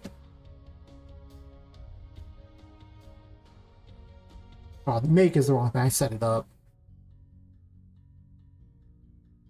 Mostly it's just post Discord link. I'm supposed to do a bunch of game things for it and stuff, and I just haven't done it all yet. But I should probably launch it. I went to all the trouble to make it. You know?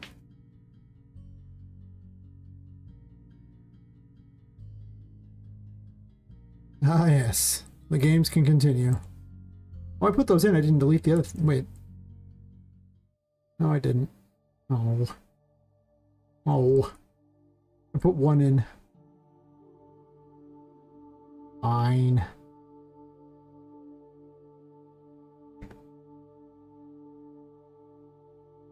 This is what we in the business... all tedious. My Discord thingy there. Wait, that doesn't work there. I have to do it, Who does do it? Good. Oh, I can type in the thing there. I need to pin those to the thing there so I can, remind myself. Well, I'll show you. That people want to follow the project up. It only took me almost 4 hours to put it in there today.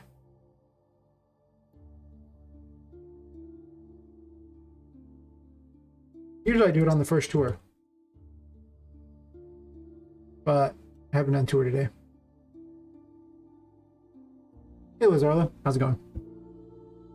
You're just in time to be just in time. I don't know what for, but you're just in time for it. Alright. Discord is on YouTube now, perfect. This way when I need playtesters for my game, I will know where to find them. Minions, yes. Infinite minions. So I need one of those. No, that's not one of those. Two of them up there. So I just need two more of that guy. Sure. I need 3 of the other guy.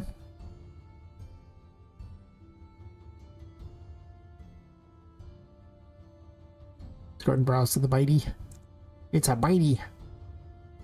Actually, I guess before I do that, I want to do this here. The first 3 of those. Forward. Iron. View. Sir, the pylon is in position. Oh, I'm glad to hear that things are going good. What brings you my way tonight? Are you in Unreal Engine? We love Unreal Engine people. And we like everyone else too. But we play favorites. I mean, nothing at all. We totally play favorites, oh my god. There's actually 1 extra.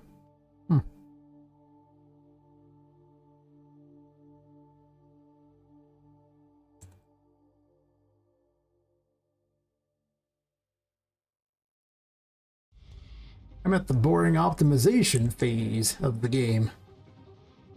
That's not true, actually. I still have to finish a couple rooms for the demo.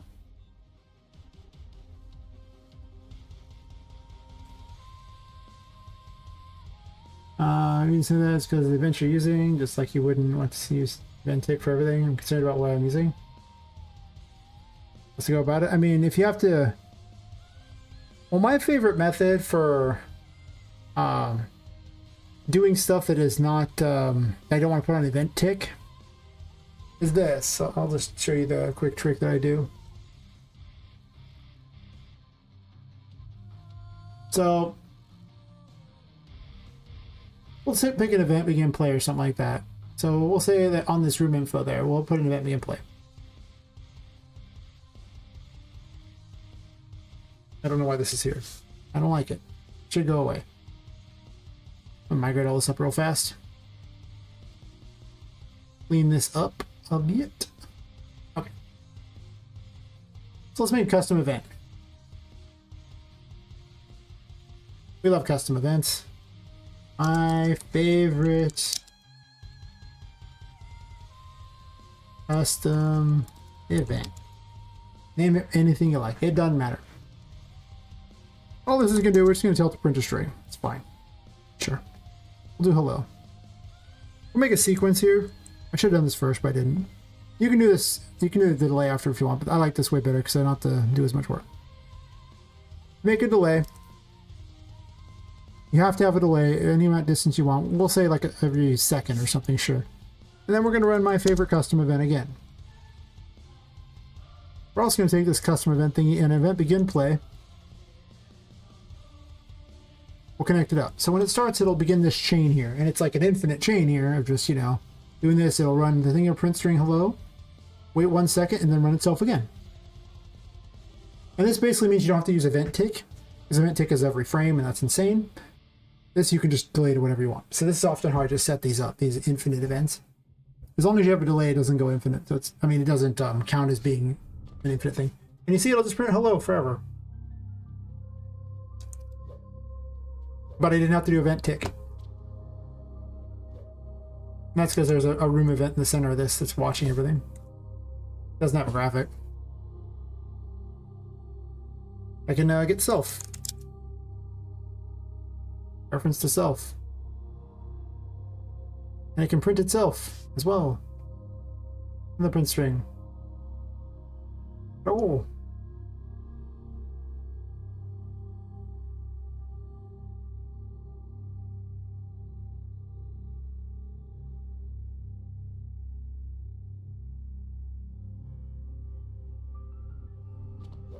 See, now all the ones in the game are, all the room infos are announcing themselves and saying hello. There's one in every room, so, you know, there'll be a lot of them.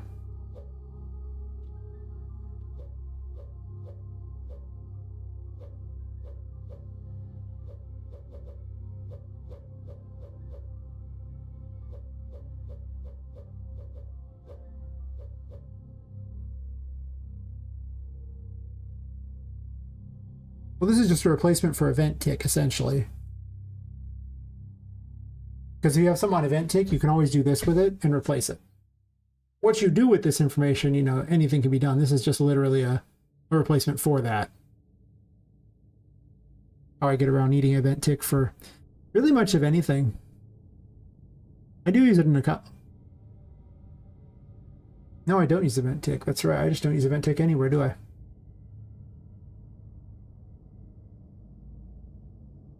I don't think I do. If anyone uses it, it would be Poppet. But I don't think she does. No, she does have an event tick. Okay. Oh, I know what it's for. The game animation sample wants to use event tick. This is Epic's fault. Don't blame me on this one. I put the game animation sample stuff into my own thing there, and that's how Poppet can do all their weird stuff. And it's just, that's why it's game animation sample. If you really need something that has to do every time, that I makes sense why it would update everything all the time.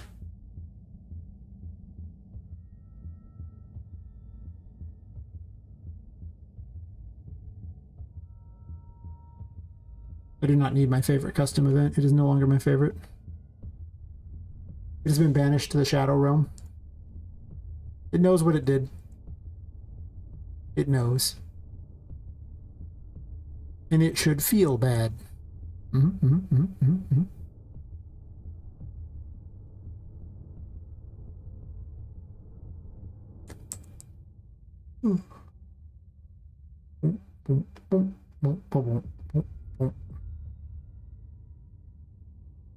The biteys are down there? Oh yeah, biteys. Okay, so we do this. And I need these ones too.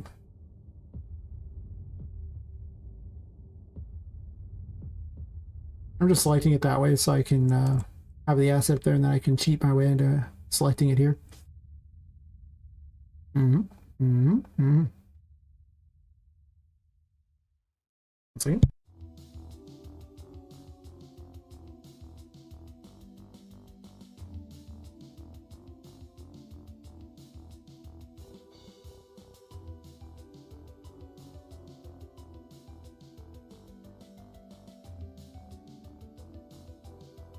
Well, I mean,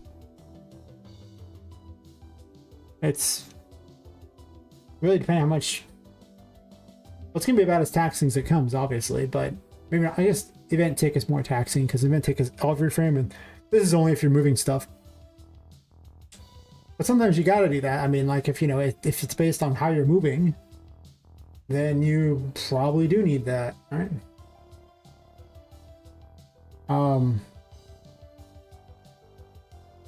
Because you know that's what enhanced input's for. It's you know to check if they're interacting with the controls. I mean, you could put like a do once in there or something like that, a delay, and then you could do the thing and then have it reset the do once. So this way, you could still use the same thing. We're only checked so often.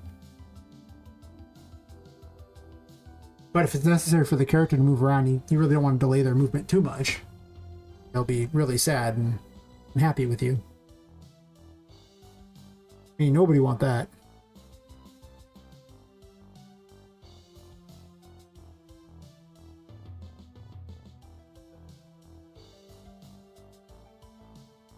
I guess there was only 2 of those in here.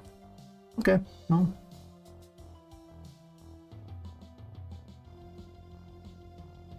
I need that then, so it's from this one thing. +1 this one. Hell yeah. Hell yeah, brother. And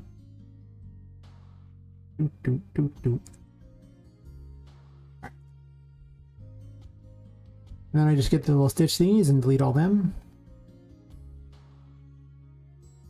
And we test. Well, putting them in this room is gonna suck. Oh, hard. Yeah, I would just check how often you need to, do that and toss delays in.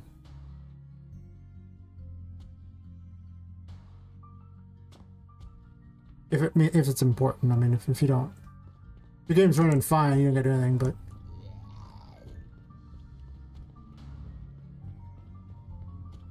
they seem to spawn just fine. We run into this room, watch those despawn, and these spawn instead. That load distance is terrible.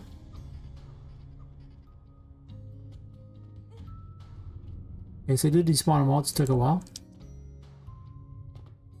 But that's fine. I might speed up the despawn, actually. Seems like it's just slightly too slow.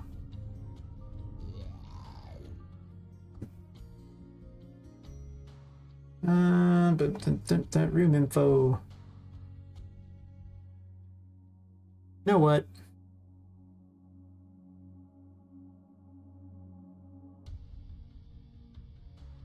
Spawn speed. Actually, spawning speed.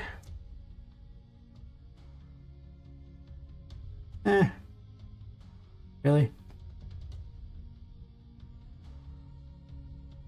Rush Q. That's right, we queue things. QQ.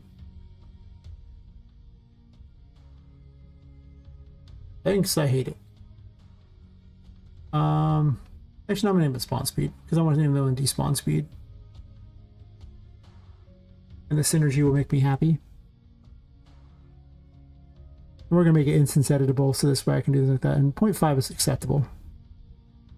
I'm probably never changing it, but just for the option if I need to. Promote to variable. Despawn speed. And we'll make it instance editable. We love instance editable. Like that. Compile the blueprint so I can set a new default value. In this case, it'll be 0.5 as well. If there's a lot of things to spawn, I may wish to speed it up.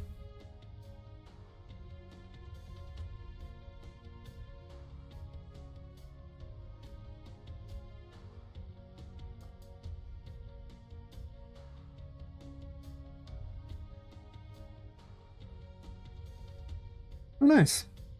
Seems like a good setup. I mean, enhanced input action is that's where you put the controller information and the keyboard information for the buttons that hit everything. So I don't have any delays on my controller stuff. I do have enhanced input action somewhere, probably under movement somewhere. Camera stuff, dodge things. Like, oh, so much stuff. Movement. Yeah, there's the enhanced input action. Now you move. It's just sitting there every time it moves, checking all these things like that. Haven't done that in a while. And I never have to do it again.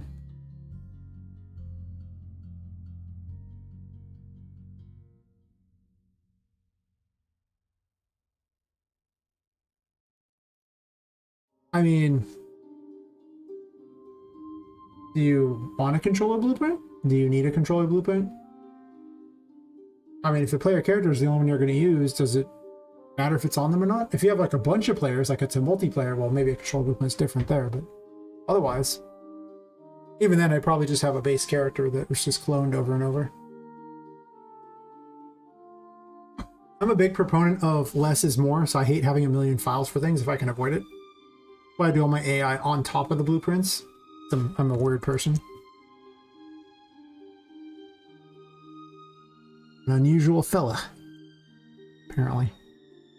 So it's just, I mean, if you think there's a need for it, if there's no need for something, don't overcomplicate. My advice. Like, I mean, if you need it for something, if you find a reason where you're like, oh, I gotta do this, do it. If it already works, why fix what isn't broken?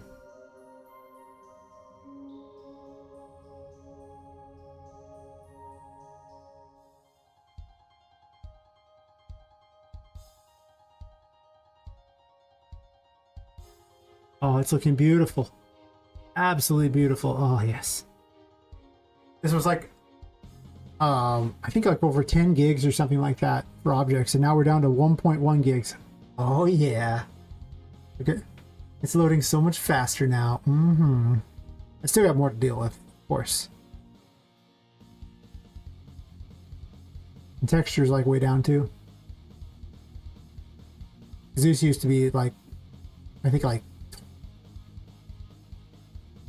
God, I think this used to be like 50 or something. It now it's down to like 2.5 basically. So, optimizations. Could run a test game. Nav mesh is down. Close the door. Close this door too. I love things that I can mess with in the engine, so I can just, you know, change buttons and things like that and just rewrite stuff and whatever.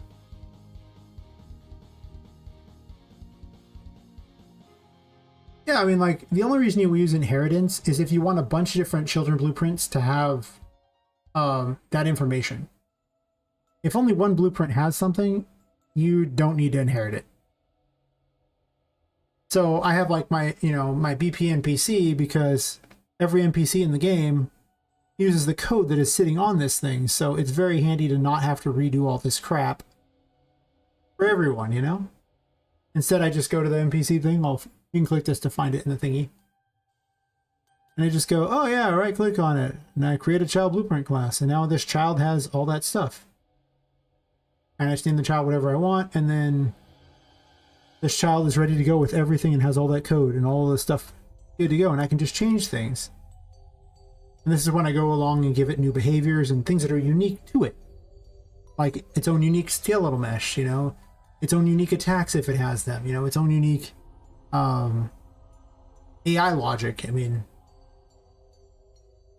but if you don't need to do that, there's no need to do it. I do like inheritance though. I'm a big fan of it. Like if I have like a base, say, a collectible in my game, and all the other collectibles inherit from that collectible. So this way, if I make a change that they all need to have, I can do it. But if one needs special effects on it or a special movement or whatever, the children can then have that. As hard as you want it to be. I mean, how smart are your AIs? Do your AIs act like regular people on the street with all the things that they do? Then they're probably pretty hard. Is your AI a complete and utter moron that charges forward and tries to beat you up with attacking with a weapon? Pretty easy. You know what I mean? Like, so, I mean, it really comes down. Bosses are significantly harder, obviously. So, I mean, you got... I program my AIs and they're like... I don't need this. Yeah, I'm get rid of it. Make my AIs literally on the blueprints. So we take the little like Stitch Voodoo guys here. And that was, well, I guess I don't have one sitting out anymore. But they mostly check distance to the player, and if they're close enough, they start doing things. So there's behavior trees if you want to use them. I don't like behavior trees. I think they're overly complicated and not very efficient. That's me. I'm not sure if I'm in the minority on that one. A lot of people hate them, so, you know. There's like 4 different ways to do AI or something. There's like state trees.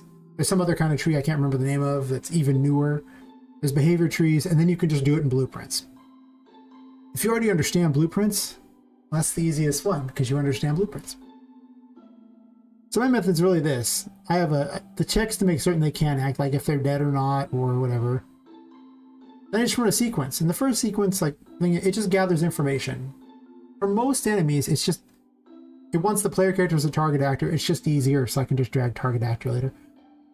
I get the distance to the target, and I just set it as a variable. It's being set here as a thing. That's it. We do that. Pretty simple. And then I have a thinking phase. This is where it dictates their actions. I make certain if there's this only works if there's no action, so I'm checking against the current action. That's what I'm going to set every time. And then I just set it distances. I go, okay, well, if they're over 1,000 distance, we do things. This enemy always becomes aggro and never stops being aggro. And I'm like, okay, well, I'm just going to random an integer between 0 and 4. I switch on it. 3 out of 10, I move direction, and I have it set up that you can do additional information. You don't necessarily need that. Most of the time I just do a thing like this. Or jump a direction forwards. If they've been aggroed once, they just stay aggro. So if they're within range, they're just perpetually aggro. And then, if the distance is greater than 400, I, again, random an integer. This just dictates how often something happens. And pick from various things, such as a jump attack or more moving in other directions. If they're even closer, different attacks. Once it gets one of these actions, it goes, okay. Goes to an actions phase on the sequence and says, sure. This is just code to double check to make certain things work. That's all you really need is the current action. I'm just switching on a string. Each string just has what it's supposed to do. It does its thing, and then it resets the action. The reset action goes back to here and says, Okay, because I have it do once, so it doesn't keep doing it. And then once it's done with that, it goes to a cleanup phase, which is just a delay because, again, this is that same type of event I was talking about where it's literally the looping event, which I started way up at the, up here on the event begin play. In the last phase, it goes, okay, delay for however long, character behaviors, and starts again. And this is a little more complicated, but it can get, yeah. And if you look around on YouTube, you probably won't find anyone doing it this way. There's no real explanations for how to do it this way. I just understand blueprints better, such that, yeah. And I mean, it can get harder. If you want it to be hard, I can show you an example of it being significantly more challenging. Because you start to get to bosses. Bosses can get gross. So now my boss has a much longer information gathering phase. I should convert it into its own little graph. Oh, for future reference, you can highlight all the nodes you want. And you can go collapse nodes and it becomes a graph.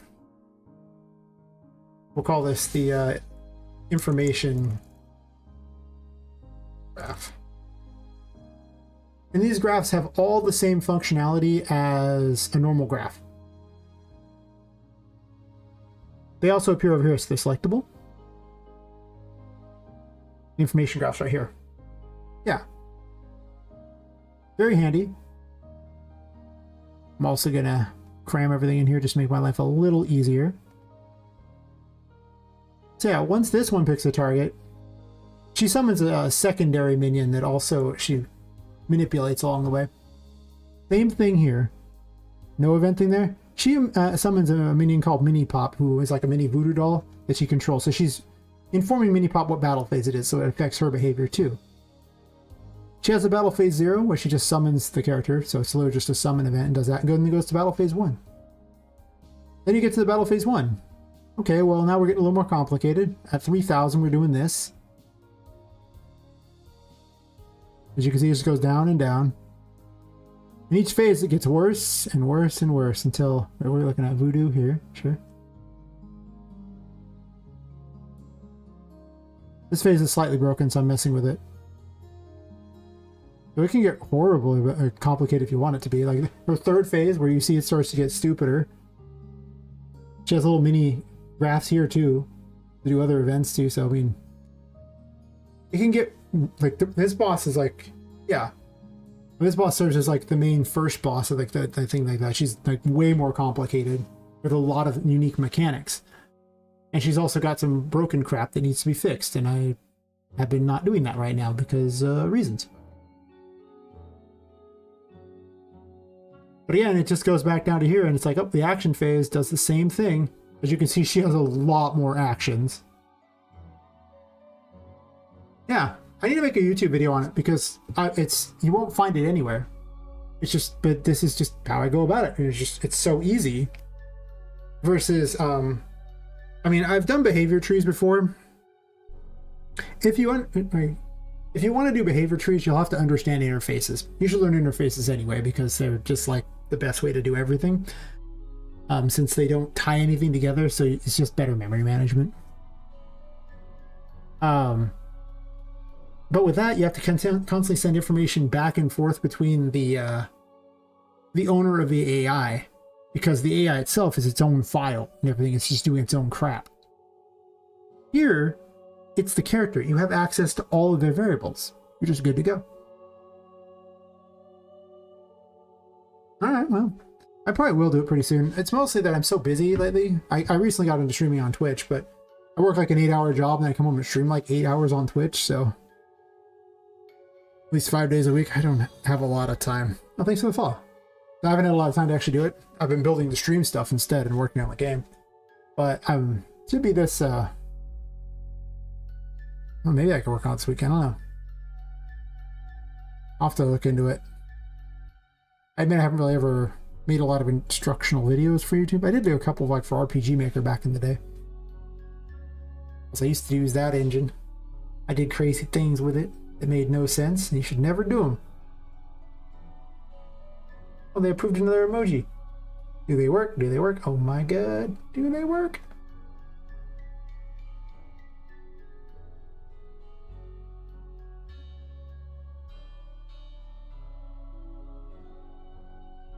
I don't even see them. Really? Where are they? I'm excited. I put like 3 new emojis up for Twitch, like animated ones for Twitch to approve. I made them today, and I've been waiting for them to approve them. It's driving me nuts.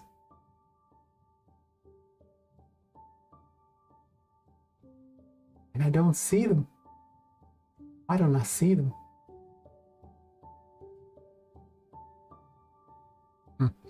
Whatever. Maybe next stream they'll be available. That's fair. Yeah. It'll definitely be. Well, I don't know. It could be sooner rather than later. I signed up to be a game dev. I didn't really sign up to be an influencer. There you go. I never thought that's what I was going for. So, I was making games, going, yeah, games are cool, and then I discovered to sell your games, you basically have to get everyone to know who you are.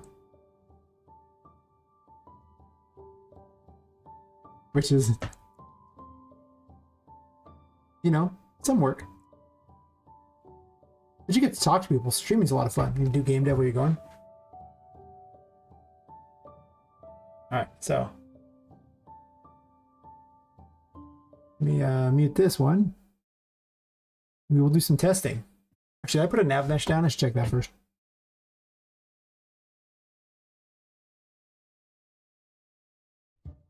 I didn't even replace the ones in this thing here. Well, hopefully it runs better. I got a nav mesh in most places, it looks like.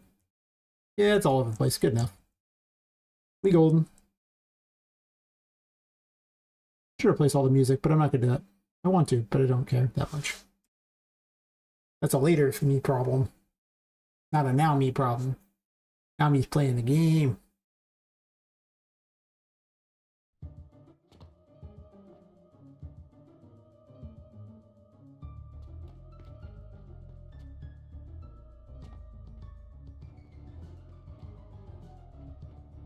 It's dangerous to go alone. Take this. It's actually where you get thing there.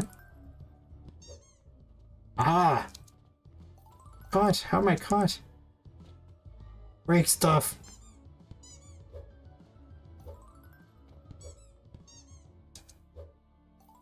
Break everything. Character actions. Have melee weapons. Throwing them. Collision with the environment. Other characters. I'm a big fan of I use a ray trace for my weapons.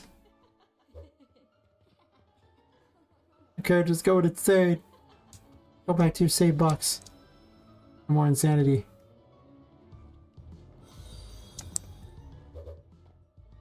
I'll thank whoever followed in a second. These enemies are a little hard to hit. I might need to make them slightly larger because the ray trace kind of misses them a little bit, or maybe it's just not far enough on the weapon. Bonk.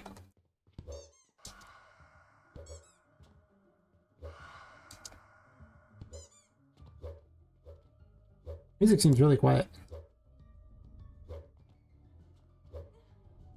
It's not collision. Oh wow. Why do you have no collision? Oh I know, because I didn't replace it. Stupid. Fair enough.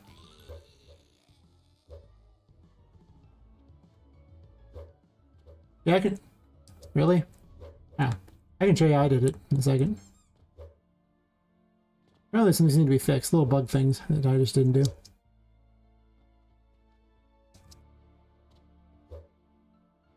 And the music up in my ears here because it's not very loud. There we go. The volume I have for my earbuds and the volume for the stream are different, so...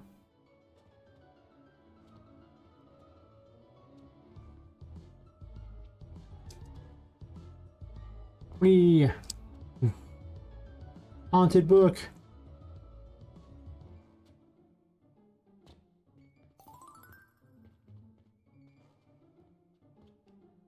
Oh wait, I don't need to put that. I actually need to use the Empress to blow this up because it's more fun and just satisfying to do this.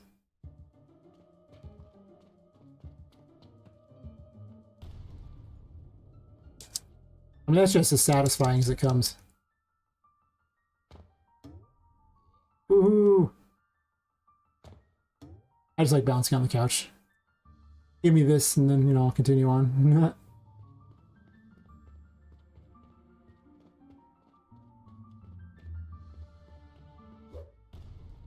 I'm not supposed to be using this right now. I shouldn't actually technically have that weapon yet. I didn't reset the character to have nothing, so that's on me.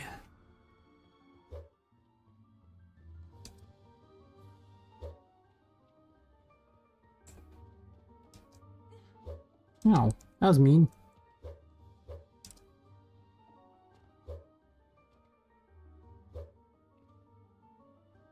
Open the door. Okay.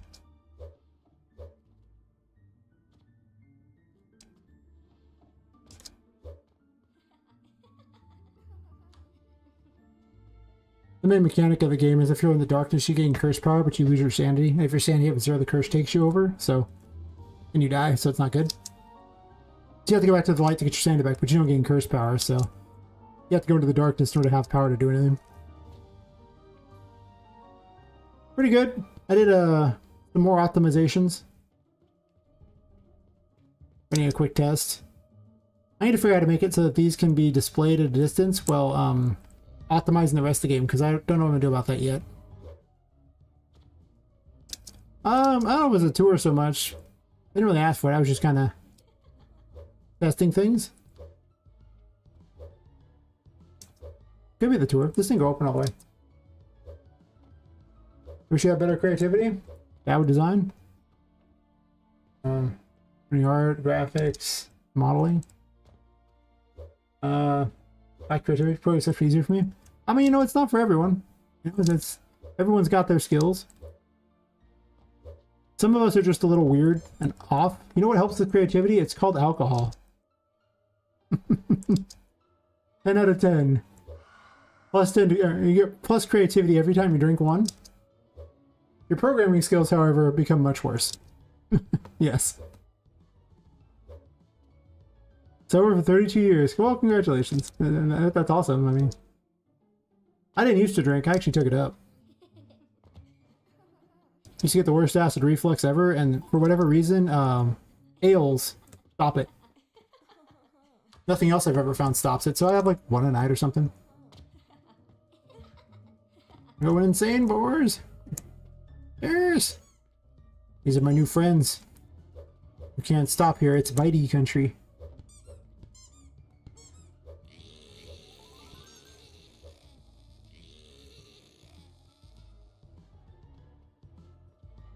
Did it fix that? I did fix it. Good.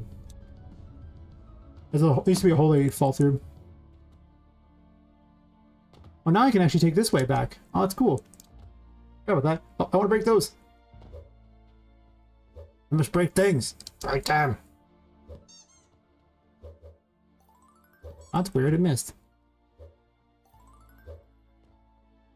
That's fair. It took me 43 years to start drinking, so don't feel bad.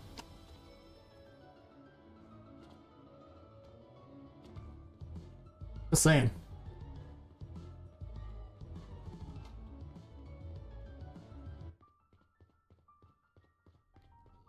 I didn't even jump up there and break those. I should have, but I didn't. You going this way, boys? Alright. Nope, this is my room, not your room, my room.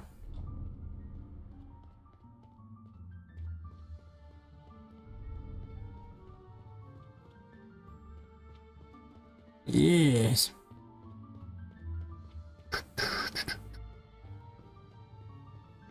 This particular direction is way too long. It needs a room to go to.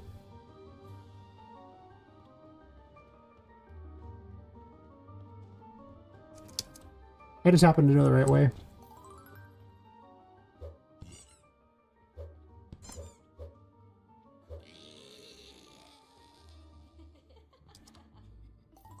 I haven't really needed healing, so... you would think that. I really have never found some way to avoid it, but also I live in America where, you know, the food is trash, so... it's full of so much garbage, it's really hard. Like, I still eat clean, but... I Unfortunately, for the first 34 years of my life, I was a soda drinker, and if anything's going to destroy your gut, it's soda. Don't drink that stuff. It's so bad for you. Health problems to this day because of that garbage. I don't need that light there. Oh, you want to fight, huh? I'll break this thing. Get wrecked. Want to fight? No.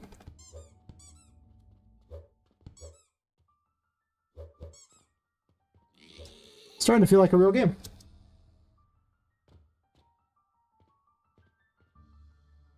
Have you looked at the fab market for the free stuff?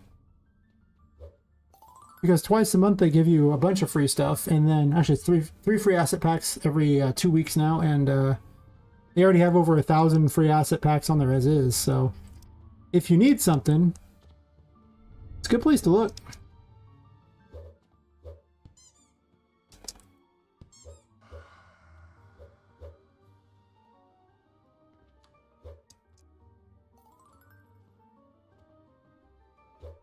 I'm just skipping everything. There's even a health upgrades, but health upgrades are for losers. I don't need no stinking health upgrade.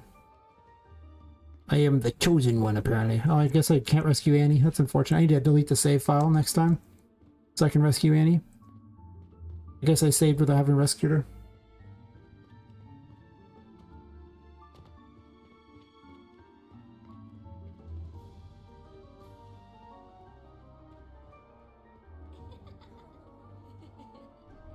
Yeah, it's definitely worth it. Just, you know, select Unreal Engine and then select free and see all the good stuff. Unlock the painting. I have both keys. You're supposed to get the Safari key in the painting world, but I don't have the right game mode loaded, so it won't work.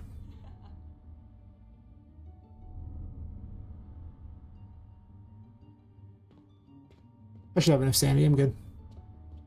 Wee! Break it! Break it! I like breaking things. You too!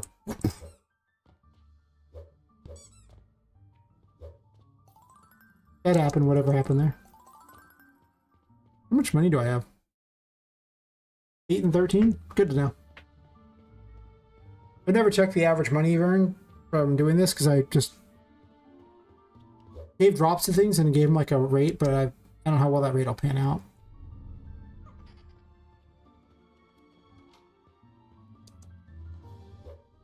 Oh, this door should be locked, but that's okay. I have the Safari key anyway. That door should be locked too, but whatever. I'll just play as though they're locked.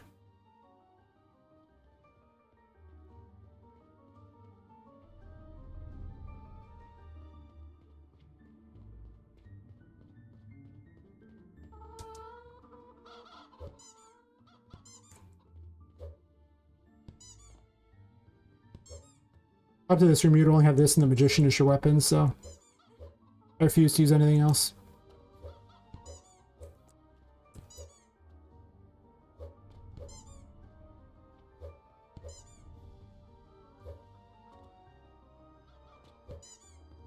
Portal mechanic?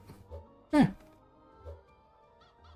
Like the actual mechanic from Portal, or just a portal? It's just a portal is very, very easy. The portal mechanic thing is... I mean, other than the visual, it's not that incredibly hard. The visual will be kind of obnoxious.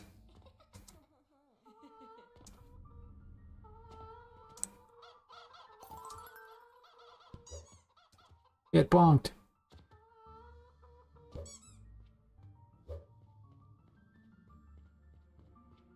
Whee! Chunk.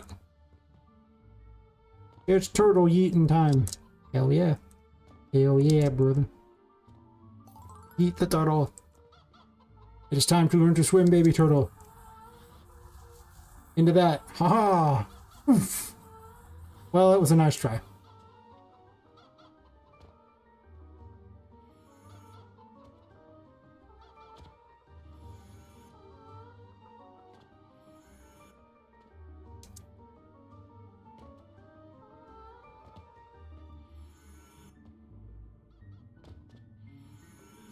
Game runs way better, that's for certain.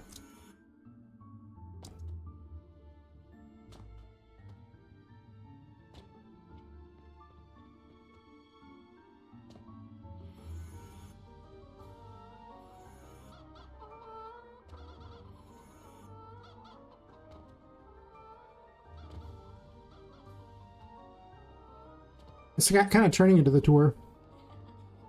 I still gotta put a bunch of crap down here too. What are you doing, lady? Get to running. We can't stop here, it's a bad country.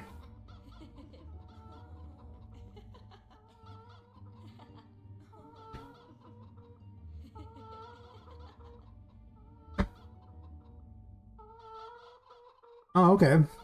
So you're gonna have to switch the camera after going through a portal? I was just looking at the... Gosh, I need to look that up myself. The actual node that switches cameras. Is I was going to put jump scares in here. And, well... I haven't quite figured out how to get the camera. I mean, I found certain ways to do it, but they didn't work out as well as I wanted, so... But there is an actual view switch thingy.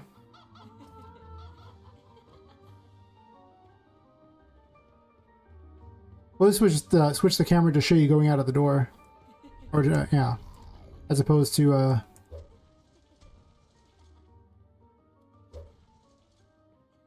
just showing you walk through the door from above. At least I thought that's what you were trying to do, is you're trying to switch the camera so when they come out of the door or something.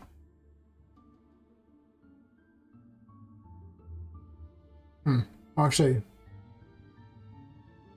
So, like, you go through a door and it shows, like, are you showing...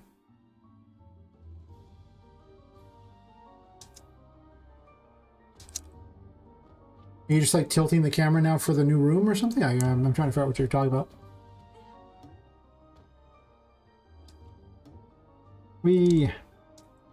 I could fly. Where? Not really, but I can try. With the bouncy couch. Oh, that's right. Oh no, I'm not bouncing at all here. I'm immediately doing this. I have very little time. I forgot. I took out the thing that bought you more time for this. See, I have to hurry up. Uh-oh. This might be impossible. I missed the initial jump, which is unfortunate. Oh no. Hurry up.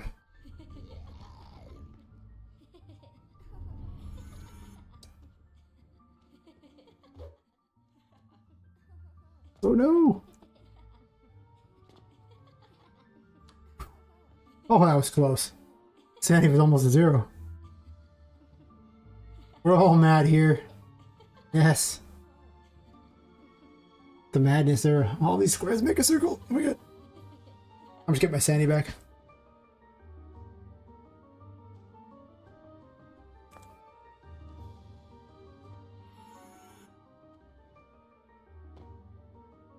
Jump on the cool lamp I made. There's only cool kids make steampunk lamps. Well, it should be used here, but I left it open because I was apparently born in a barn. I'll close it though, just to prove I have the key. I definitely want this, even though I'm not supposed to have it here. No, that's mean. I could have used the save point over there. I probably should have technically.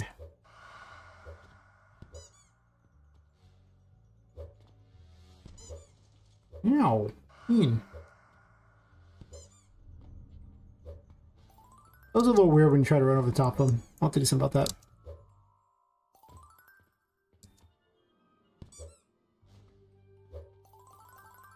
Breaking things is too much fun. For Coliseum, the camera's in the view. Down there.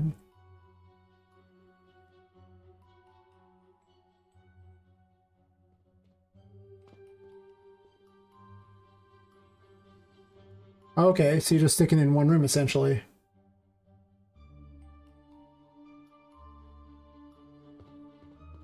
So it's just a set location essentially. You go out one door and it sets the location to the other side of the map. And you just walk right back in through the door.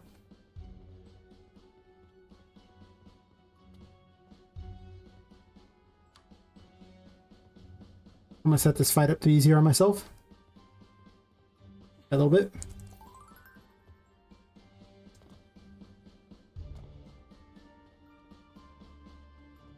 I can hear his noise. Sad.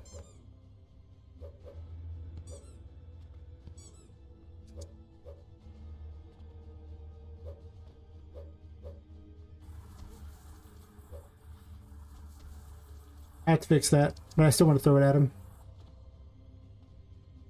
Super mode! Yeah, beat. There's your invincibility frames. Oh, that was mean. You're a jerk, Patrick. No. Still a jerk. Guess you're getting healed too. How unfortunate.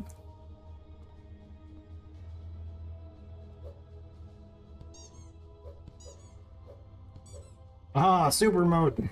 So good. No. You're a jerk, Patrick.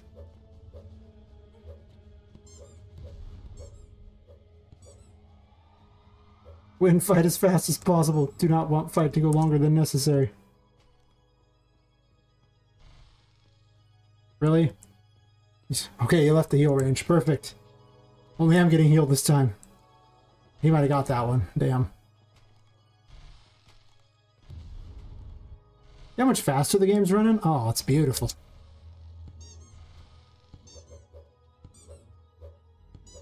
Keep hitting him. Oh, yeah. Gotta try to break the AI as much as possible. No. Throw him up. Let it burn, burn, burn, the ring of fire.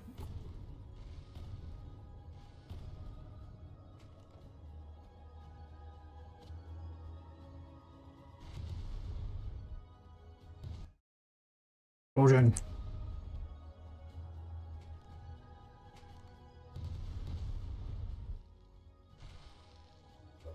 I can fight.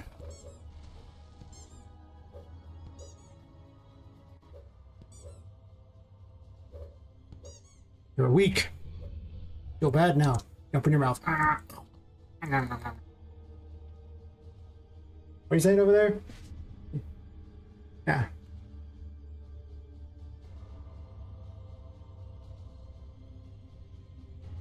But I mean, aren't you looking top down anyway? Wouldn't you really just not really see the character on both sides? Or I mean, or is it really just a literal portal and you see half and half? Like,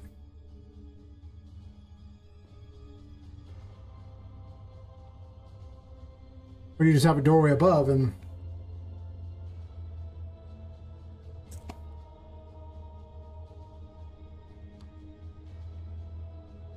But you know, you can make your life a lot easier if you just actually have like essentially like an alcove they walk into, like essentially a little doorway, and they just appear on the other side of the thing, and you can save yourself doing that. So as far as I know, it shouldn't be any particularly difficult because Unreal Engine will still draw you going through a portal. So, like as you pass through a portal, you can see your character halfway through a portal. All right, now we're back in this room. Because we got the other thing now. I finally have the keys, so we can continue on. I'm going to break more stuff, because I like breaking stuff. Makes me inappropriately happy. That's why there will be many breakable things. Also, it's a squeaky toy, which is hilarious. Why are you unbreakable? Why? What is up with you? I don't understand that one. Sometimes it's unbreakable.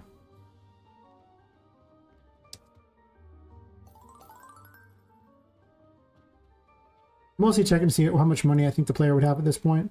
14 and 20, sure. So if I only go with one currency, they would have 34. Fair enough. Can I go in this room? Nope, you stay in there.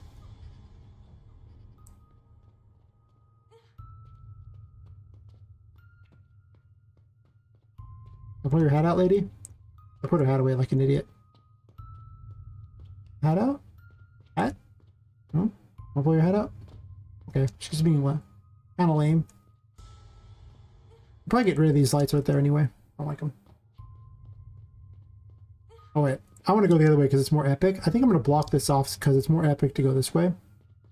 And I want them to see this visual. I want them to see this as they run through here. They need to see this. They can see the cursed doll over there. The evil. This is important.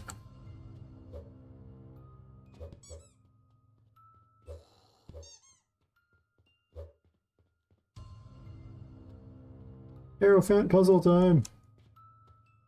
Lame. Can't go that way. This is the Hierophant mechanic. Those things are possessed. They have to, you have to have this active or they can't use them.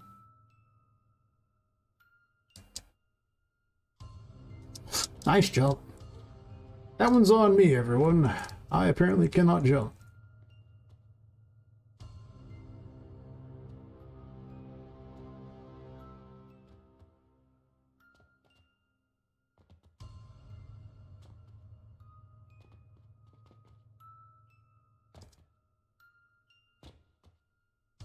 Next time on Only Dolls.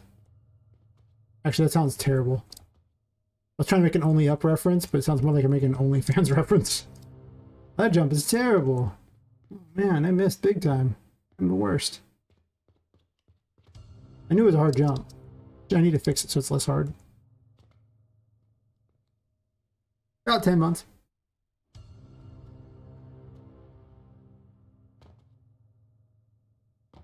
This might be a historic thing there, because this might be the first time it goes all the way through the whole thing. I need to get away from the light and get my curse back.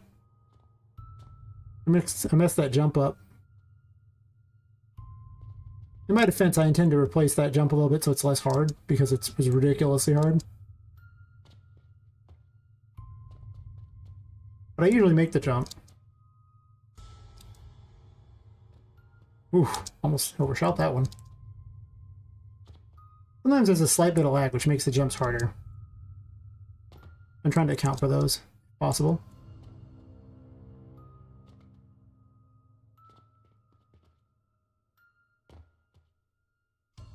This needs to be like way farther out. It's pushing the button, but the lag is just a little bit there. Like about, I'm gonna say like 24%. We'll say I'm getting there. I'm trying to get a demo done by this spring, and this might be impossible to do. I thought it was impossible, but apparently it's really hard. I'm trying to get a demo done by the spring and release it next October. Because I flubbed this new puzzle. This is a replacement of the old one, because the old one was... I changed the whole room like 2 days ago, I think. It'd be much bigger. In theory, you can play all the way up to the first major boss and beat her. Even if she is a buggy mess. I still try. Got it. That jump is way hard. Okay, I need to get my curse back. I was almost out. I was like, ah. If your curse runs out, you fall, because those things stop being, you know, they start moving around and they are no longer solid.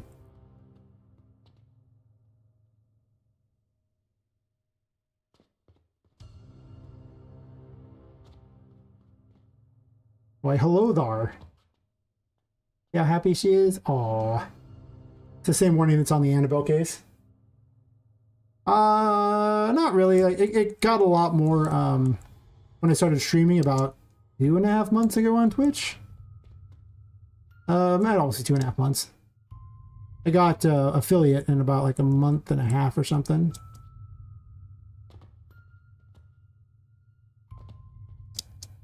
Which is awesome, because I always streamed on YouTube and thought nobody liked my game at all because YouTube sucks. My explanation for YouTube. There's no discoverability on YouTube for streaming. I'm still streaming on YouTube right now as well. I just dual stream. Also, friendly landmine. Step here, please. I'm so beat up. That was so dangerous. There's a save point right here.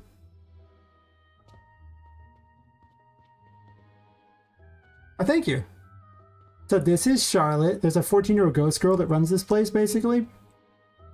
I didn't give you the tour. You're just kind of seeing the game as I play it.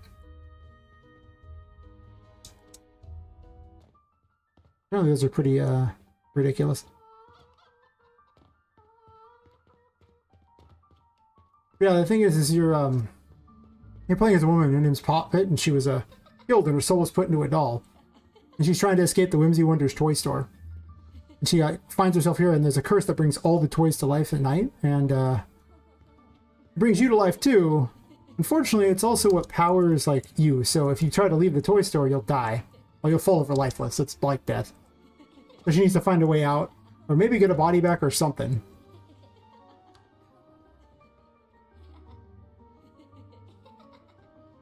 And the reason she got killed by the serial killer, the toy maker, we'll call him, she was looking for her friend, who might also be somewhere in here too. In which case, finding her friend would also be good.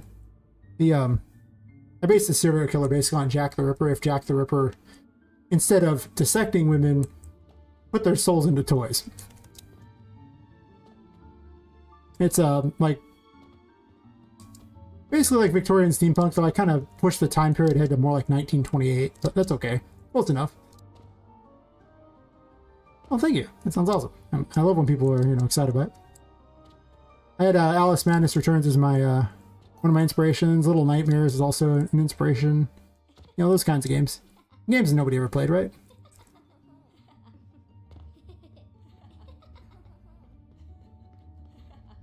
Oh, sure, definitely. Like I said, I'm aiming for this spring for like the demo, and that's probably when I'll put the Steam page up. I've made the mistake of trying to release early before and not actually having something available, and that did not work out hot. So now I'm just like, we're doing it right this time. I will have a playable thing that people can love. And it'll be all the way up to killing the first boss. So far, I've been able to go pretty far without any problems. Actually, yeah, I need to go this way. There's one more key I want, just for purposes of getting the key. This is an optional room. So it gives you a bunch of keys that lets you get in and out of places easier. I'm gonna fall intentionally. So I can duck. Doot, doot, doot, doot, doot, doot. A few of them. Mostly they were like Game Jam games. I did release a version of this on itch.io that I made in RPG Maker that was more Diablo-like, actually. It was a top-down Diablo-style game. But it wasn't very good. So I pulled it and, making the better version.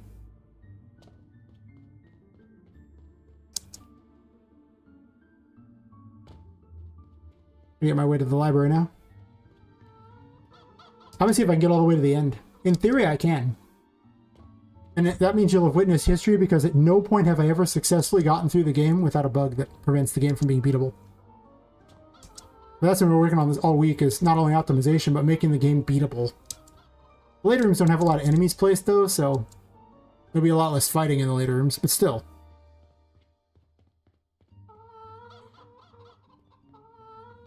So basically, I'm playing through the demo for the first time. It doesn't have any story put in yet. And I left out the painting world because I have to change the game mode to make that work, and I didn't think I was playing through the whole game. But still, we're getting there. There were points that it broke. I also did a bunch of updating to deal with lag issues to make it much less laggy. So it's gotten way better. Optimizations happened last week, but I did a whole bunch of changes and created 2 new rooms this week as well, including a jump scare mechanic. Well, okay. It's an instant kill mechanic that the character you're being chased by the ghost girl. It's just that I couldn't get the jump scare to work quite right yet. So she just instant kills you and you don't see a jump scare. You hear a noise and she runs over your body. But whatever, close enough. Yeah, I redid the chapel, which was that religious room you saw, to be twice the size.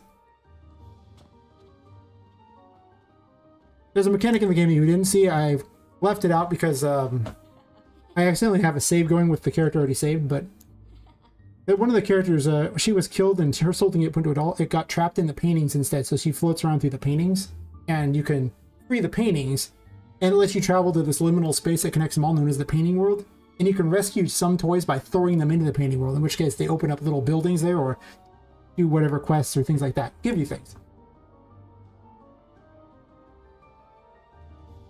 It's performance. I mean, with the amount of graphics going on, there's a lot going under the hood that needs to be optimized, and, it takes a minute. Why'd you put your hat away? Don't put your hat away. I should have left it out. I'm running out of time. Like right now, I have it set where you can't see off in the distance to see the city, And I have this really nice, beautiful city that I made, and it sucks that you can't see it, so I need to fix that. Okay, this jump is incredibly hard. Like, one of the jumps here is really, really hard. Might have just been because of the lag. I also make my own lore books. These are adjustable for I can change the text and pictures all I want and move them around and everything. I think I made this intentionally easier, so maybe it's not as hard as it was when I first did it. It's probably true. Oh no, it's much harder than I thought. Okay, it's not as hard as I thought. Sure. Yeah, one of the rescuable toys is here. I forgot to set her as rescuable, so she's going to stay there. But I'm going to at least run the pathway, even if there's no enemies at the moment to kill.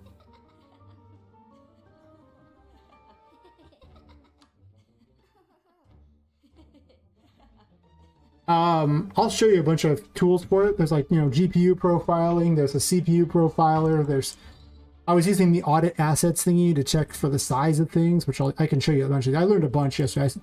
After the stream yesterday, I was so annoyed after, like, you know, how bad it was running that I stopped at like 6 hours and spent the next 4 to 6 hours learning ways to optimize the game. It was running so bad. I was like, this is ridiculous. It was like 7 to 10 FPS in some instances. It was disgustingly bad. Now it tends to get closer to 30, which is pretty good. I mean, I am a solo dev, so my theory is if the AAA companies can't do better, I probably can't do much better. Oh. This is Patricia. See, I figured the 14-year-old ghost girl would play dress up with the dolls, so there's like a little version of that boss. And I figured I dressed it up like a doll. That was funny. It's just a wimpy version of it, though. I forgot I left it over here. Ow. That's mean. I need to use a female voice changer to make it sound like a female one of it. Or maybe I'll just leave it exactly the same, because it's just funny looking. It's awesome. Died. Okay. Oh, landed over here and died. Fair enough. So there's movable light sources too, these things here. You can use them to get to places you couldn't normally get, but I don't think I even need it for this particular puzzle. I might, but I don't think so. There's supposed to be a hidden mechanic, that's why the drawers are saying hidden. I haven't finished the hidden mechanic yet. But I left it there as a test, just so I wouldn't have to remind myself.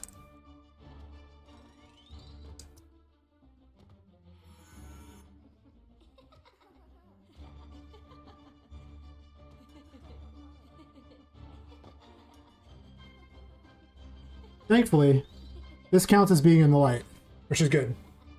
I might put a lamp here, though, because it looks kind of awkward. It's a surprising amount of game for the demo, by the way.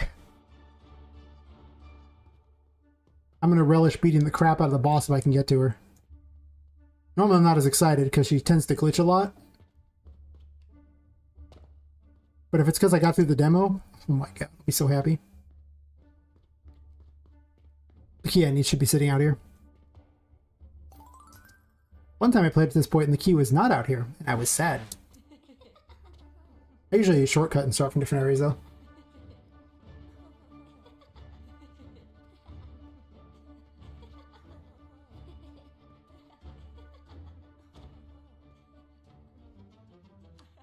Turn that light on too.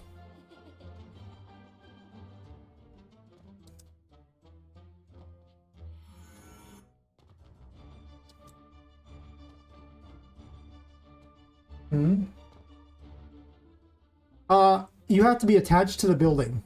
Like, as long as you're in the building, you're fine. If you jump beyond that, you die. So the pipes on the building still count, the windowsills still count. You're still on the building, because the pipes are still attached to the building. So it lets you have a little fun with it. I actually left some of the areas out because of how unnecessary they were. I wonder if I put a key up here. I don't think I did, but I'm going to run the puzzle anyway as though I put the key up here. I don't think I need it anymore. I think I took it out, but I'm still doing it. Just to show where you should have to go.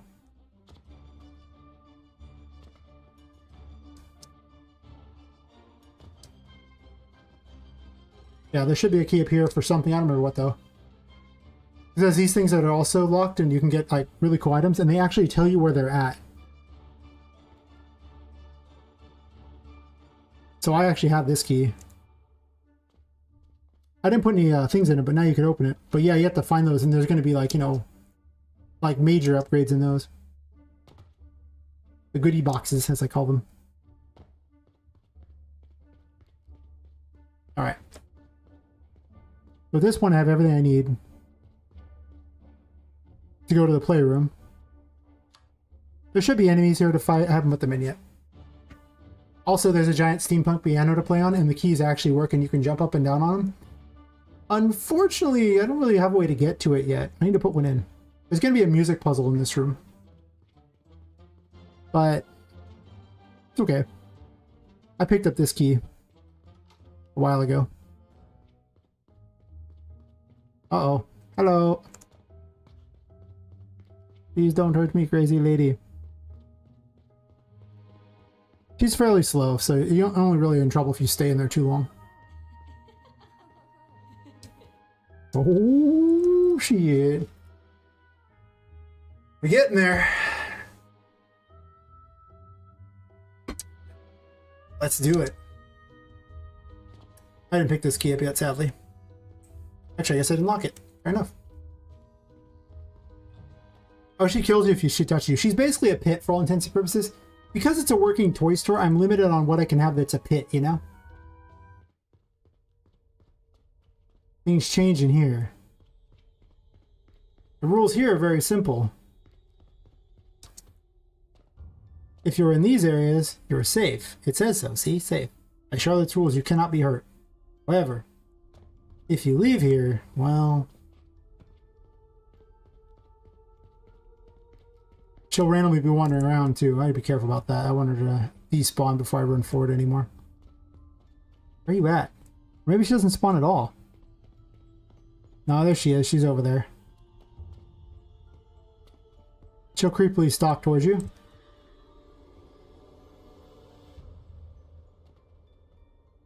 You'll get plenty of opportunity to see her as I try to get through this area.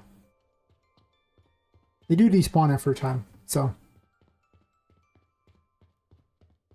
this area doesn't have enemies yet either. I need to make it so Charlotte doesn't hit the enemies, and then I can put them in here too.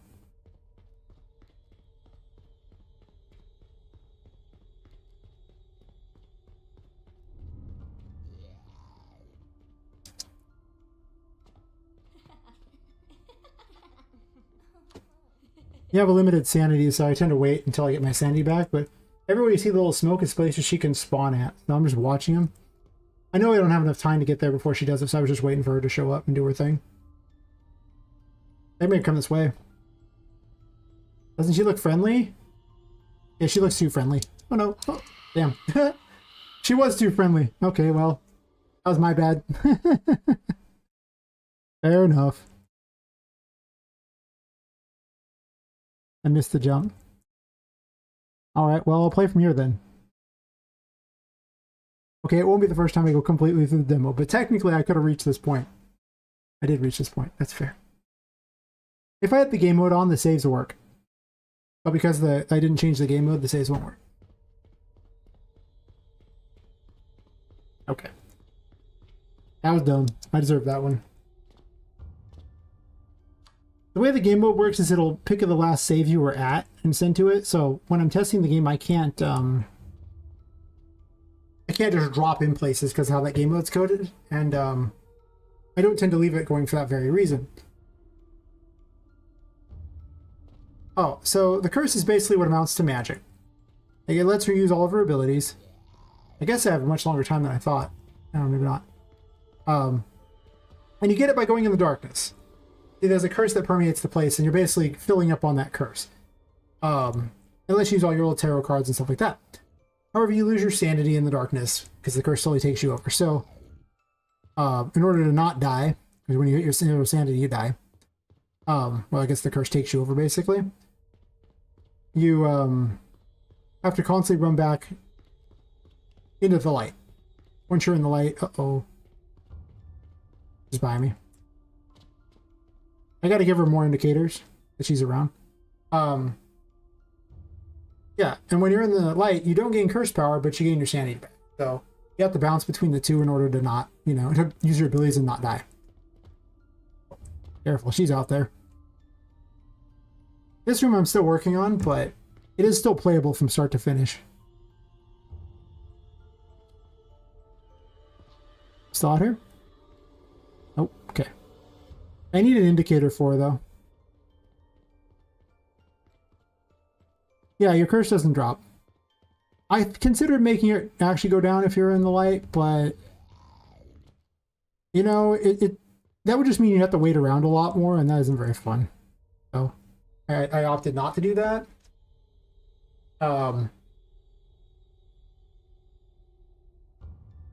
Because you already spend it really fast. I haven't even balanced settings. Like, the game has a lot more content in it. Like, it has a bunch of content.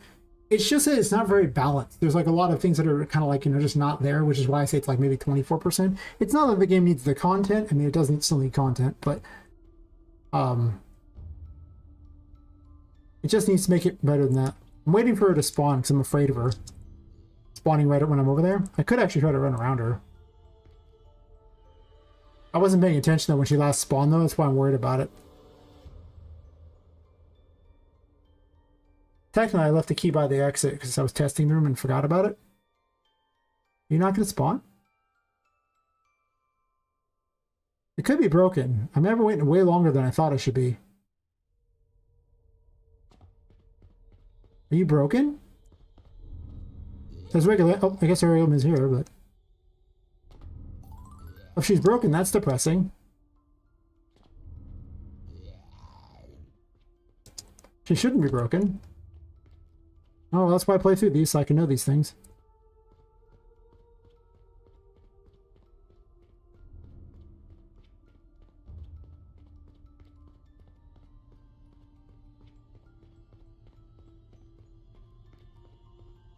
This room got a lot less terrifying, if that's the case. A lot less terrifying. Ah, you're making me look bad here, lady. Okay, the last spot I said this, the demo will make me look bad too. You should be chasing after me. What went wrong? Yeah. I'm antagonized by them. She keeps picking a target that doesn't exist. She only has 2 legal targets. They're both on there. And it lists that she has the correct target. I've been trying to figure out why she's picking an illegal target. More importantly, what that target is, because it says her target is the one thing and she's not doing it. I could just run through the room though. If she's not going to spawn, that makes it way easy. Man. I was being all cool and everything, and then she's like, nah, I ain't going to spawn now. I had the key over here to test too, just in case I needed it.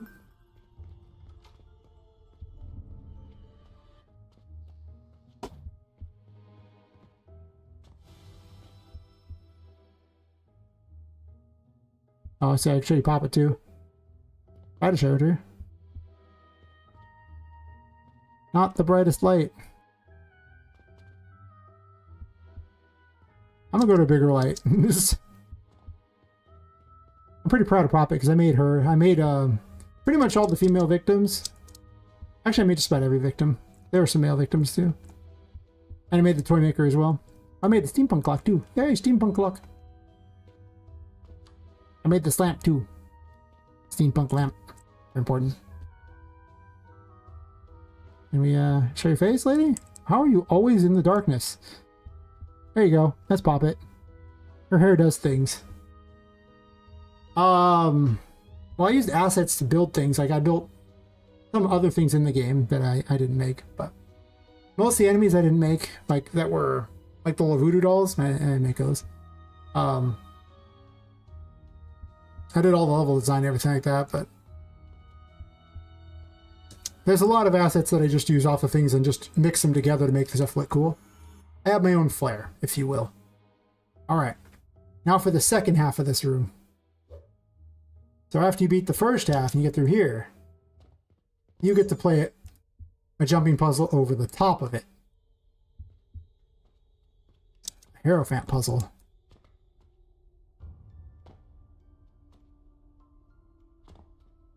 It's a bit laggy. It only makes jumping more fun. Those smoke traps actually work, though. Those are the ones you saw earlier. I can just jump to this one. I can skip that if I don't go the other way. I need to make this drain curse faster, so it's not as good. Because there is ways to upgrade your curse insanity.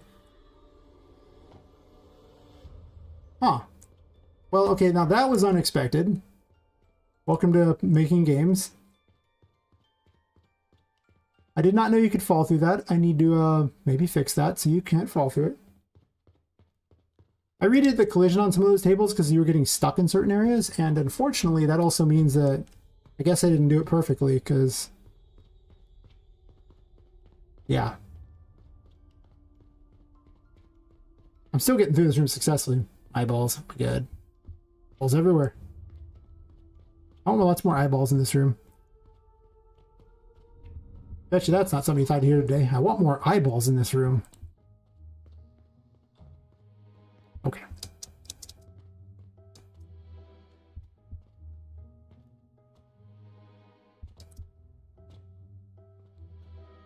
A little bit laggy, that's fine.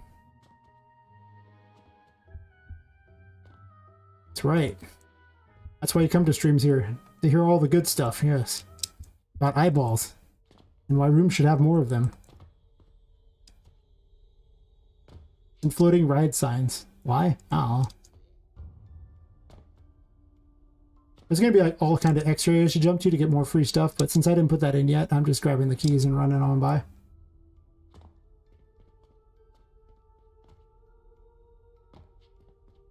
Okay, we're going to do this. I'm afraid of the side of that now. These are the same smoke traps. If you're nearby it... Oh ho! It has no collision at all. What? I guess I got to replace it. That must have been the one that I removed the collision from because I replaced it with a blueprint. That makes this room really hard. Okay, well, I don't know if I can make that jump now. I might have to cheat.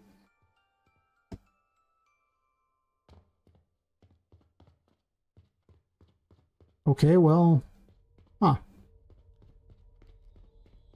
I wanted to play the demo on hard mode. It's like the opposite of game journalist mode. But the game is like significantly harder because I programmed it badly or had terrible collision or, you know, you name it. I wanted to do it again. It's more fun if you do it again and again. I played through these areas a lot. Can't wait to get testers, but there's no point in having testers until the game is, you know, at least in like a beta phase, basically. Like I could have internal testers, I guess, but since it's just a me, we don't internally test. By anybody but me. Me. My theory is if it's really easy for me, then it's probably about the right difficulty for the average person. Because I've got way more practice than them, so clearly I'm an unfair source.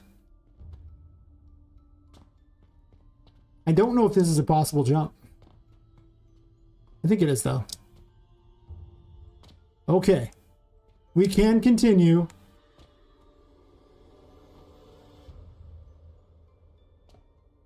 My god, that one doesn't have it either. Hard mode, remember? Oh, crap. Hello. How are you? Oh, god.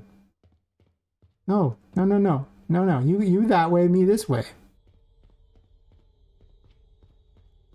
They tried to get me. Okay, so I just need to never jump on anything because half the things are invisible. Sorry, they have no collision. They're not invisible. If they were invisible, it wouldn't be a problem. No collision and invisible means not there.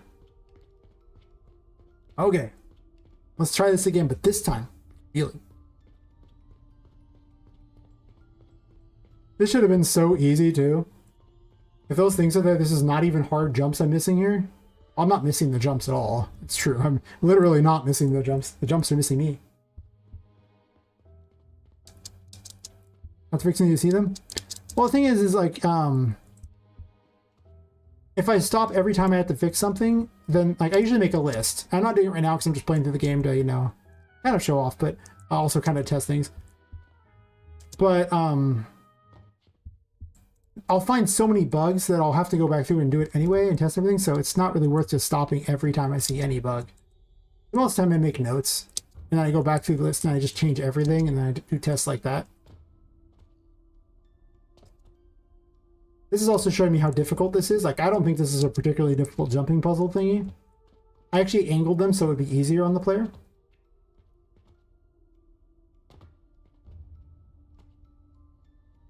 Alright. Screw the imaginary things! Okay. Oof. Don't fall through that. That's a hole. Once I have this key, nothing else matters! It's mine! It's mine! I got it! Despite all the crap. She's over there watching me. Got the key. Get back, noob.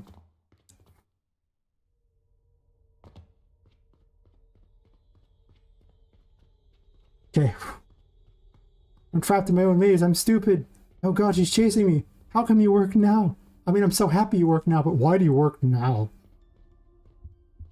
I'm a bit terrified that you work now. You out there still?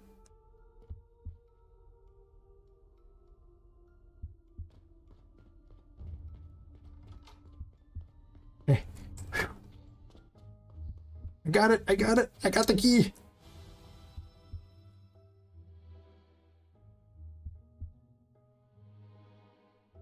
Yeah.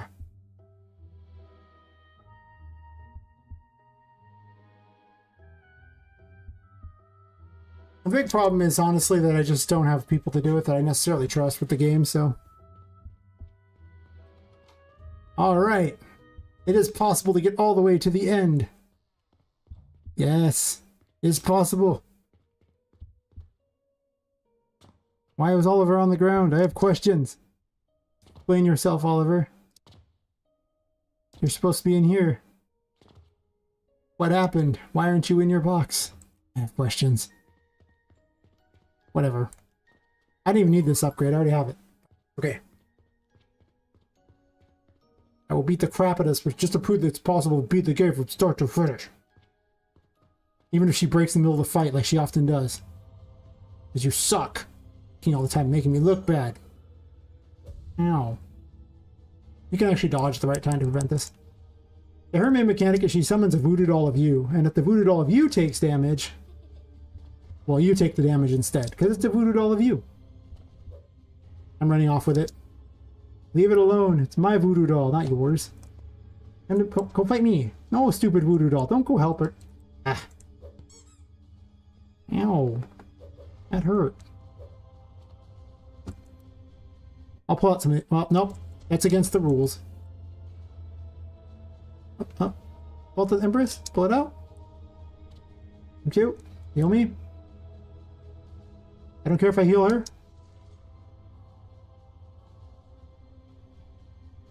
I was almost dead.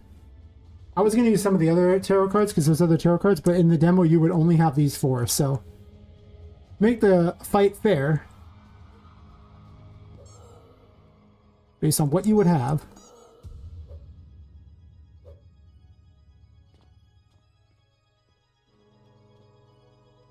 I haven't decided if you have all these abilities or not, but you probably need to have at least 1 heal. Stop shooting the voodoo doll, you suck. I'll take damage, yep. Leave my voodoo doll. Her name is Mini Pop, so named by chat. Because the main character's name is Poppet.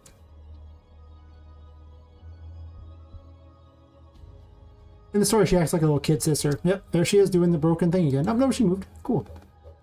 So, I was going to make a high-pitched, squeaky version of Poppet. Little child.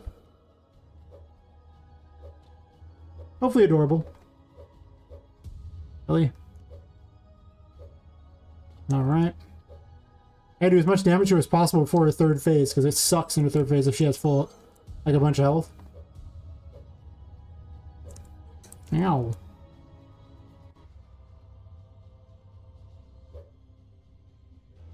So her 3rd phase, she summons 5 helpers, gains an invincible force field, and starts spinning the battlefield to make it harder to reach things.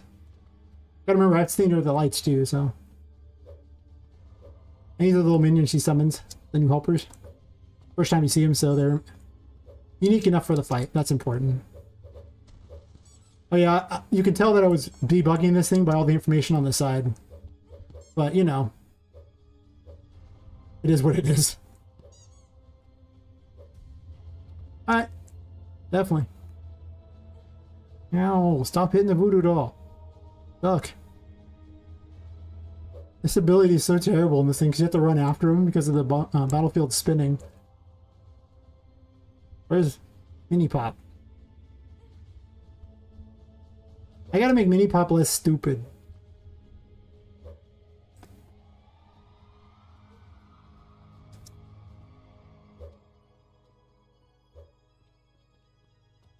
Well, she's not bugging out this time. That's nice. First time I haven't seen her bug out in a long time.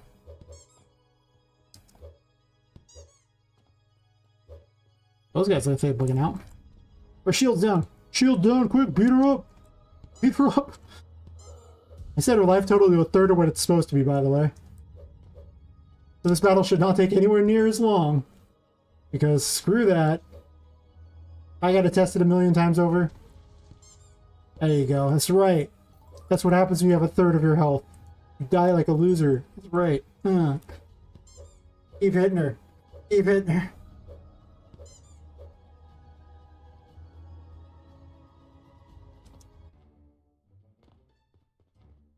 Aha! Oh ho ho! It is possible to beat the game from start to finish. There's nothing after beating her because I haven't bothered to set that up yet, but still, it's possible. It's totally possible. You're supposed to rescue Mini Pop and take her with you. And also, free Oliver. But Oliver is apparently trapped inside this for some reason. He shouldn't be, but he is. I need to add a way to get the key in. Probably also get rid of those shitty fire effects there. Pardon the language.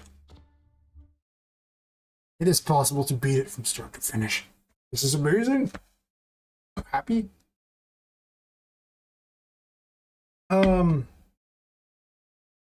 It's very difficult to set up multiplayer. You have to know netcode. You'll have to, instead of having just one player controller, you'll have to have like multiple player controllers, however that works. I'll level with you. My knowledge of how to do multiplayer is pretty bad since I'm making a single player game. I know you can use Steam's netcode in order to do a lot of this stuff for you. That does help. You do need your own servers and the like, so that's also something to note, or some way for them to all connect together. I mean, if you have like Xbox Live or whatever you're using, like if you're using one of the consoles, they have their own servers, I guess, but for PC, you'd have to implement your own servers, which is costly. Okay, well, it at least saves on the server things there, but then you got to learn all the netcode to do it with, and like I say, my knowledge of that is pretty bad. I would definitely, I wouldn't do it on your first game necessarily, but hey, you know, whatever works. You're gonna have to look up some tutorials on how to do it though, because other than understanding I need multiple player controllers, and I just don't know much about the netcode at all. I have to think about single player games. I didn't want to make my life any harder than it needed to be. Yeah.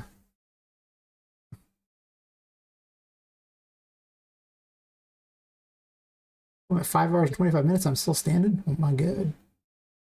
I have a standing desk. I usually switch to sitting during one of the commercial breaks. Because, well, standing for 5+ hours, same spot, a little rough on the feet. I'm so excited the game is beatable. Oh. You know what I'm gonna do though right now? What am I gonna do? Fix these things. I'm so annoyed at these things. They're all over the place. I just felt like an idiot instead. Ugh, this shouldn't have been anywhere near as hard. I also should have successfully beaten it from start to finish, but I was being dumb and messing with those, so. We know things that need to be fixed. Make some list of things that need to be fixed that I remember. I got my fix-it list with my own special stuffs.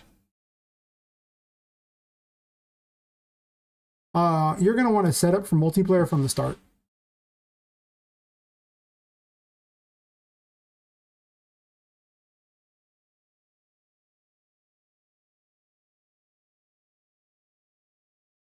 A lot of it comes down to, like, say, you need multiple player controllers. So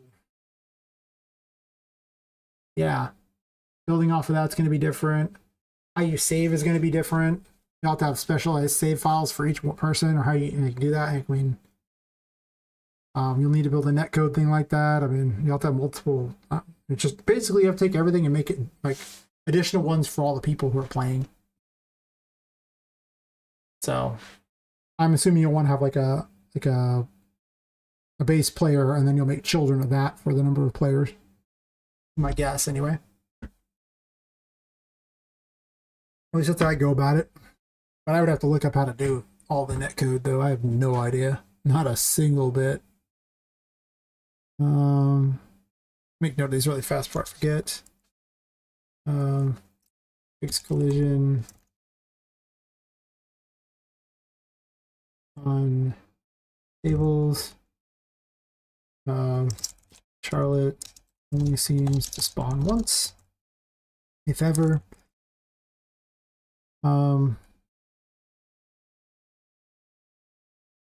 Add enemies and destroyables. Add a music puzzle. Things I want for the demo. Oh yeah. Thanks for, you know, hanging out with me and being one of the first people to see me get all the way through the demo. Historic moment. Yeah. Sleep well, and I'm going to be here for like another 3+ hours because I just keep going. Sheen.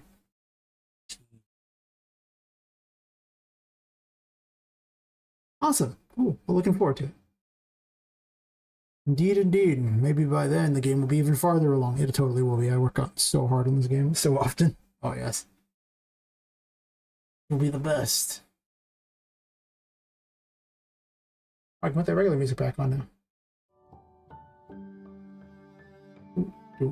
Aha, sleepy music. I have a bunch of game dev music that I've just randomed. I have the rights to use, so YouTube doesn't hate me.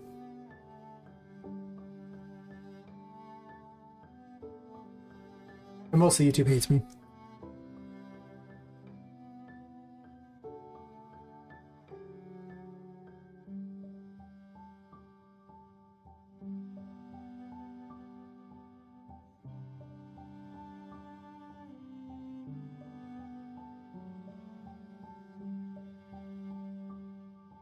Oh, that's starting a bit. Means I can switch my desk up. Maybe get some alcohol or something. Yes. Make my life more interesting. Okay, so I need to. There's a table on this one too, and that we need to fix as well. I remember that being a problem. In the carnival room. What else do I need to fix?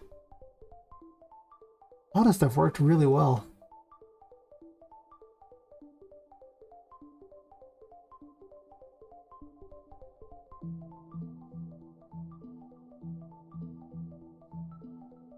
So cool that the game is beatable.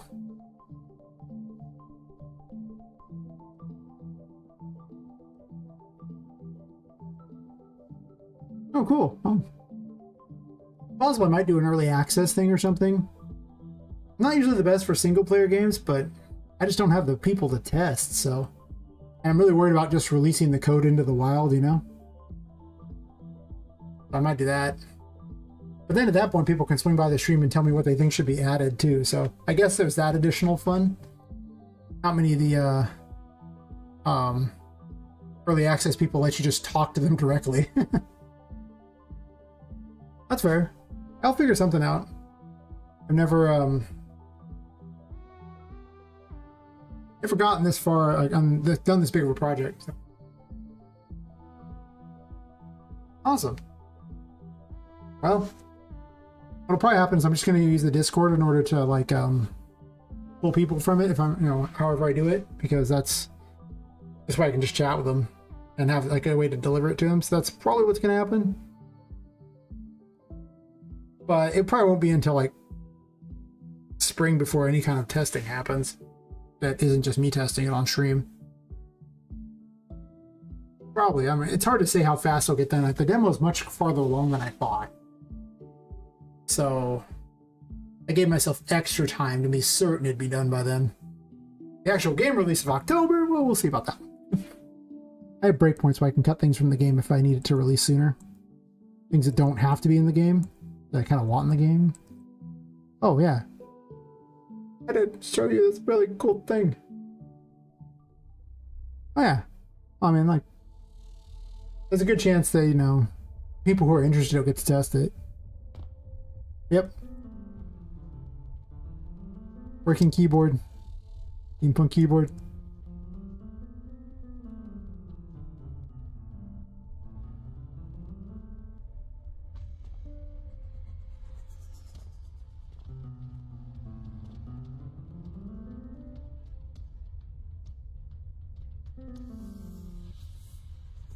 Well, the thing is you can assemble things with, like, you know, in the engine.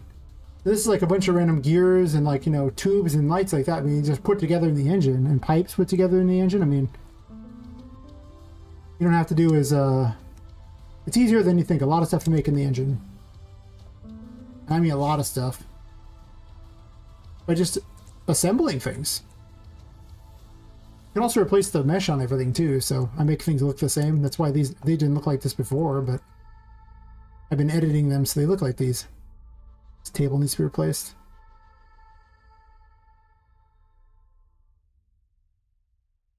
Sometimes the secret is just to start making something. Just put something out there. And as you play your game, you might come up with another idea you like better. Maybe you don't, but as long as it's out there, you got something. Right? That's how I do it. I make the simple version that works, and then I embellish it as I come up with better ideas. Otherwise, if I don't come up with a better idea, it's in there and it's ready to go. I do that a lot. That's why this room got a glam up that it didn't have. It used to just be this small room. It cut off right about here, and now it's huge. Because I just had a better idea. Yeah, that's fair. I mean, just I didn't build Rome in a day. Let's put it that way. Like, you know, as time goes by, I change things. This came about because I built a lab up here, and I started making pieces out of that lab. I'll use the pieces from the lab in order to build that. But one day I decided I needed this because, you know, I wanted a Dr. Frankenstein style setup going on. Yeah.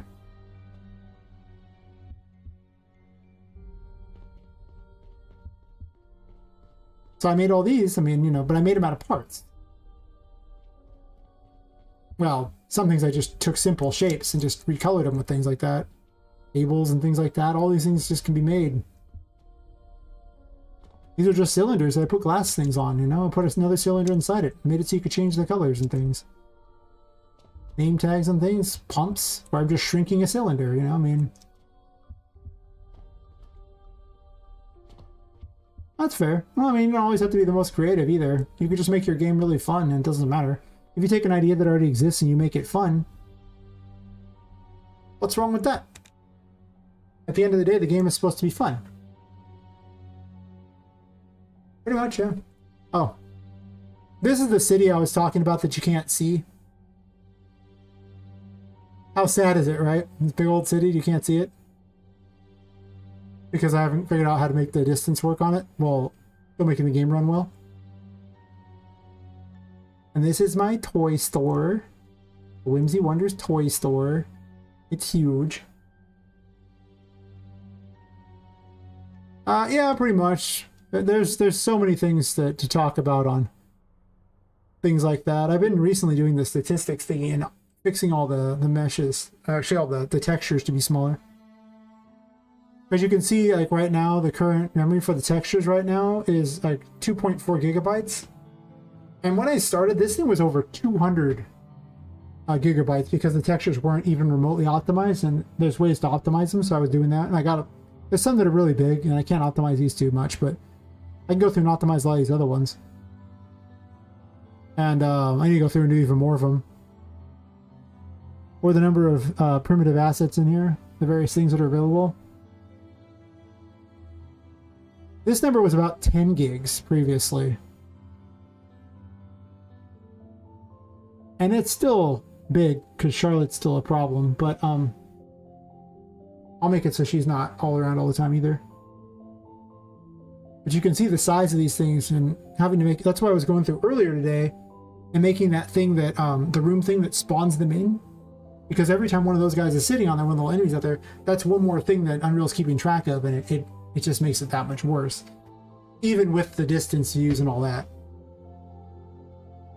That's fair. Oh, it's great chatting with you and all that.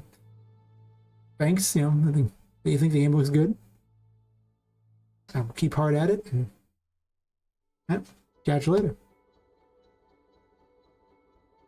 Alright, so now to fix all the bugs I found.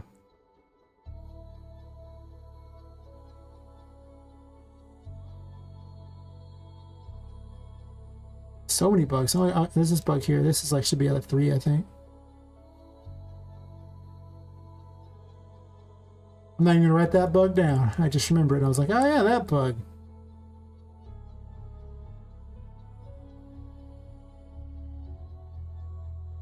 Then there's this stupid little table. Let me grab one of these tables. Browse the asset real fast. I don't have a thingy up, huh?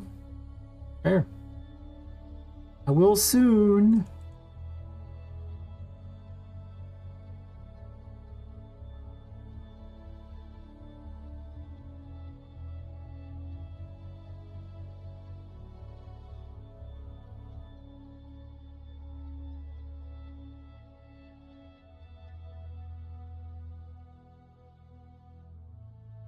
Either way, I'm going to go this one because he has no collision and it was driving me nuts.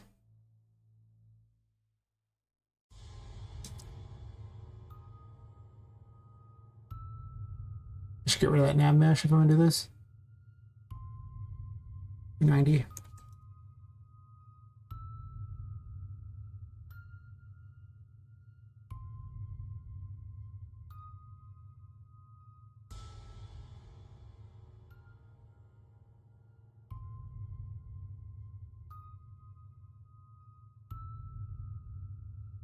That's so cool that it's beatable from start to finish. Now I'm going to have to start playing the game from their little start screen.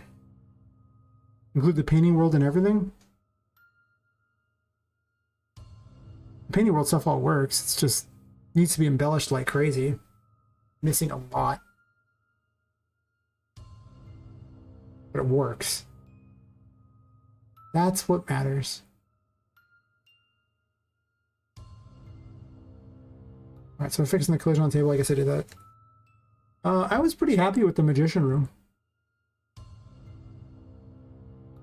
Oh, wait a minute. Oh wait, no, that wasn't a problem with my collision. The problem was that it had no collision at all. Yeah, these things just need to be outright replaced. I think there's only 2 of them. 0 out of 10, do not like.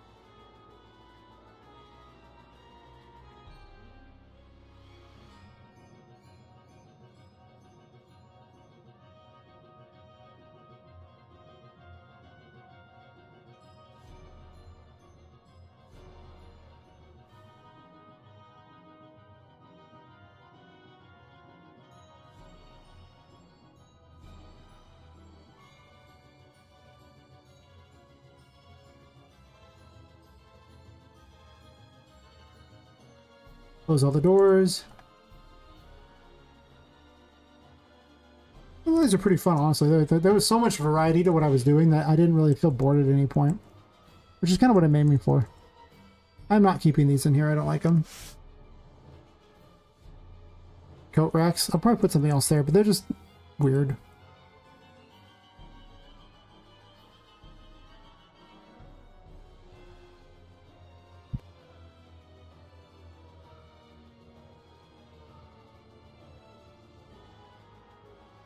Good times.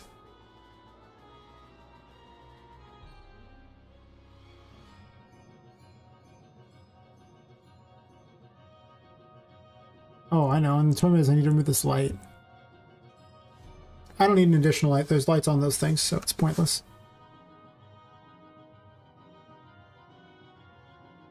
X that off the thing. Ah, yes, the waiting room key here. This is way too long. There basically needs to be a lamp over here just to make it fair. Because I barely make it, and, you know, if I'm barely making it, that means that the players are probably not making it.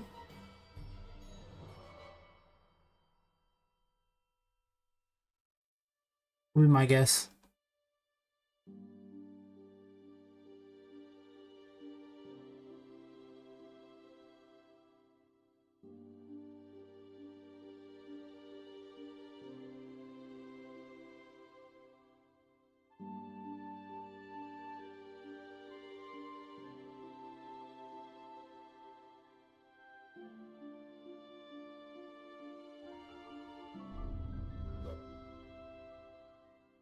That sucks, but can I make this one? That's what matters the most.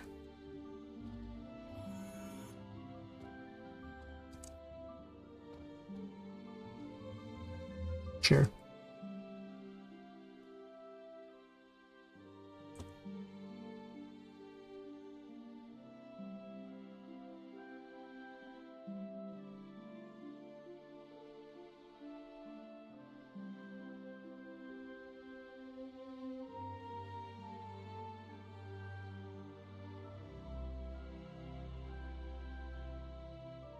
That should fix that problem, so now you're not as SOL.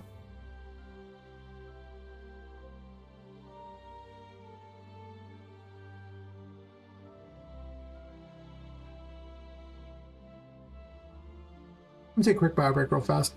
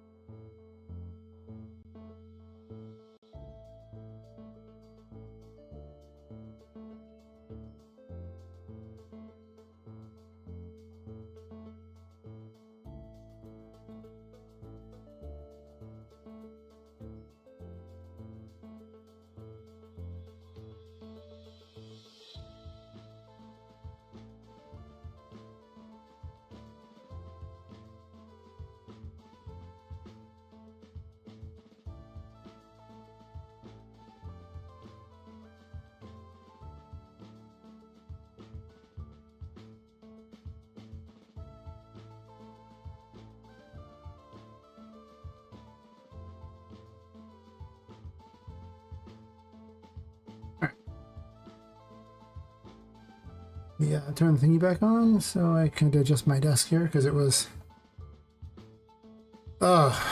definitely trying to kill my legs there.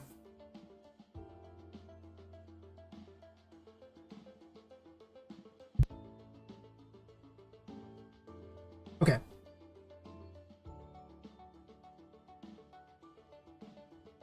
So. Oh yeah. Wait, I don't need the cloud transfer because it doesn't do anything anymore because I took that crappy water out, so screw that.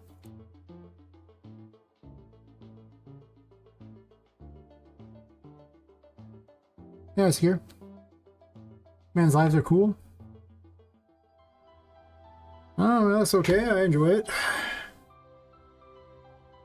Unless you're talking about your life, in which case, that's awesome that your life is cool too. Today I managed to get all the way through the game from start to finish.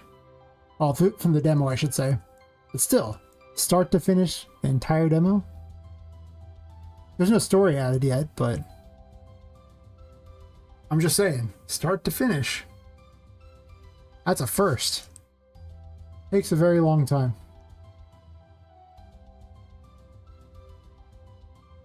Official match Metroidvania, I do. That's fair.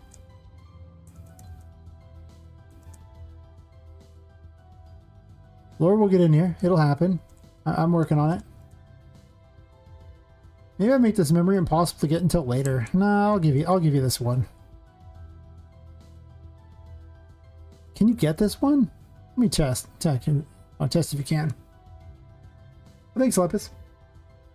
Yeah. It was awesome. I mean, I did do something dumb and got myself killed off, but I got to that room and I was able to beat the room afterwards by just simply starting from that room, so it counts as far as I'm concerned. Since there's no current... Oh wait, the saves aren't active at the moment. I'll have to start playing it from the title screen later. I have to see if this is even reachable. It might be.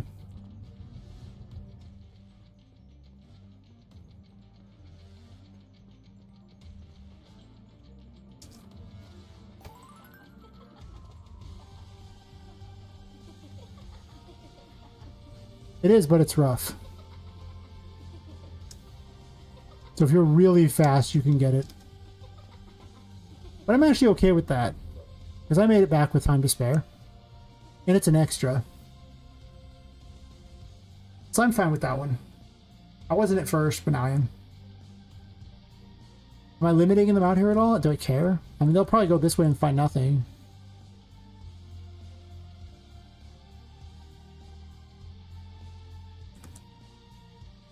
I could be this guy. And put it right here so they can see it.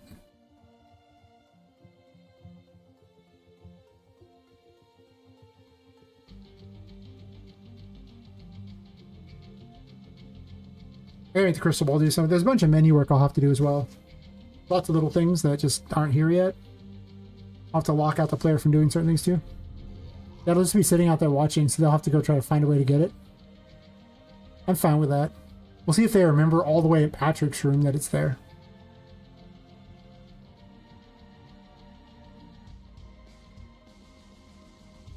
I got a lot of things I want to fix though. Including a bunch of AI crap that needs to be worked on. I should probably pick the music for certain areas and just leave it as it is.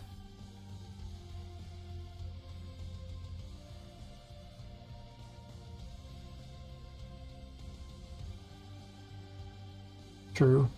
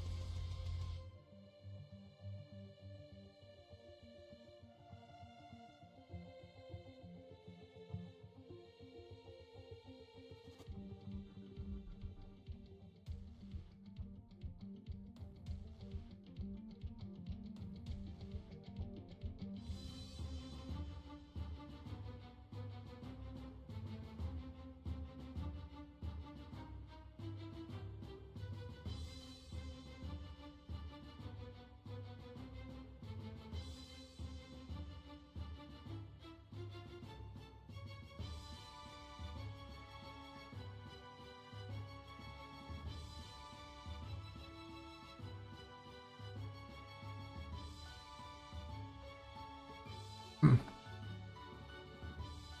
if my emojis were actually approved or not. Oh, geez.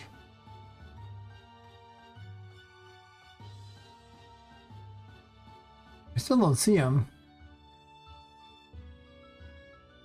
Why no emojis? Because they're all approved.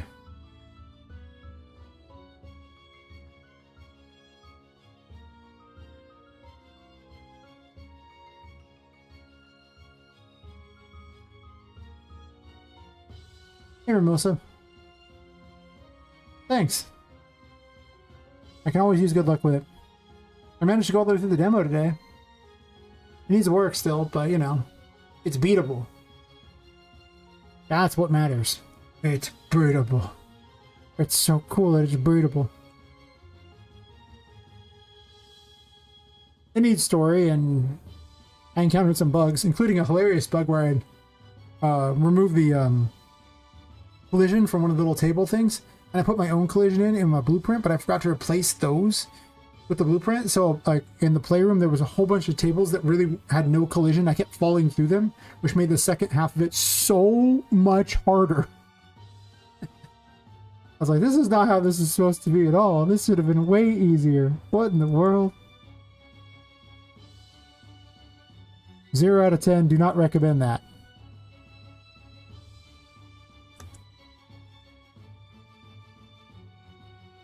But other than that, it was great.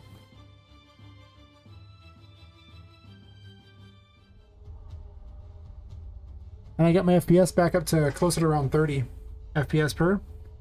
At 30 FPS as opposed to like yesterday I was hitting as low as like 7 or 10 FPS. It was terrible. I was just like the saddest ever. I was the sad.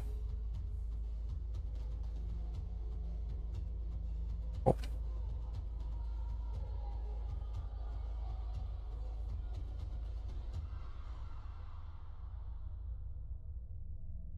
Anyway, I got my list of things I need to work on. I'll do the easy things first. But yeah, adjusting room music. I should figure out what music's going to be in all the rooms. At least a consistent thing.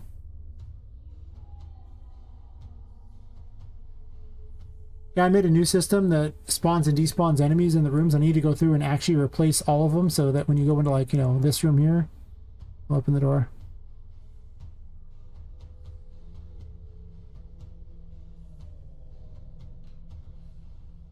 Humble bundles.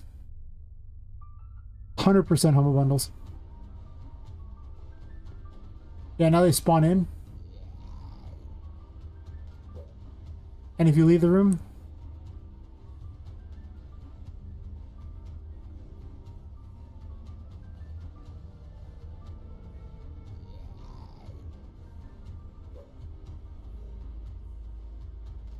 yeah, like you'd be surprised how often humble bundles show up with like a bunch of good music, and it's like all copyright free. Even I playing in the background, just I decided I'd have music in the stream just because why not? And it's just all tracks from that. Like I have so many of them too. I could just put them all in there and just let them spin because that's other ones I picked that were decent. There was like 453 I picked that were decent, and I think I had like 2,000 or 3,000 of them. Yeah. What do they have right now? I mean, they have bundles right now with stuff in them. Some pretty good ones, actually. If you don't already have all the stuff. That's kind of the problem. I often have a lot of the stuff already. This one doesn't have music. Here's an audio compendium. Combat effects, battle ambience to make things there. Hollywood horror. Fantasy. These are mostly sounds, though. These aren't actually... well, this is fantasy music, so there's 75 scores here of that. Some subscription thing. Undead S7. This might be too bad. Fantasy locations, value, sound design. So this one is mostly just sound effects. That one's not great for music, but what do we have today? Vocal Master. This is like acapellas, loops, and plugins for music thing. Probably not interesting for that, but maybe. Yeah, this if you're gonna make your own stuff and mix things. You get all this crap here, but you get a lot of stuff, so it really adds up. But yeah, these humble bundles, you can get so much in. This one's pretty good if you don't have, if you're in this kind of genre, like more of a survival type of genre, this has a huge amount of VFX, foliage, weapons, animation for warriors and monsters, more VFX, a bunch of music, blood, 2 different blood things, castles, actually more castles there, some gooey stuff. I mean, there's a lot of stuff in here. Just goes on and on and on. Some monsters too. Bunch of dorks too. Actually, there's like zombie things here. That's what I was thinking. Yep. More VFX. Pretty long one here. Yeah. It just goes on and on and on. And you might think, oh, that's pretty expensive, but they're paying more than the average. You have to pay more than $26.39.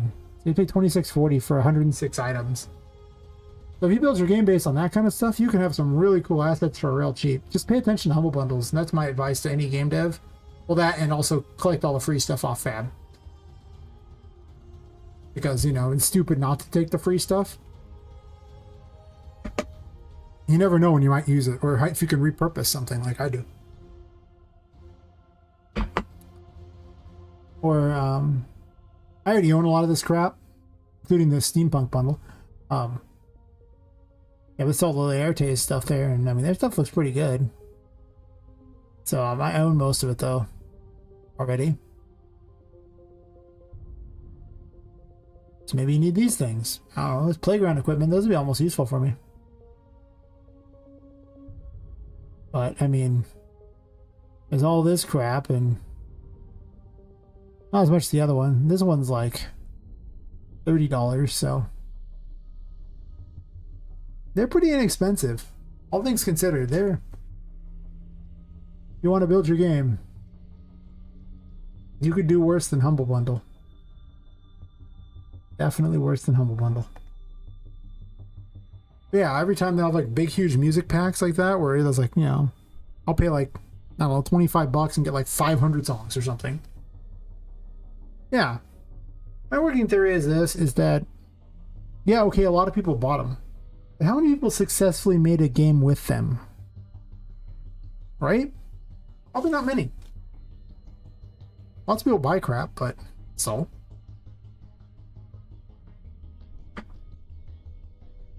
And who cares? Someone hears a song a second time. Okay. Don't think it ruined the game.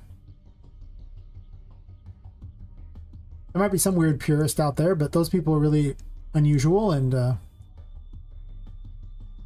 don't worry about them. If what ruins my game for you is that you heard one of the tracks before somewhere else, my game wasn't for you, because clearly nobody was going to make you happy. Nobody. You're looking for a AAA experience from an indie.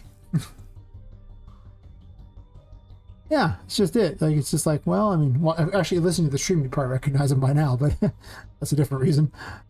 Yeah, still, it should be, you know, not a bad thing. It should be good enough. It shouldn't be a problem.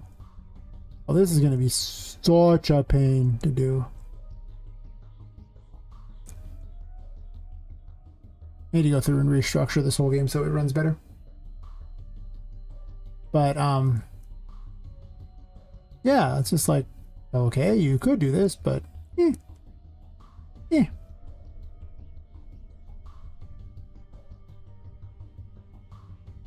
Yeah, I just don't worry about it.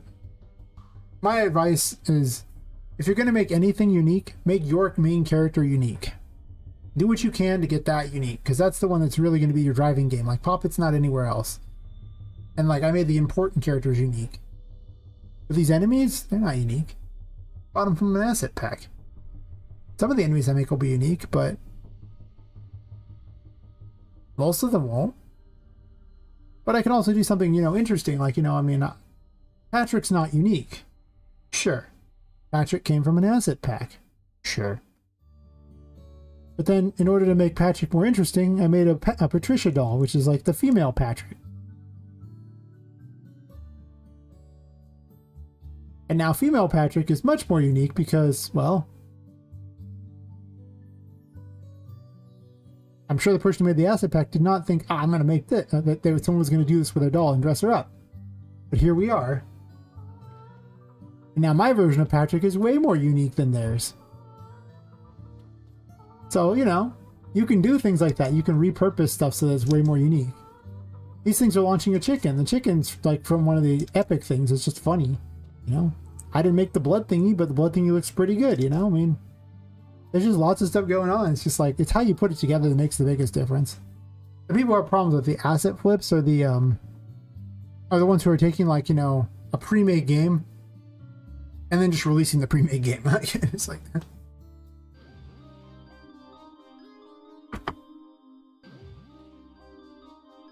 I'm a big proponent of whatever gets the job done, because I would never have been able to accomplish this otherwise without the aid of, you know, some of these assets being made by, like, a lot of assets being made by, like, the assets are like I didn't make all these, you know, I didn't make the wood things, I didn't make all these pipes. Like, yeah, it's just like,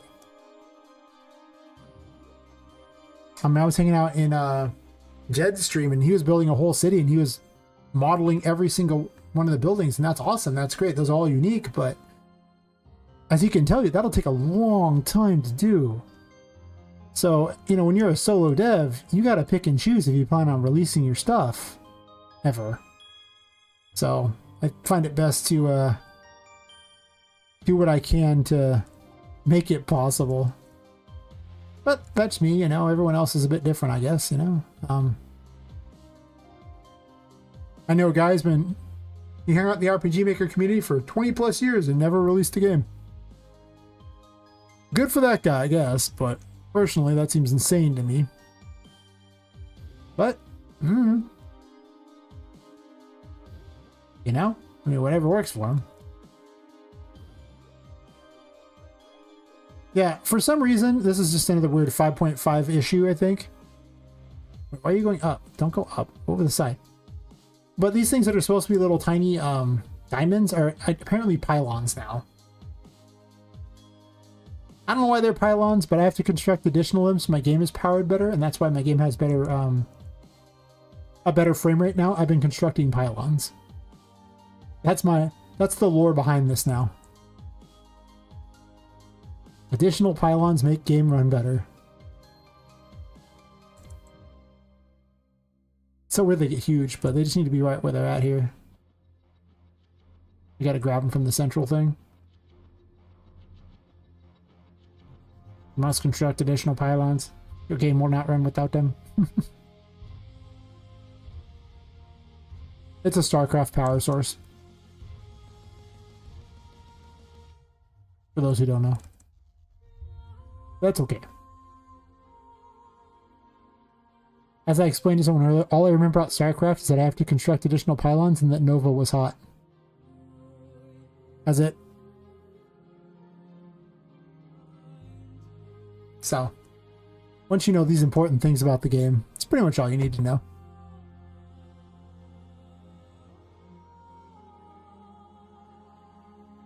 Yeah, I gotta move these into place for every single one of them. This is a much more upgraded version of my previous spawner, which used to go based on the distance of the player and just randomly place them. Because I figured out that if I just put a box around the room, I could trigger things for just specifically this room. Oof, this is a problem right here, I think. I might not put this box here. Thinking about it, there's an issue here where,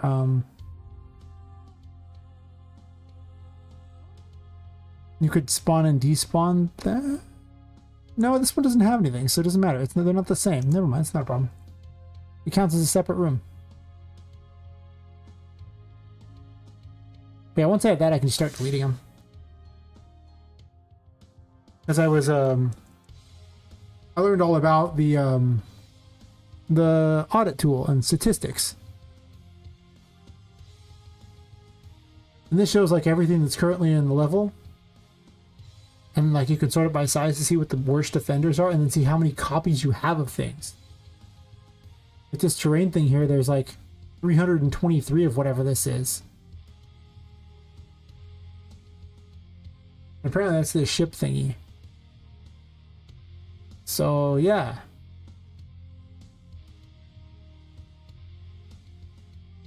Actually, it's not even 20. That's just whatever this is. Whatever the case, if you want to reduce your things here, you don't want these around. That's the instances are over here. There we go. That's what they are. Not bad. So you see how many there are? So there's like 13 Charlottes in the thing there, and they're huge. So right now the size is like 1.1 gigs, but originally this thing was up to like over like 100 gigs. It was insane. And then for the texture shaders, like you can see the size of all your textures in the game. And what it takes to load them and everything like that. And you can see how many copies of them there are, the number of uses of them. And this thing was like 10 plus gigs too. It was huge. So I can take a look at this, and I changed a lot of them to like the 1024 by 1024 because you can go to, we'll do this here. I'm just going to change them all so it can be lazy. Because it doesn't really make much difference. Like the whole, you might think 4K does something, but it basically doesn't. I'll edit them by property matrix here.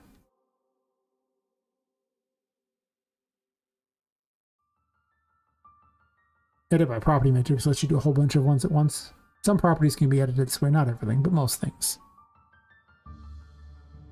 I search for max and like the max size they're displayed, and then make it 1024. Has to be a power of 2 if you want memory efficiency. I do that, and now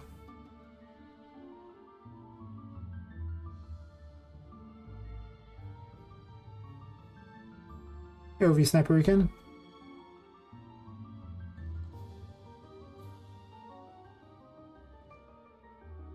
Yeah. I end up finding if I grab those that it tends to try to move up and down a lot, and I'm trying to keep it around the same plane, but technically for those it doesn't really matter. But yeah.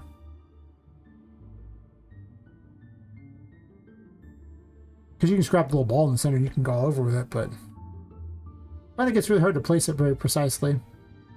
Most of the time I'm trying to place something on a floor and then I want to keep it in exactly the same plane, so I kind of got used to it.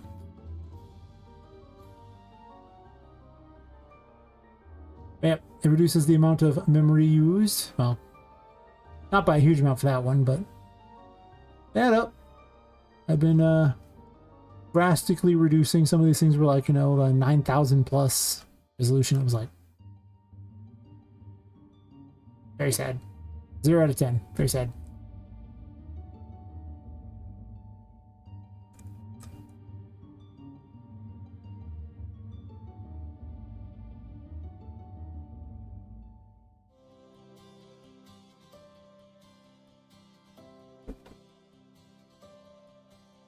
Exactly, yeah.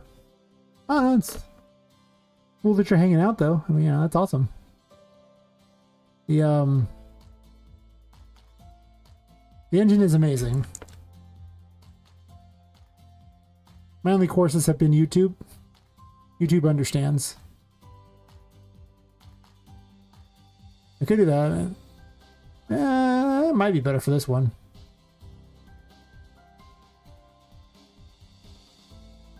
They should just end up grabbing the ball, and I just assumed the ball was all you could ever grab, I think. So I don't even know if you could, didn't even know you could grab it that like that. But most of the time I end up just grabbing the direction I want to move it, because I'm just trying to fine tune it, but it's good to know you can do that.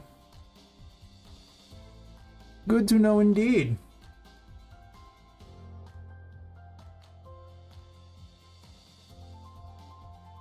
You know, like landscaping? But landscaping's so much fun. It's like playing with Play-Doh or something like that. I'm an art guy, so, you know. I'm gonna try to start grabbing these and remind myself too. Because, you know, it's just fun to make cool stuff. Like this, and like that.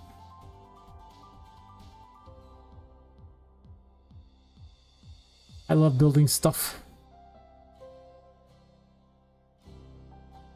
So how's the rest of yours going? I mean, obviously landscapes are, you know, not working for you so hot, but what about the rest of it? Okay, grabbing those is weirdly harder than I expected.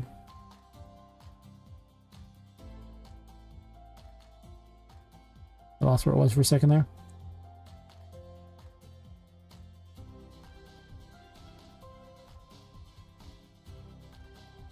It's hard to construct pylons, is what I'm hearing here.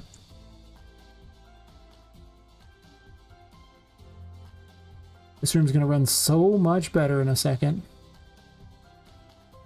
Oh, this should have been one of those. I gotta change that out. But no, it's a drummer. They're the same.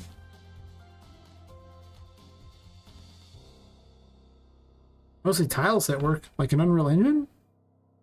That's rare, you don't hear tile set work very often. That's fair. I imagine it's like not a bad thing to do. It's pretty much the premier game dev engine at this point. 10 out of 10 would game dev again.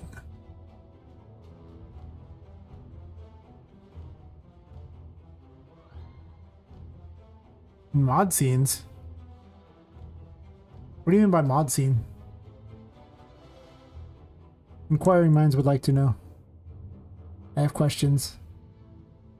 I ask many questions.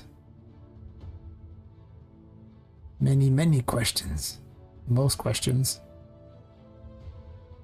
Let's get one of those and one of those. Okay, so 3 more of these. There's so many enemies in this room. It's so big. This can take so long. Oh wait, don't do multiples. It's just confusing. Nope, don't pull the whole room.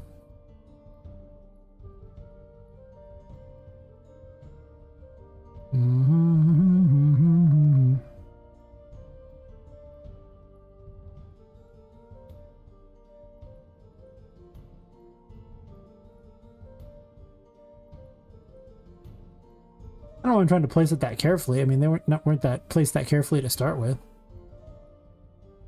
I thought there was some sort of weird palace built over there.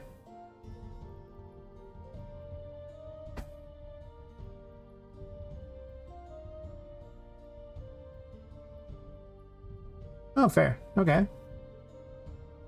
Yeah, Fortnite, there's the UEFN thingy, so you can just make stuffs directly for Fortnite.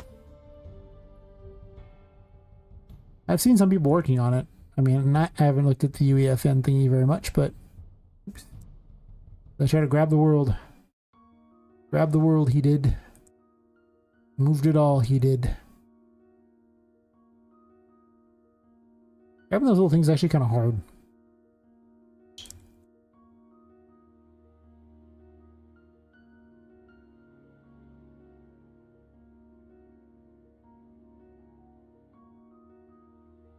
Okay, yeah. That's fair. I haven't looked at mod tools in so long, but thinking about all the time I played with Skyrim mods. Makes sense. Makes sense. Oh, Skyrim.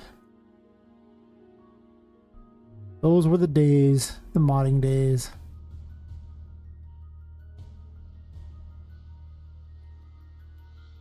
Yeah, I want someone mess with it a little bit, because I'll raid people after I'm done with the stream, assuming I have like a lot of viewers at the time.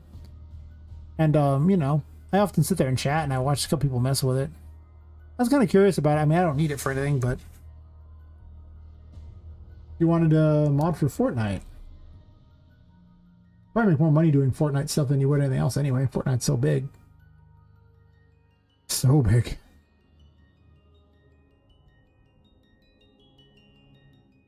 Oh, well, nice. They're like, you know, a bajillion years too late on Skyrim.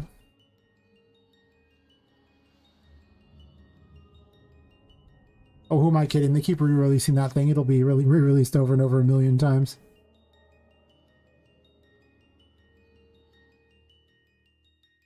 Got my bites in there. Now, this method sucks so hard for having to individually place, but it's so good for optimization and so accurate.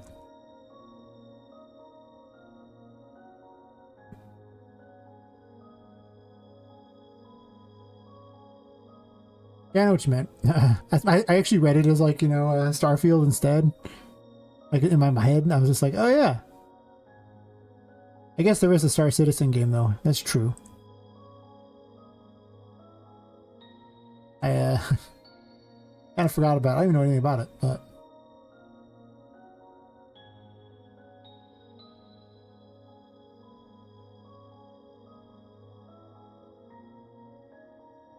whatever reason, these like thingies are all messed up because of 5.5, I guess. So that's why they're a weird shape and not the little shape they normally are. Don't know why. It just is. It works still, so it's fine. They can fall a bit from the sky too. It's fine too.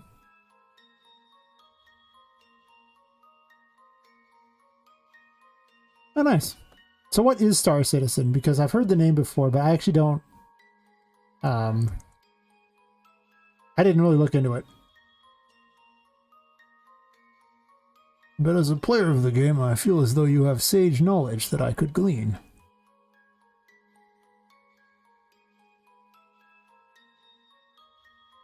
Also, it's something to randomly chat about.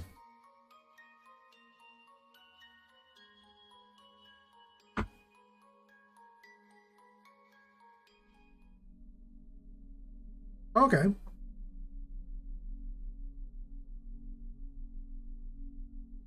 Oh, for some reason I thought the game was already like out for all this time. Huh. I just remember hearing about it ages ago and being the not most curious person ever. I just kind of, you know, said cool and know that I didn't get anywhere beyond that. I guess I gotta make a few more of these back here too.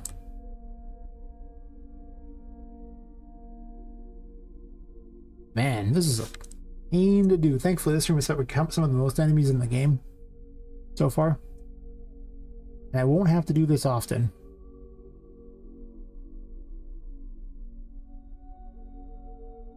These are bites.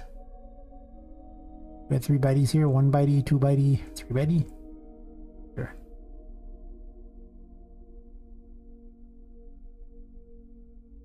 One, 2, 3 bites. Yep. Well, why ever end the alpha if you know you're always going to be able to keep working on it, right? Isn't that how it works? Like, you know, if people kept paying me to work on an alpha, I would never release my game officially either.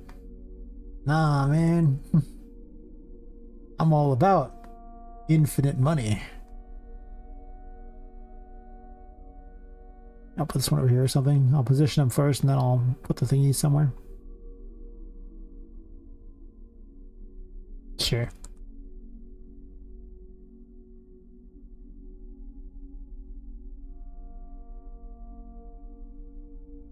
I gotta recode Charlotte's stuff too. 15 in that array. Save.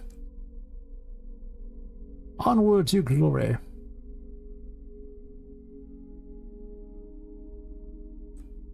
I'd be happy with $1 million. I don't even need 70 or 700. Not that I think, you know, 3D Metroidvania is gonna make that kind of money from an indie, but if it did, oh my god. I would pay people to make the next games and not make them myself. I'd still probably make cool games myself. I don't know if I could stop. It's just fun. I would take a nice vacation though. That's true.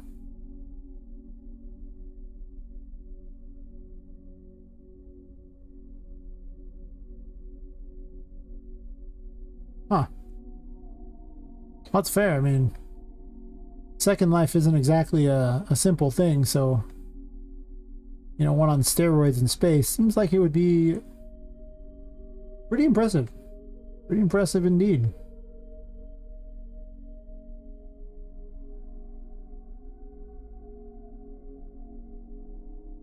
At least not terrible.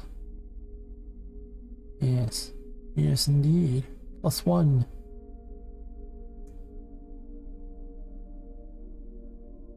I wish I could just get the actual location of these, but these are relative locations, so not an easy way to read relative stuff. For the most part, it's probably close enough.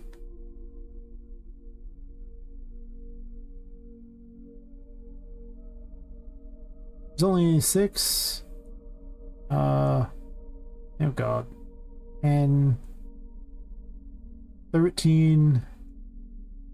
17. Oh god, there's so many to go. There's so many enemies in this room. Oh. You only showed up like 15 minutes early. Could have seen the end of the demo. So, game's called Poppet Quest. Let me turn the thingy up to not life hating. It's set in a steampunk city. You play as a woman named Poppet. She was killed and her soul was put into a doll, and she's trying to escape the Whimsy Wonders toy store. Unfortunately, there's a curse on the store that brings all the toys to life at night, including you. And if you leave the store, well, you'll just fall lifeless because the curse isn't empowering you anymore. So you're trying to make your way out of this place to, well, find a way out by either getting your body back somehow or finding a way to not need the curse to live. You know, something. She doesn't really know. She doesn't know if her body's even still there. And that's pretty much where it begins.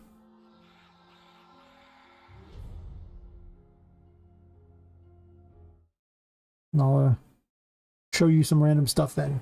Yeah, so let me put the nav mesh up though.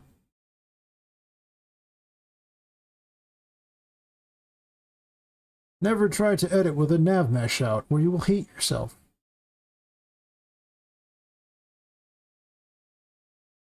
Oh yeah. Earlier today was the first time I managed to beat the demo area, like straight through without any kind of problems. And the demo takes over an hour, so it's a thing. I did leave a little bit of it out though. I didn't play literally from the start menu. I built the nav mesh real fast. Let me disable the other music too.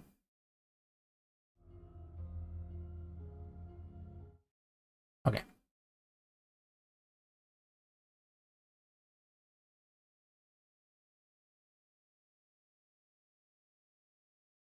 Probably about 10 hours. Okay. I'll wait.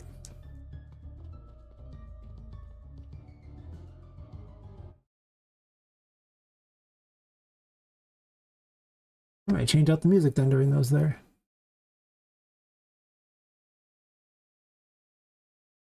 Whenever you're back, I will begin the demo.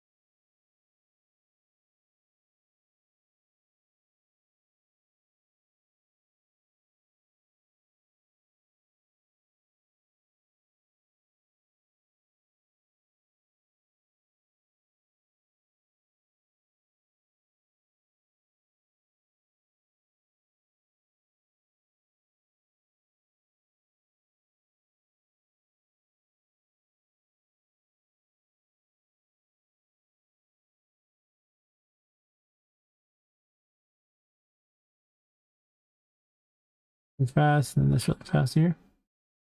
Here. Oh, nice. Welcome back. Okay. Yes, welcome back.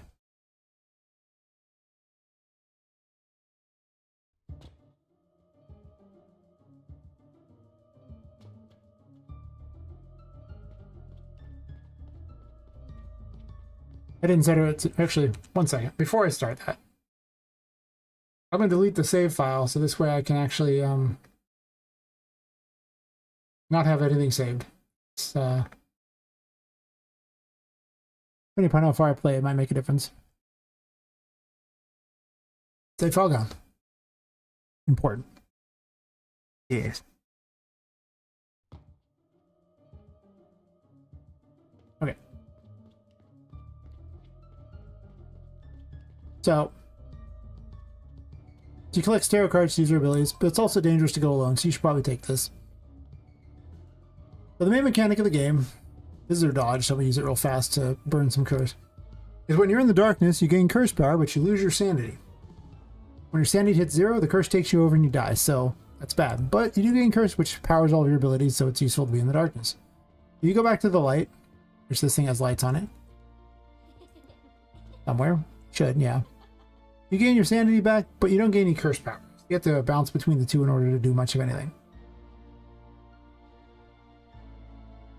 This is the Fool. It's one of the tarot cards she uses. It's a giant squeaky toy. Breaking things is so much fun, I wish to break lots of things.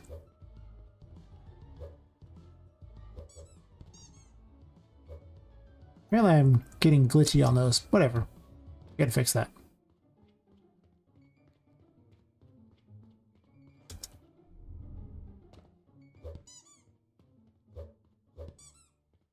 What you doing, buddies?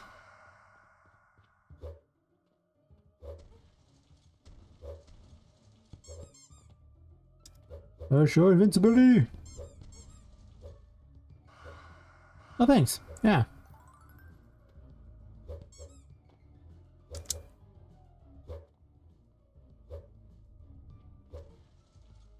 Ah, screw all you hippies. I'm going this way.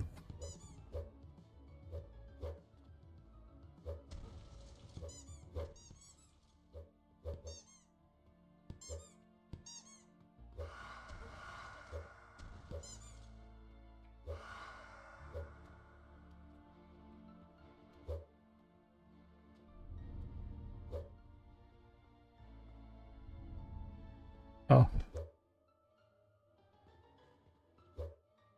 Also, this is Poppet. It's kind of standing in the darkness a bit, but she is my random creation.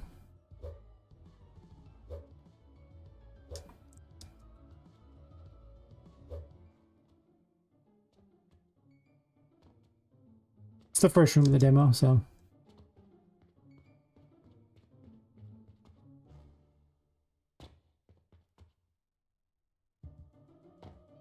Haunted books. They do things.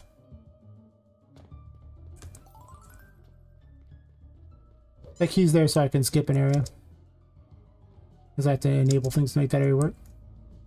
Bouncy couch. It's important because it bounces. Sometimes. Yeah.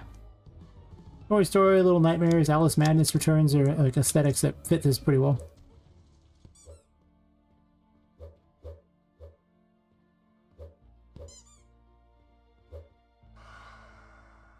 I have customizable books. I'm gonna put lore in them too, because you can move like the writing around, the pictures and everything. That's where you get the Magician. I have all the tarot cards already enabled, well, most of them, so I don't really have to get them, but in the demo you would have to get the Magician here. The Magician is basically telekinesis for all intents and purposes. It lets you pick up small objects. It lets you open drawers.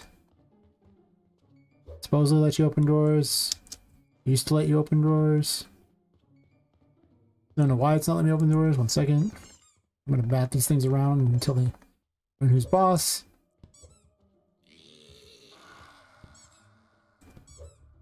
Might be a lag problem. Ooh, goodies.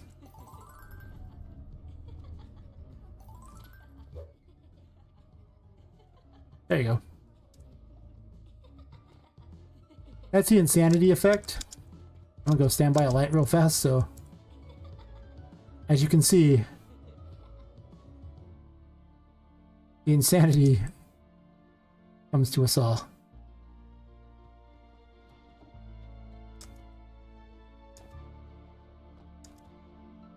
This says hidden because there's a mechanic I'm gonna add later for being hidden in the drawers, but just there to remind me.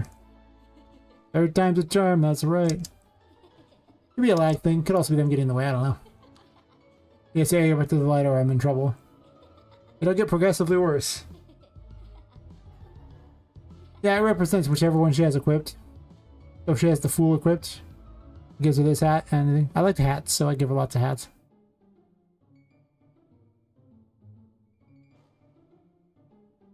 Magician Hat. These are cards that I didn't technically pick up yet, so I shouldn't have them. Empress one. On the Hierophant. I'm going to give them more of a glow up, but we'll get to them.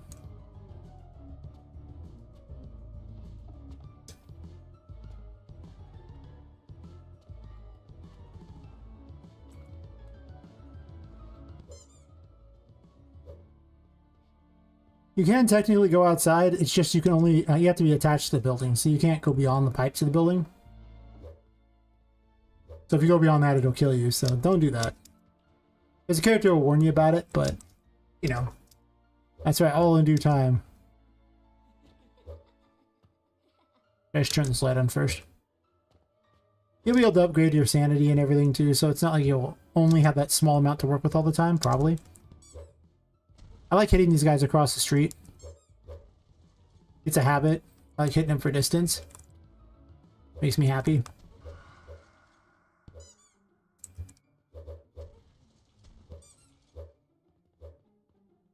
That one flew a long distance.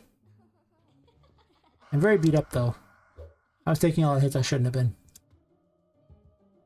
Not picking up all the destroyable stuff to help get more health. What hit me? Oh, you. You suck. There's a save point of this. I just have to get this without taking much damage and I'm fine. Wait, Maze Q. Home run. Yup. She saves by jumping into toy boxes, so.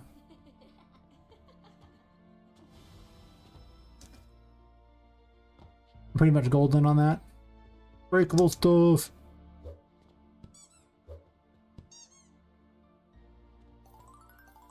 It's just fun to break things. Let's be real here. If she has the right key, she can open doors.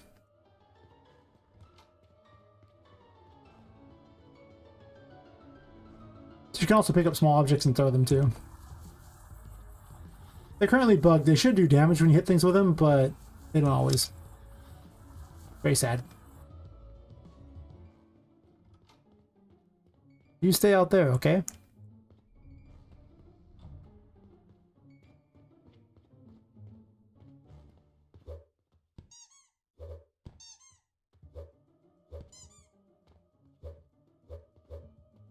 Was a little finicky. About 10 months. Hey, Doris. You too. Don't look at me like that. Aha. Hey, coin.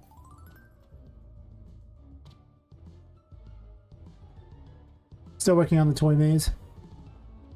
You can go through pipes and everything like that. The toy maze is interesting. There's various points that break the game up. Like there's like non-combat areas basically. Well, there's combat in the toy maze, but I also know the exact right way too. Maybe from testing it like 9 million times. Maybe. You need to rescue an NPC here, and this is where I found one of the mechanics of the game that I'll show you eventually.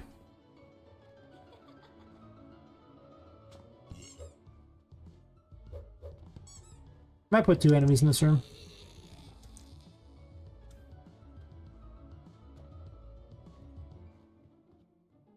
It's easier to jump out than to take the real way to get to the rest of the things there. You can also cheat and walk under the maze and try to figure out where you have to go, by the way.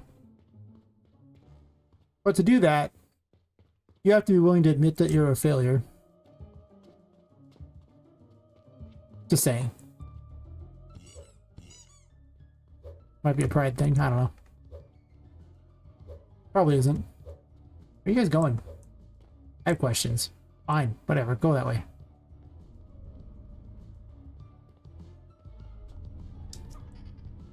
Did I miss that jump? I hate myself for that. Not really.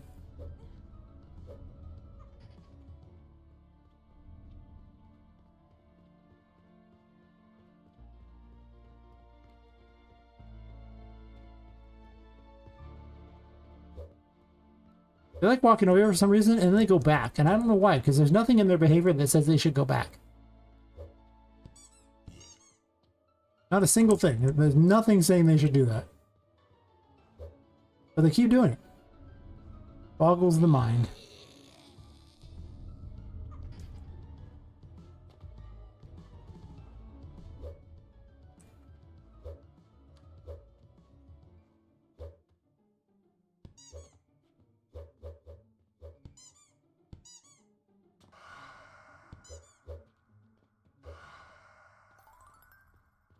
I got a health thingy. Yay, I don't need to go there. There's actually a bunch of various like upgrades and things like that and unique items in the maze, but throw this. Oh yeah, there's just lots of bugs. Okay, I don't know why this thing is broken, but there should have been an NPC here. And she's not. Okay, well that's good to know. You're supposed to rescue this NPC and then take her to the paintings? Because there's a character and she's been trapped in the paintings? Like, oh, basically all these women were killed and their souls were put into dolls. But one of them, like, something happened and her soul got stuck in the paintings instead, so she floats around through the paintings, and you can free the paintings in order to visit the painting world, which is like a liminal space that connects them all. And you can rescue some toys by throwing them into the painting world, and then they open up a little, you know, stop there or whatever, or just do something there. Buildings. You build like a little city there. Give me 5 AI issues. Yeah, there's plenty of AI issues in this game. Take this. I must break things. It's important. What you doing, buddy? It's like, I just wanted to visit. I'm going back now. No, you're not. Right. Wait, you brought your friend too? I was just gliding along the ground. I don't understand. Why are you wandering around? It's so weird. You can use the maze to get over this area at this point, but once you have both keys, you don't really need to.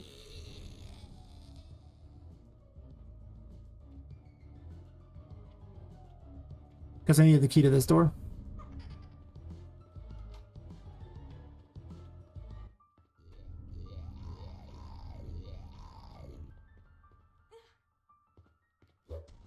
Now, save point. Hey! What you doing, buddy? I made a new system to spawn these guys too, so it's much nicer than the previous one.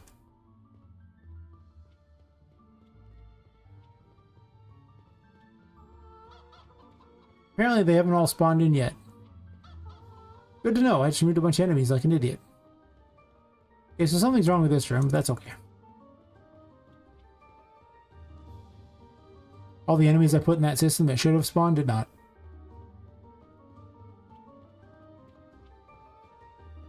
These 3 are still here. You know what you did.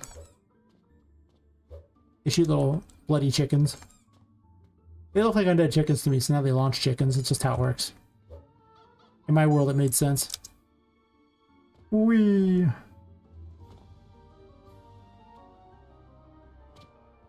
That's where you get the Empress, which is important. We'll get to that in a second, but this is also where you get to do something that's very important because Twitch chat demanded this. You've seen The Lion King, right?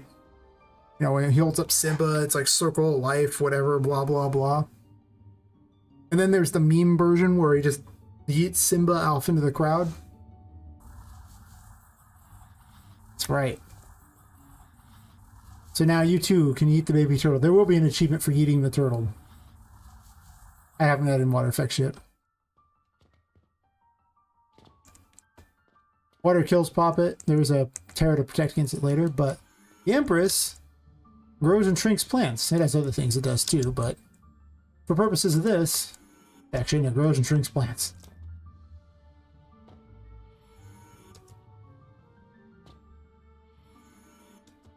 That's right. Eat the turtle. Eat it. Eat it.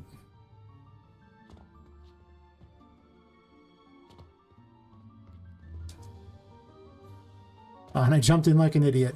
Wow. I can't believe I botched the simplest thingy. Why are you building the navigation? Oh my god, stop building the navigation. I will try again, but this time with feeling. I can't believe I missed that easy jump. Such a loser. Damn. Failures exit. That's right. I took the failures exit on this one. Bam. Bam. Okay. Let us continue. Yeah, I put lots of Easter egg things. I love random things in here that make, like, they're just there and fun. So you'll see all kinds of things. I love secrets, so a lot of the lore in the game will just be, hidden away in, like, books, and, there's, like, memories of your friend, because she vanished, killed by the same serial killer, and so she's clearly somewhere in here, too, so you're looking for her. Leads to the best ending if you can find her. I did set it up, though, that you can kill her instead of, like, you know, not realize it's her, so. I'll have secret lore inside the Insanity messages, too. Right now, it's just dumb things that Twitch chat suggested or I came up with. Meme stuff.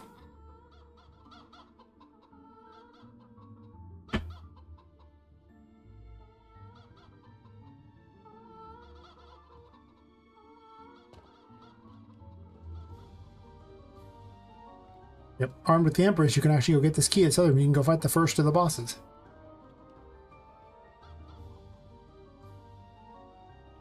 Ah. I don't want to fight you guys.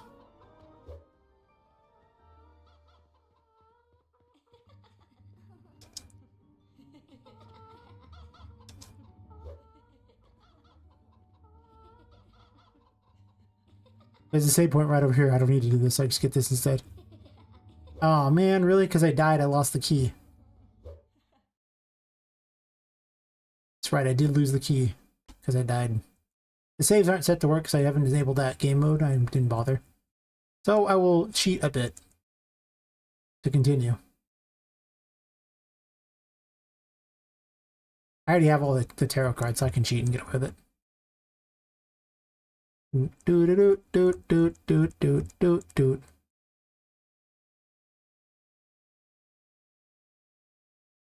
They make little yeah, they fire little chickens that make chicken noises, like living chickens. Not really living, but you know. They'll probably get changed out a bit. They were funny, so I just was like, yeah, okay. Chickens are in. Okay. So assuming you have the Empress at this point,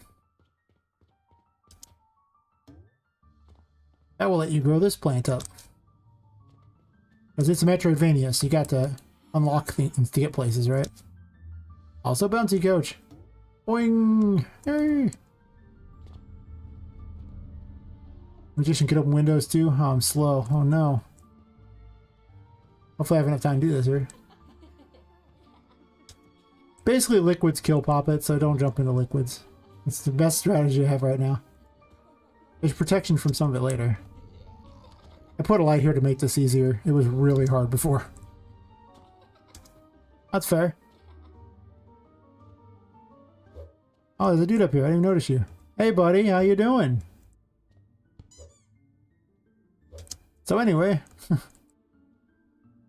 I was just playing with this flower here and someone got in the way. I didn't even introduce how the Empress fights. Well, once I get this key, I'll show you. Because the Empress is one of the few ones that actually has has combat capabilities yet. I'm going to put more in with combat capabilities, but the Empress is unusual.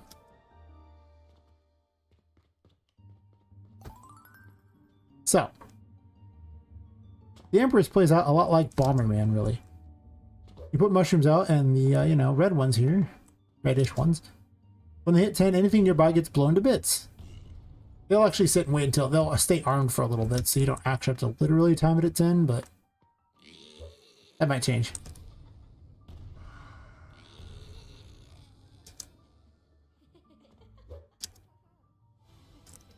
And it has a reverse version too, where the blue ones heal anything nearby.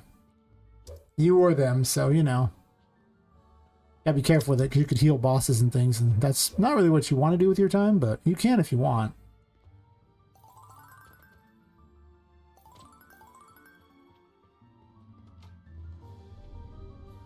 Yeah, it has a curse cost, so it's definitely it's good against some enemies and horrific against other ones. A lot of it comes down to how much the enemies move.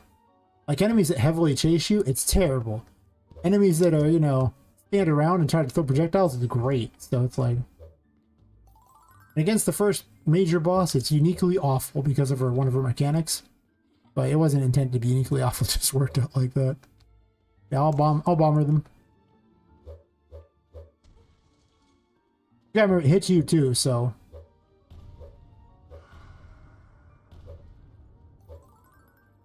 But you see, it uses a bunch of curse, so you gotta run back to the darkness a lot with it. But it is fun.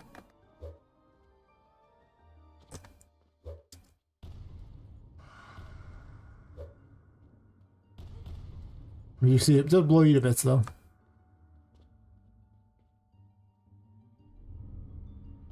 Basically, the plan is to let you be able to carry any 4 tarot cards you want. So you'll be able to kind of pick and choose what you use. You have to go back to the save points in order to switch them. I'm turning these lights on here. Get my curse back, make the fight a little easier on myself. That's right, worth it.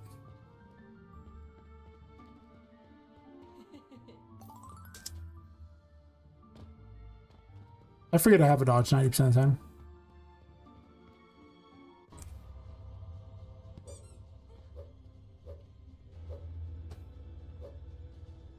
I picked up the full super mode where it gets huge. So I can do more damage to Patrick and speed this fight up because I fight him all the time. And yeah, he's got like 3 phases. He's got a beat you up phase. He's got a weird spitting phase where you summons helpers, and he has a kind of like a Donkey Kong phase, really, I think is the best way to put it. But yep.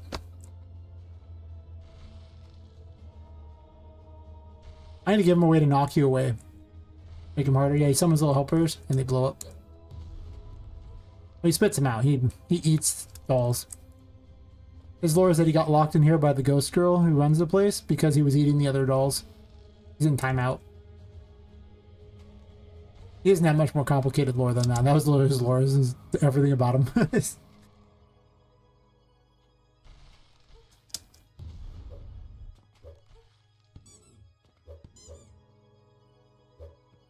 I don't even know if you're going to be allowed to have this super mode at this point in the game. I don't think so, but I'll take my double damage and use it.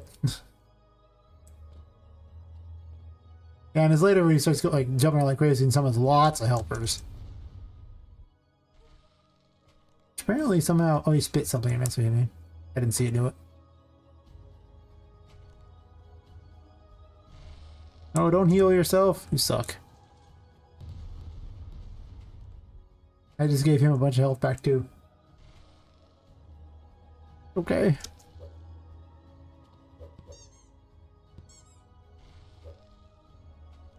I should make the little Annie dolls, the ones that explode, explode when they get launched or something, so they do damage to things. It'd be pretty funny. Really. Also, yeah, in the it takes a picture of whatever you're doing. I'll make it so you can save it, so you can do like little Pokemon snaps of what's going on behind you. Just something fun to do.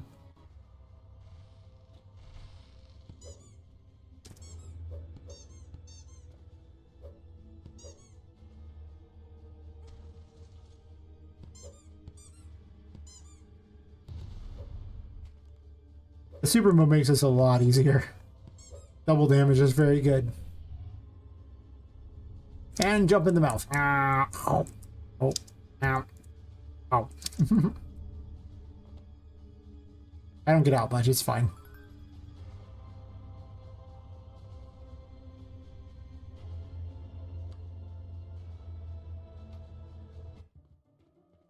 Yeah.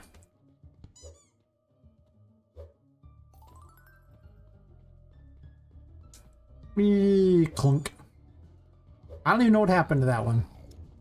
I'll hit this one instead because it makes me feel better.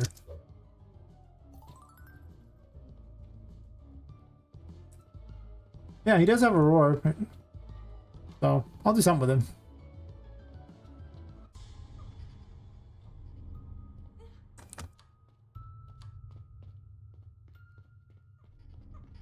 So, oh, we're going this way. That's right. Because cinematic. Well, it's not a cinematic, but it's a cinematic feel.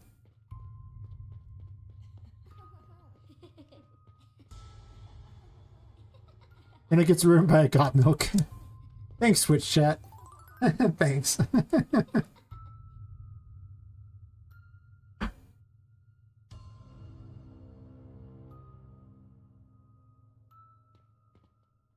Yeah, he'll definitely have probably some sort of a stomp or just something, a roar, who knows. It'll do those kinds of things, I imagine. This is the Hierophant room, and the Hierophant is, there's these possessed objects. When you try to use them, they just do dumb things and won't let you. That's right. Perfect timing on the got milk. Yeah, the Hierophant's active. It makes these things behave like platforms. As long as it stays active. Reminds me, I didn't even fix the really hard jump in this. I'm just going to have to beat the really hard jump again. Before I fix it.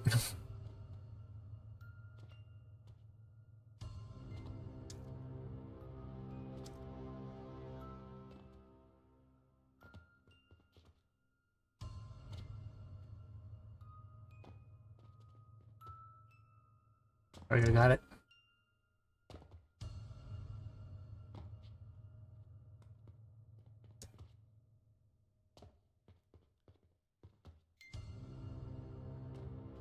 So this is my fun Annabelle reference. Look at how happy she is. She says, nice. And what if she's watching you? It has the same warning as the case for Annabelle in the Warren Museum. See? She likes me. You can tell. It's a smile. She likes me. See? She'll break out later and it'll be fun. Good, clean, wholesome fun for the entire family. Right. First try. And it's not even like a streamer first try.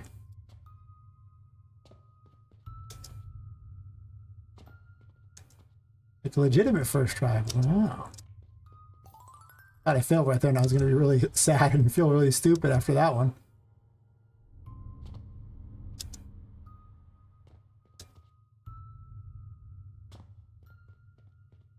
I need to add another puzzle to this room too, or something else to do. Probably when you come back to. I'm gonna close the door. These are my friendly landmines. They're just friendly. Right. Jaw unhinged? Yep. This is happy to see me. This is where you first encounter Charlotte. Charlotte's the 14-year-old ghost girl who is the de facto ruler of the place. She likes to try to pull you into the darkness or come from the darkness and chase after you. She acts as a roving pit for all intents and purposes. Also, that article looks terrible. Yeah, she acts like a roving pit for all intents and purposes, so she's like an instant kill, but there's like a save point right nearby, so you just respawn.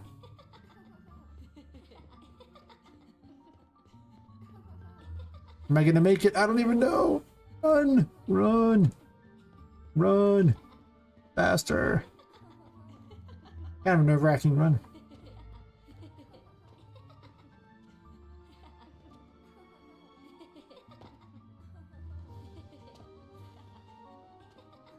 Aha, gamer!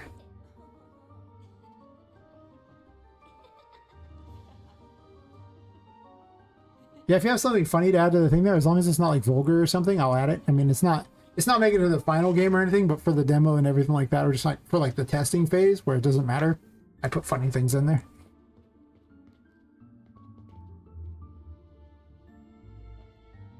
Okay.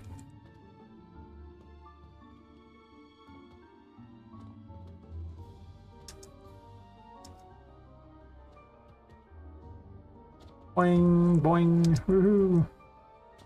I'm intentionally gonna fall here though.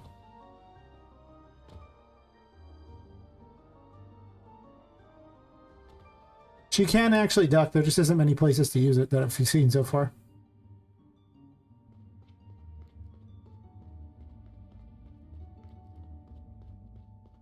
This is an optional room that gives you a bunch of keys that make life more convenient.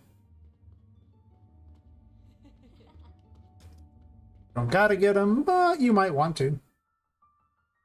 Yeah. The curse takes you over and you just die. Apparently it's the same effect as if you just, you know, took lethal damage, but I'll eventually have some other thing for it. It's basically like an extra health bar that only matters when it matters. That's incorrect. There's actually a couple of tarot cards that use it as a resource. That might get changed out, though. They might just use curse instead. Well, I don't know. The star trades sanity for health and health for sanity. It might become Wheel of Fortune, though, for that effect, because that effect sounds like Wheel of Fortune. I'm doing all 22 of the major arcana.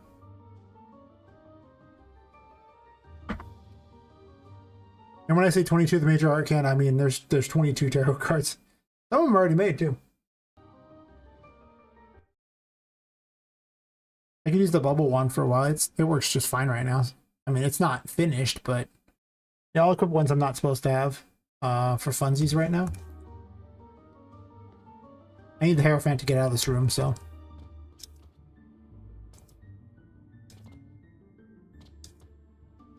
Sadly, most of the enemies didn't spawn in this room, so I don't know what to do about that, but.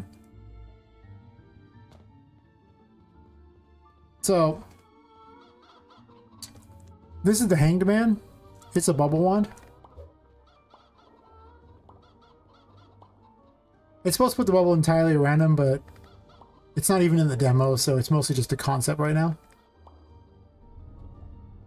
It's completely overpowered because nothing's immune to it. Yep. It's definitely going to be interesting. We'll have to see. I do plan to do all of them. Hopefully not all of them in DLCs, you know? The game is very ambitious.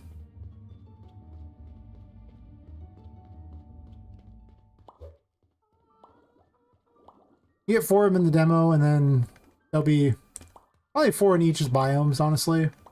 Rough guess, though. We'll see. I might have to change it up a bit. This thing has the worst accuracy, because I programmed it weird. I need the other one. I don't need the... Oh, I will need the Empress. Well, I guess I don't need the bubble wand at the moment anyway, so I need the Magician to open the door, though.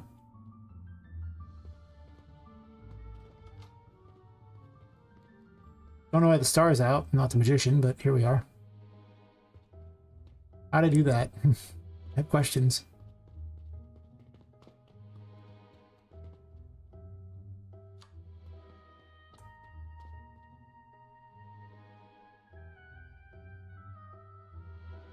My benches are floating? Wait, what?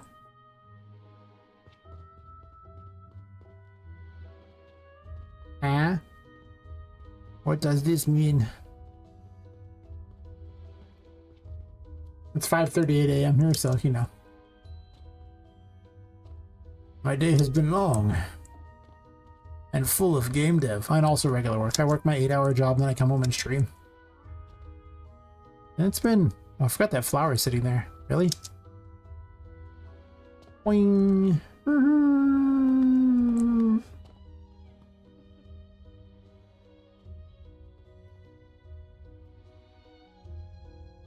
Alright, well, I'll show the painting world later. Because it's transferring to another level, it screws up the game to, I'll end up at a random save point when I return, so it makes the game unbeatable if I go there until I switch game modes so I can go to the correct save thing between levels. That was poorly timed.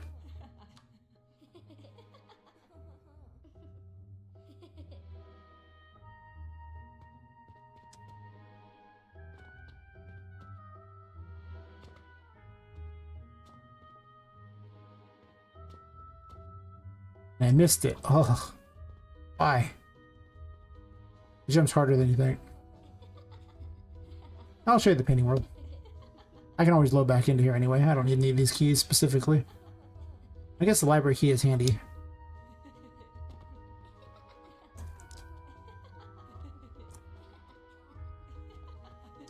Can I make the couch? We made the couch! Into the painting world! Oh. Sure.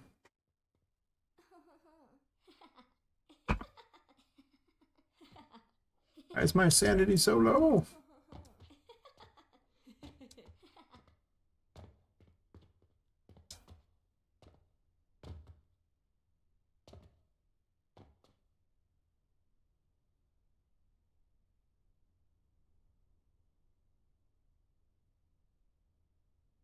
Make note to put that back there.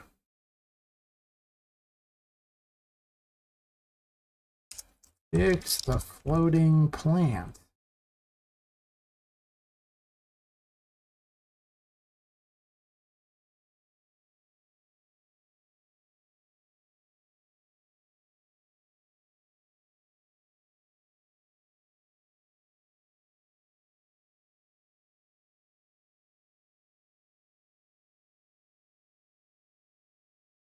Waiting for the edge. Waiting for the edge. Wing, wing, wing, wing. Welcome back. So if you happen to step into the paintings, you end up in the painting world, which is this place here that's full of all kinds of things that I'm currently working on, and you know, acts as kind of a junk room. And this is the ghost in the paintings, Tinka. She's my Discord's favorite. Everyone's favorite waifu. Made her too, because I make all the waifus in my game. Important waifu making skill. So you can throw various toys in here to save them, and if you do that, then they will open things there. Here's my Amazon ripoff. Right, we love waifus. And you buy things like it's Zelda. Oh, I clicked on her by accident. Here. Apparently this one vanished though, because time, I don't even know. It's a little finicky, so yeah.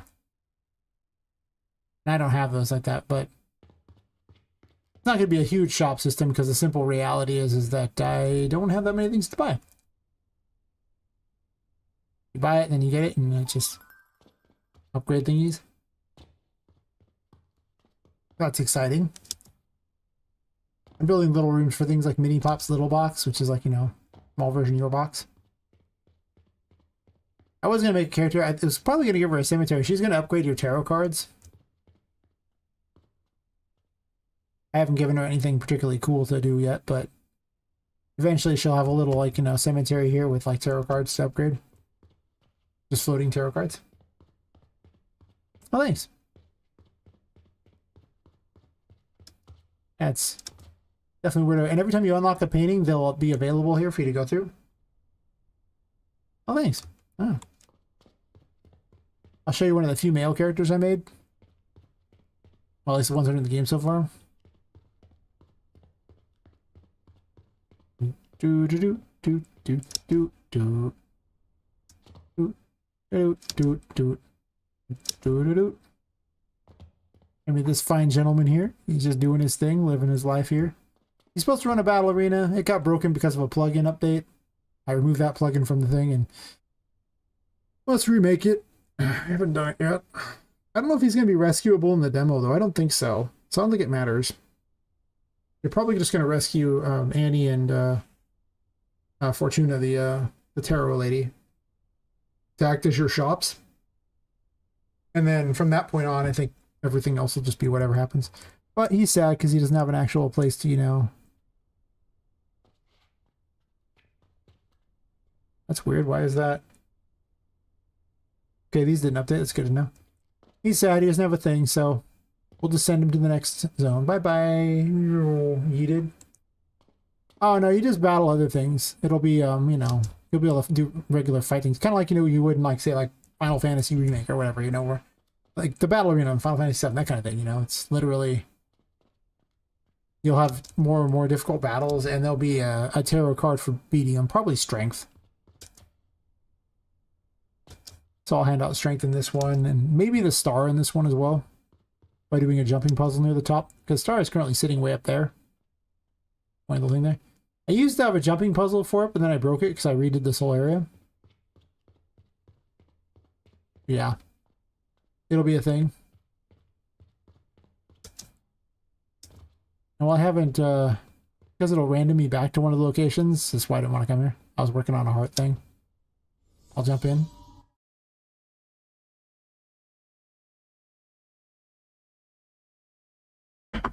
It's definitely not a multiplayer game.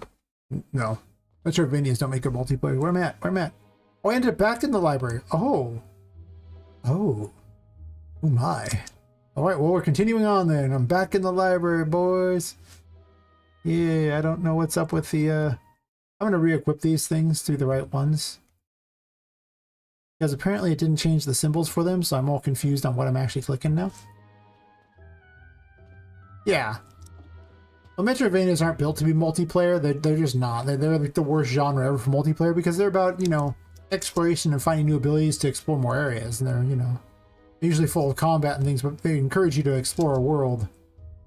And usually are pretty story light. Like, they don't, you know, it's the whole Metroid or Castlevania type of thing, you know, like Symphony of the Night type of thing. Those kinds of things are, you know, what the genre is based on. So I'm more likely to go after something like Bloodstained or something than a lot of other stuff. So that's because of its desire to make you explore and get new abilities and stuff. It really doesn't set itself up for multiplayer. I've seen it happen though, but that was actually more of an adventure game. Because it's more you're playing as two parents that got turned into toys, and it's called It Takes Two, and it's a two-player game. It's specifically exactly 2 players. And that one's not really a Metroidvania, but at least it has a similar world design. That's true.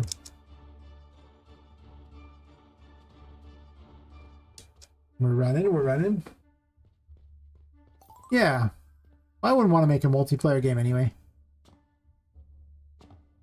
I'm not a huge multiplayer fan anyway, so it's like...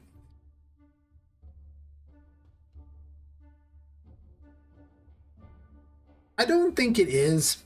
And the reasoning for it is that it's very linear. Like, you just play from start to finish like it's an adventure game. And the Metroidvanias are known for backtracking in order to get to areas you couldn't previously because you got new abilities. You know, it's the whole, oh look, I got double jump, so now I can reach this higher area type of thing. And It Takes Two didn't have that. It was mostly just you were following a narrative the whole time, like most of the AAA adventure games usually are. If you want a AAA game that's closer to like a Metroidvania, I would say the Tomb Raider remake. Those games were very Metroidvania-like. Also, I made a female version of the of Patrick, the first boss. So Patricia. I figured the 14-year-old girl would dress up the dolls, so I thought it was hilarious. She's really not very tough. Not supposed to be. She's a little dopey, regular enemy. You see them all over the place. That's right, yeah. There's light cubes that will actually, they're movable lights. You can just pick them up and throw them places. I'll have cube puzzles later. There were a lot of cube puzzles early on, but yeah, you can pick them up and throw them if you need them somewhere.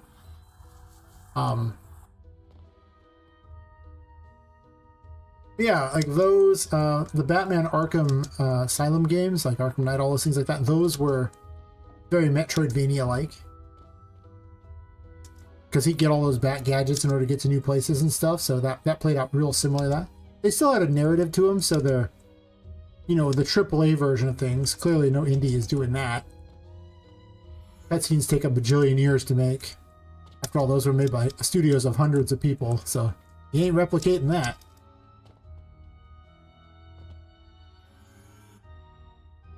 Yeah, those were really fun. And that's, beyond that, like, 3D Metroidvanias are really rare. It's just because the mechanics of Metroidvanias don't tend to lend themselves well to 3D, so I've been struggling with that. There's actually people who, one guy who came to this thing, he actually had a team and they gave up on it because they couldn't make it work. A lot of it was the verticality issue. It's really hard to keep the player from going, you know, too high or too low in the environment. I have my own unique way of doing it, but it doesn't really work for their game. Being a tiny toy does kind of make these areas have a lot of verticality they wouldn't have had normally. Because if you're a regular person, most buildings would not have much like vertical anything to do. I had a discussion with him for a while on how I came up with the mechanic ideas.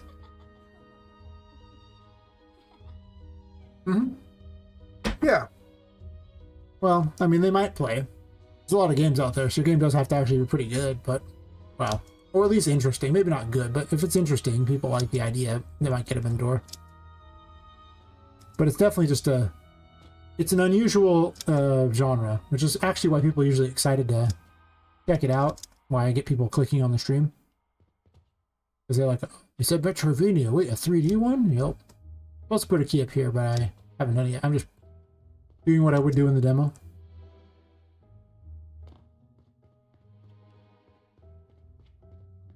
Yeah, well, I mean, that's definitely fine. Like, my theory is if you can reach it, I'm fine with you being there. But there is a certain level of, you want to be able to prevent the player from going to, like, bypassing large portions of the game. So, that's, I think, their issue they were having, is they couldn't basically stop the player from doing that. Which is fair. I mean, you know, it's not easy to do.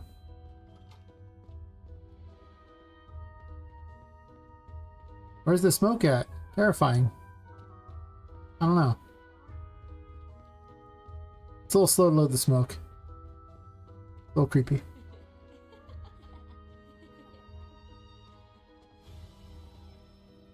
I was after this key. This is where some of the rooms I really do like to introduce unusual mechanics for the game, and this is definitely one of those rooms.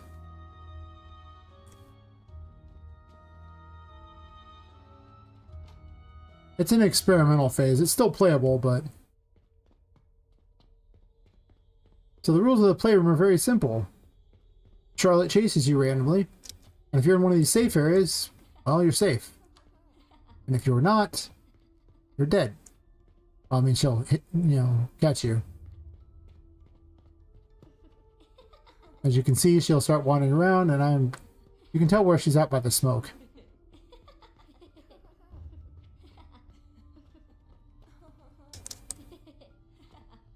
I actually toned her way down, so she's almost not even threatening anymore. She's also slightly broken in here. I need to fix it, where she doesn't always show up either, which is kind of obnoxious. But we'll have to see about that. Like, she might not even show, which is bizarre. But you run through a maze, playing almost kind of like a little horror game. I'm gonna add enemies and stuff too. We're kind of... Oh, hello. Why, hello there. Uh-oh. Of course she was... Okay, she vanished. He has a timer. I was like, the insanity's making it hard to see her. Oh, God. I'm doomed. She just vanished, so if I hurry up, I might be able to get this key. Crap. I saw her spawn. Get in the box, quick.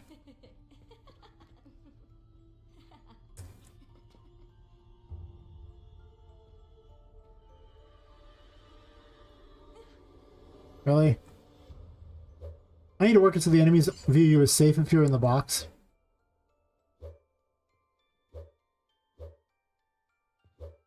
She's gone. Good.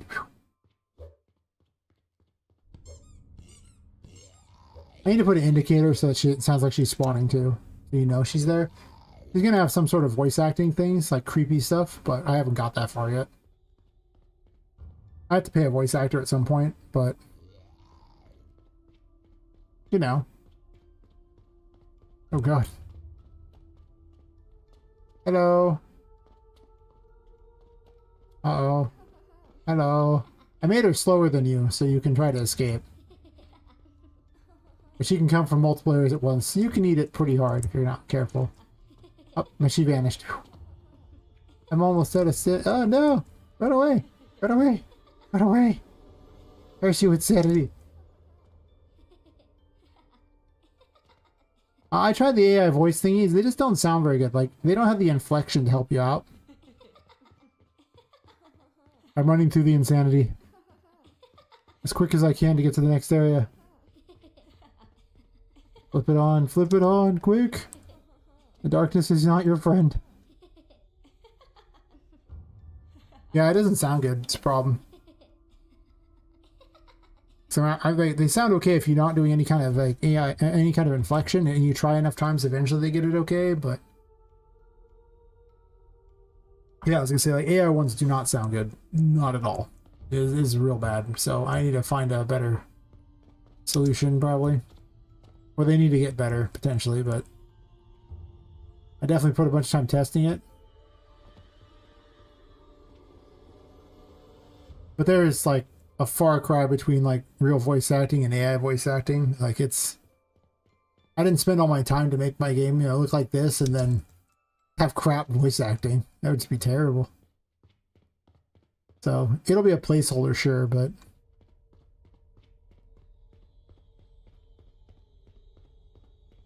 oh, random ads. Jeez.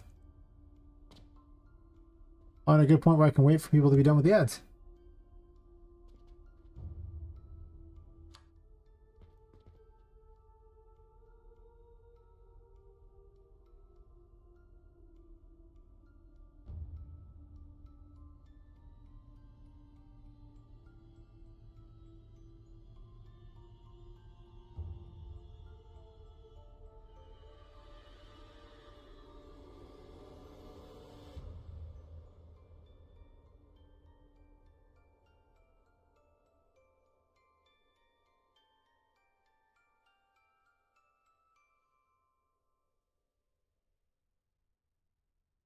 I don't know what I wanted to fix.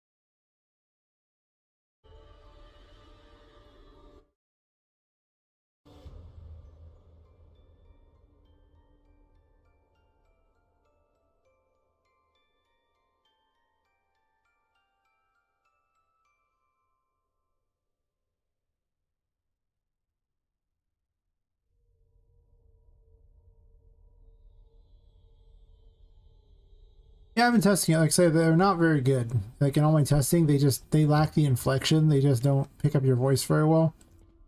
It's okay sounding, but most of the little like fake like celebrity voice acting ones aren't very good from the sound of it. Like when you hear them, people make videos of them and like, okay, cool, but it sucks, man. This isn't very well sounding. I mean, it's good for memes, but for like quality voice acting for a game, your game kind of like is a low quality game to start with, it'd be fine. Problem is if your game looks higher quality and then you do that, it'll just stick out like a sore thumb. So it's like, we'll have to see. Also, there's the legality issues of it too, which is another problem. So at some point maybe, but yeah, so when you beat the first portion, so you have to go back through the top portion. It's a Hierophant puzzle up here. Oof.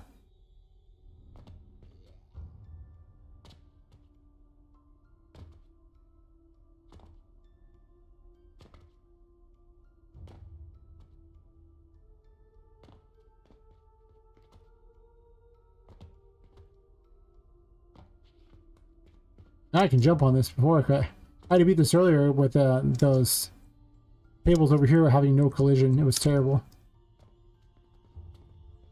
Now it's pretty easy. Yeah, the problem is the legality is all over the place. If they stole this stuff and they didn't have the rights to use it, then, you know, it's you're not going to be allowed to use it kind of thing. But, I mean, also it's which country you're in. But since I'm in the U.S., I pretty much adhere to U.S. law and that stuff. And it's kind of up in the air on it, so it's hard. You got to be able to prove you actually have rights to use it. Just, or you won't be able to sell it on Steam, and, you know, it's basically like right now a whole can of worms I didn't want to open. If it sounded great, we'd talk a lot more, but since it really doesn't even sound very good, it's like, ugh, I don't know. But for placeholders until I get the real things going, sure.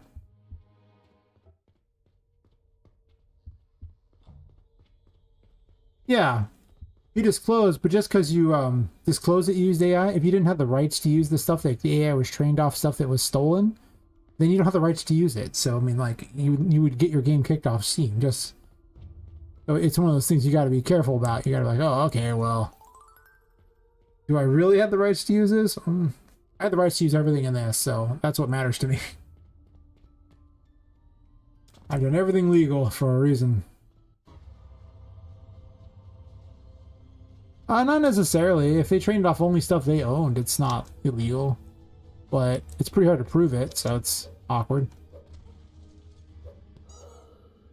I was still testing this fight, so that's why there's a bunch of text. So I was trying to figure out why she had a weird target. The main mechanic of this fight is she summons a voodoo doll of you. And the voodoo doll of you, well, if it takes damage, you take the damage.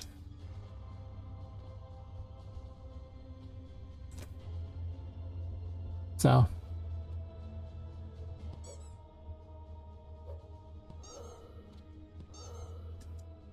I am pretty hurt.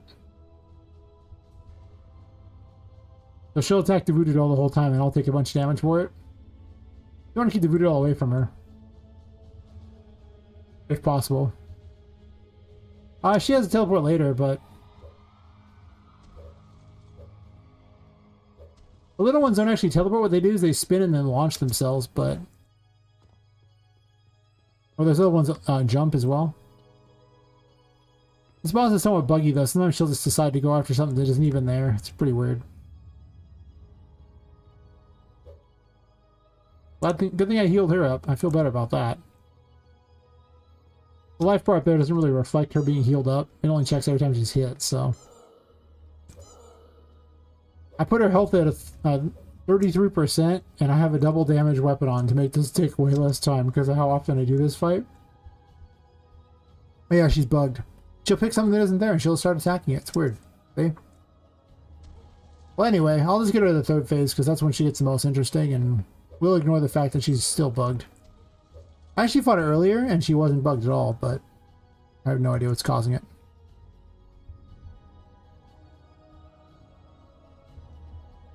Yeah, she just runs back to this thing that isn't there. You're making me look bad. Take this for making me look bad. Your fault.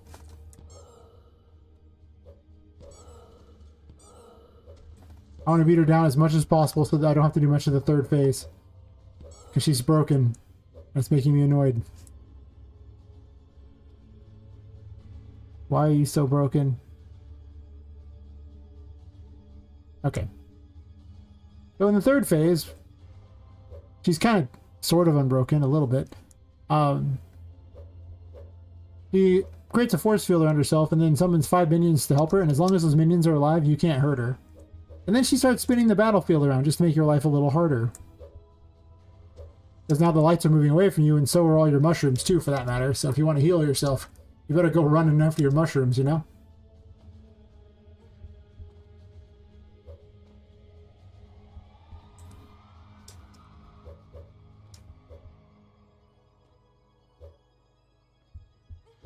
Stop beating on my voodoo doll. Ugh, you sent it back to the center, you suck. Oh, and I got her. Yeah. Well, it's actually kind of cool when she's not broken, but now she's just attacking nothing again. And she summons little helpers like these two. This is where you first encounter these minions. Our little voodoo cultists.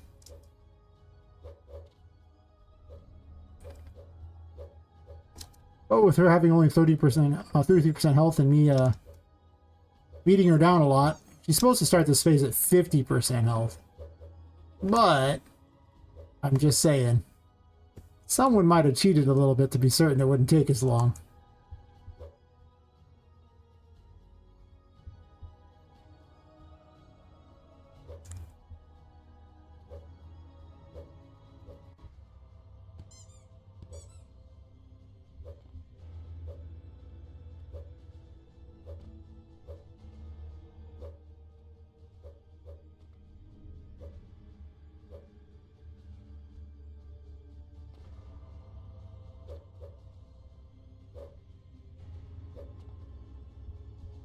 Come back and fight.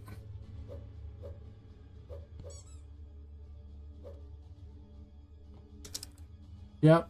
All kinds of dev tools in this game. I need to work on this fight and fix it. There's a bunch of things I need to fix. But at least you can play the game, them all the way through. I need an also ending, so it just says the end or something when you beat the demo. You know, it's not the real ending of the demo, but story will probably go in. What is today? Is today Thursday or Friday? I don't even know. Oh, I actually killed those things, and she got her thing back. I wasn't paying attention. I'm dumb. I made this take longer than it needed to. Why? Ah, you suck. No position. Where's your helper?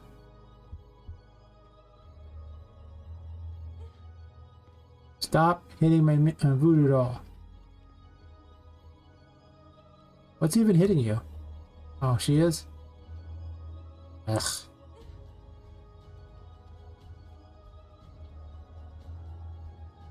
I didn't realize I broke her shield. Ugh. Why? I keep missing that I broke her shield. I blame the alcohol, plus it being like now 6 a.m. here.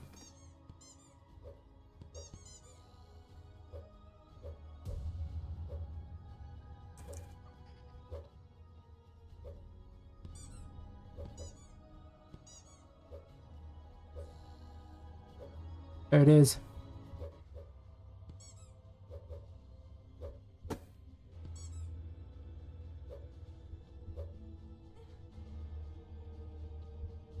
Broken, quick, get her! Get her! Get her! Get bonked! I have the super mode so I can cheat!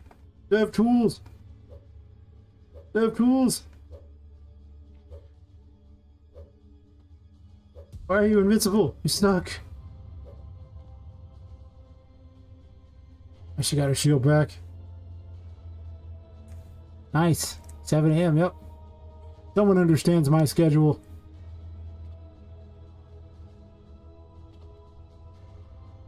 That's right. She does have invulnerability for like 3 seconds after a hit, though.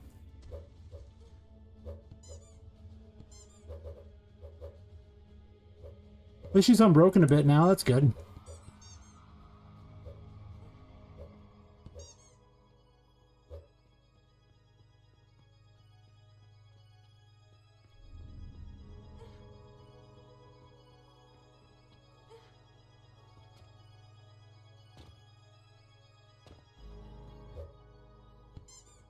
Ha! Suck. You made me look bad. Why you gotta make me look bad? Stuck. Huh. You died with a cube on her head. Right. Eventually the floor will stop spinning and you would be able to continue the game from this point on.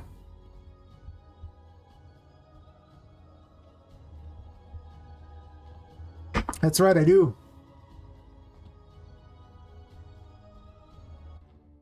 Yeah, from here you would rescue your voodoo doll and you'd free Oliver, who's mysteriously absent. Whatever. And that's where the demo would actually end. All that. So. Okay, now, you see, when it says that a print string has an error, that's not the print string thing. I'm fine with that. It's like, okay, I can't read this note on a print string. Not a problem. Totally fine. Print string is broken. Not broken, but yeah, an access none. But you know, that's basically the game in a nutshell. As far as the full length of the demo. And then I have hidden areas later to go through. Such as these areas. With bizarre underwater worlds, and you know. I have weird pirate areas and things like that. And this is like the second biome.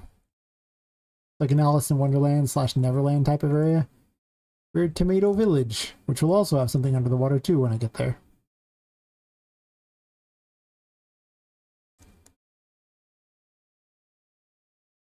That's like the plan for the second area.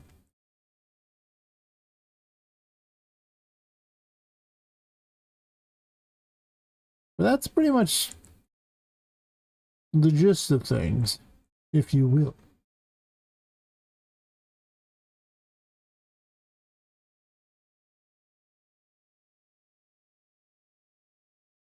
Oh, thank you. Yeah. Go to the bench in that room. Which room are we talking about? The bench? Well, thanks for the follow. You talking about this room? There was like a bench here? Oh, this room. Is it... You said it was floating or something?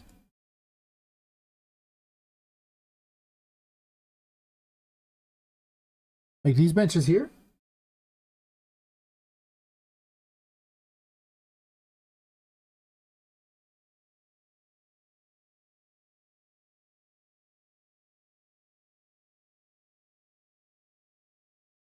The leg floating. Maybe I can look.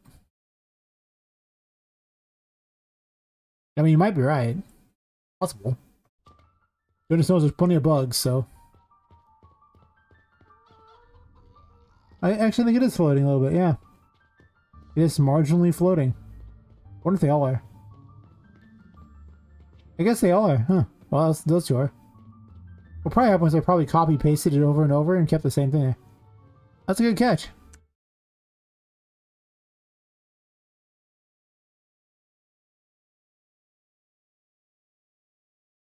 Good enough. I would not have noticed that for a long time. That's fair. I mean, if you gotta have a specialty, floating stuff is not the worst specialty to have. 10 out of 10. I like floaty things. Hell yeah. If it ain't floating, what is it even doing with its time?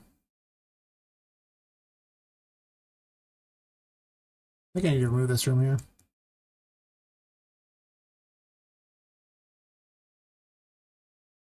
I actually need to give it a different name.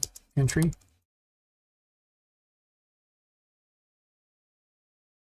Ah, yes. You'd be surprised, like the number of people on Twitch chat who, like, you know, have made contributions to the game is actually very high. You know, anytime you suggest something, if there's a chance, I'll put it in there. If it's, you know, well, if it's a fix, first of all, it almost certainly gets in. But some of the ideas in the game have come from them. Some of the ideas have been terrible and didn't come from them, but, you know, not every idea they suggest is good. They catch a lot of stuff. So, yes, thank you. I'm always happy to hear contributions to it. People are my visual testers here to make certain everything works and to point out to me when it doesn't. Like, what? That was terrible. You should program better. Right, it takes a village. Awesome. Well, thanks for dropping by. Sleep well and all that. I wish I was sleeping right now, but I'm going to probably hang out even longer because I don't know what I would do if I wasn't streaming. See if they spawn in or not. They are spawning. It takes a while. See them off in the distance all spawning. Why did they all spawn over there? I have questions. So many questions.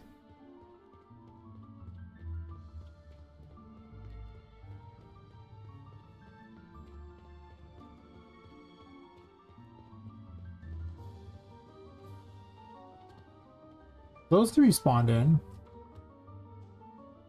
Why only those three, though?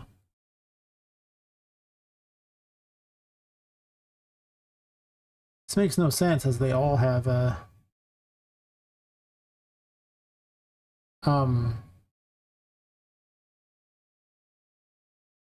like it's the same room thing for every room.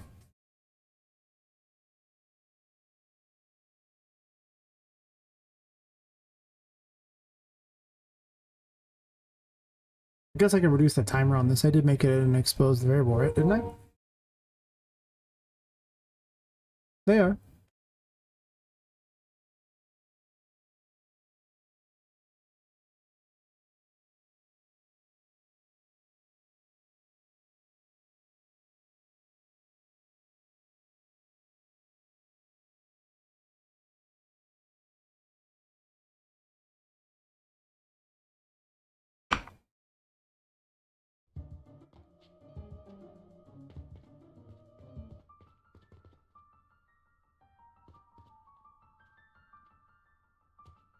Just those three spawned.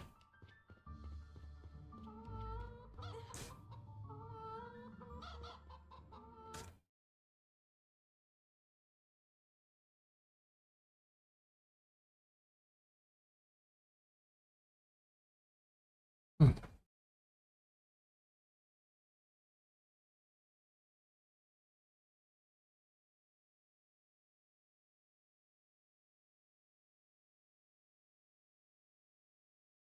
Like everyone's logged off for the night, huh? Okay.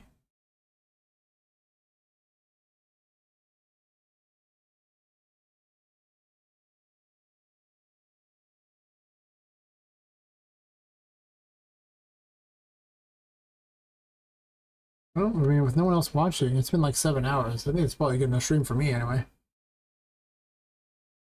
Yeah. Oh, well, I think I'll call it at that point. I'll solve this problem tomorrow. I should be back later today, or later tomorrow, or something like that. I don't know. I'll be back later tonight. Same time, same place, all that stuff. Oh, I'll catch everyone later. See ya.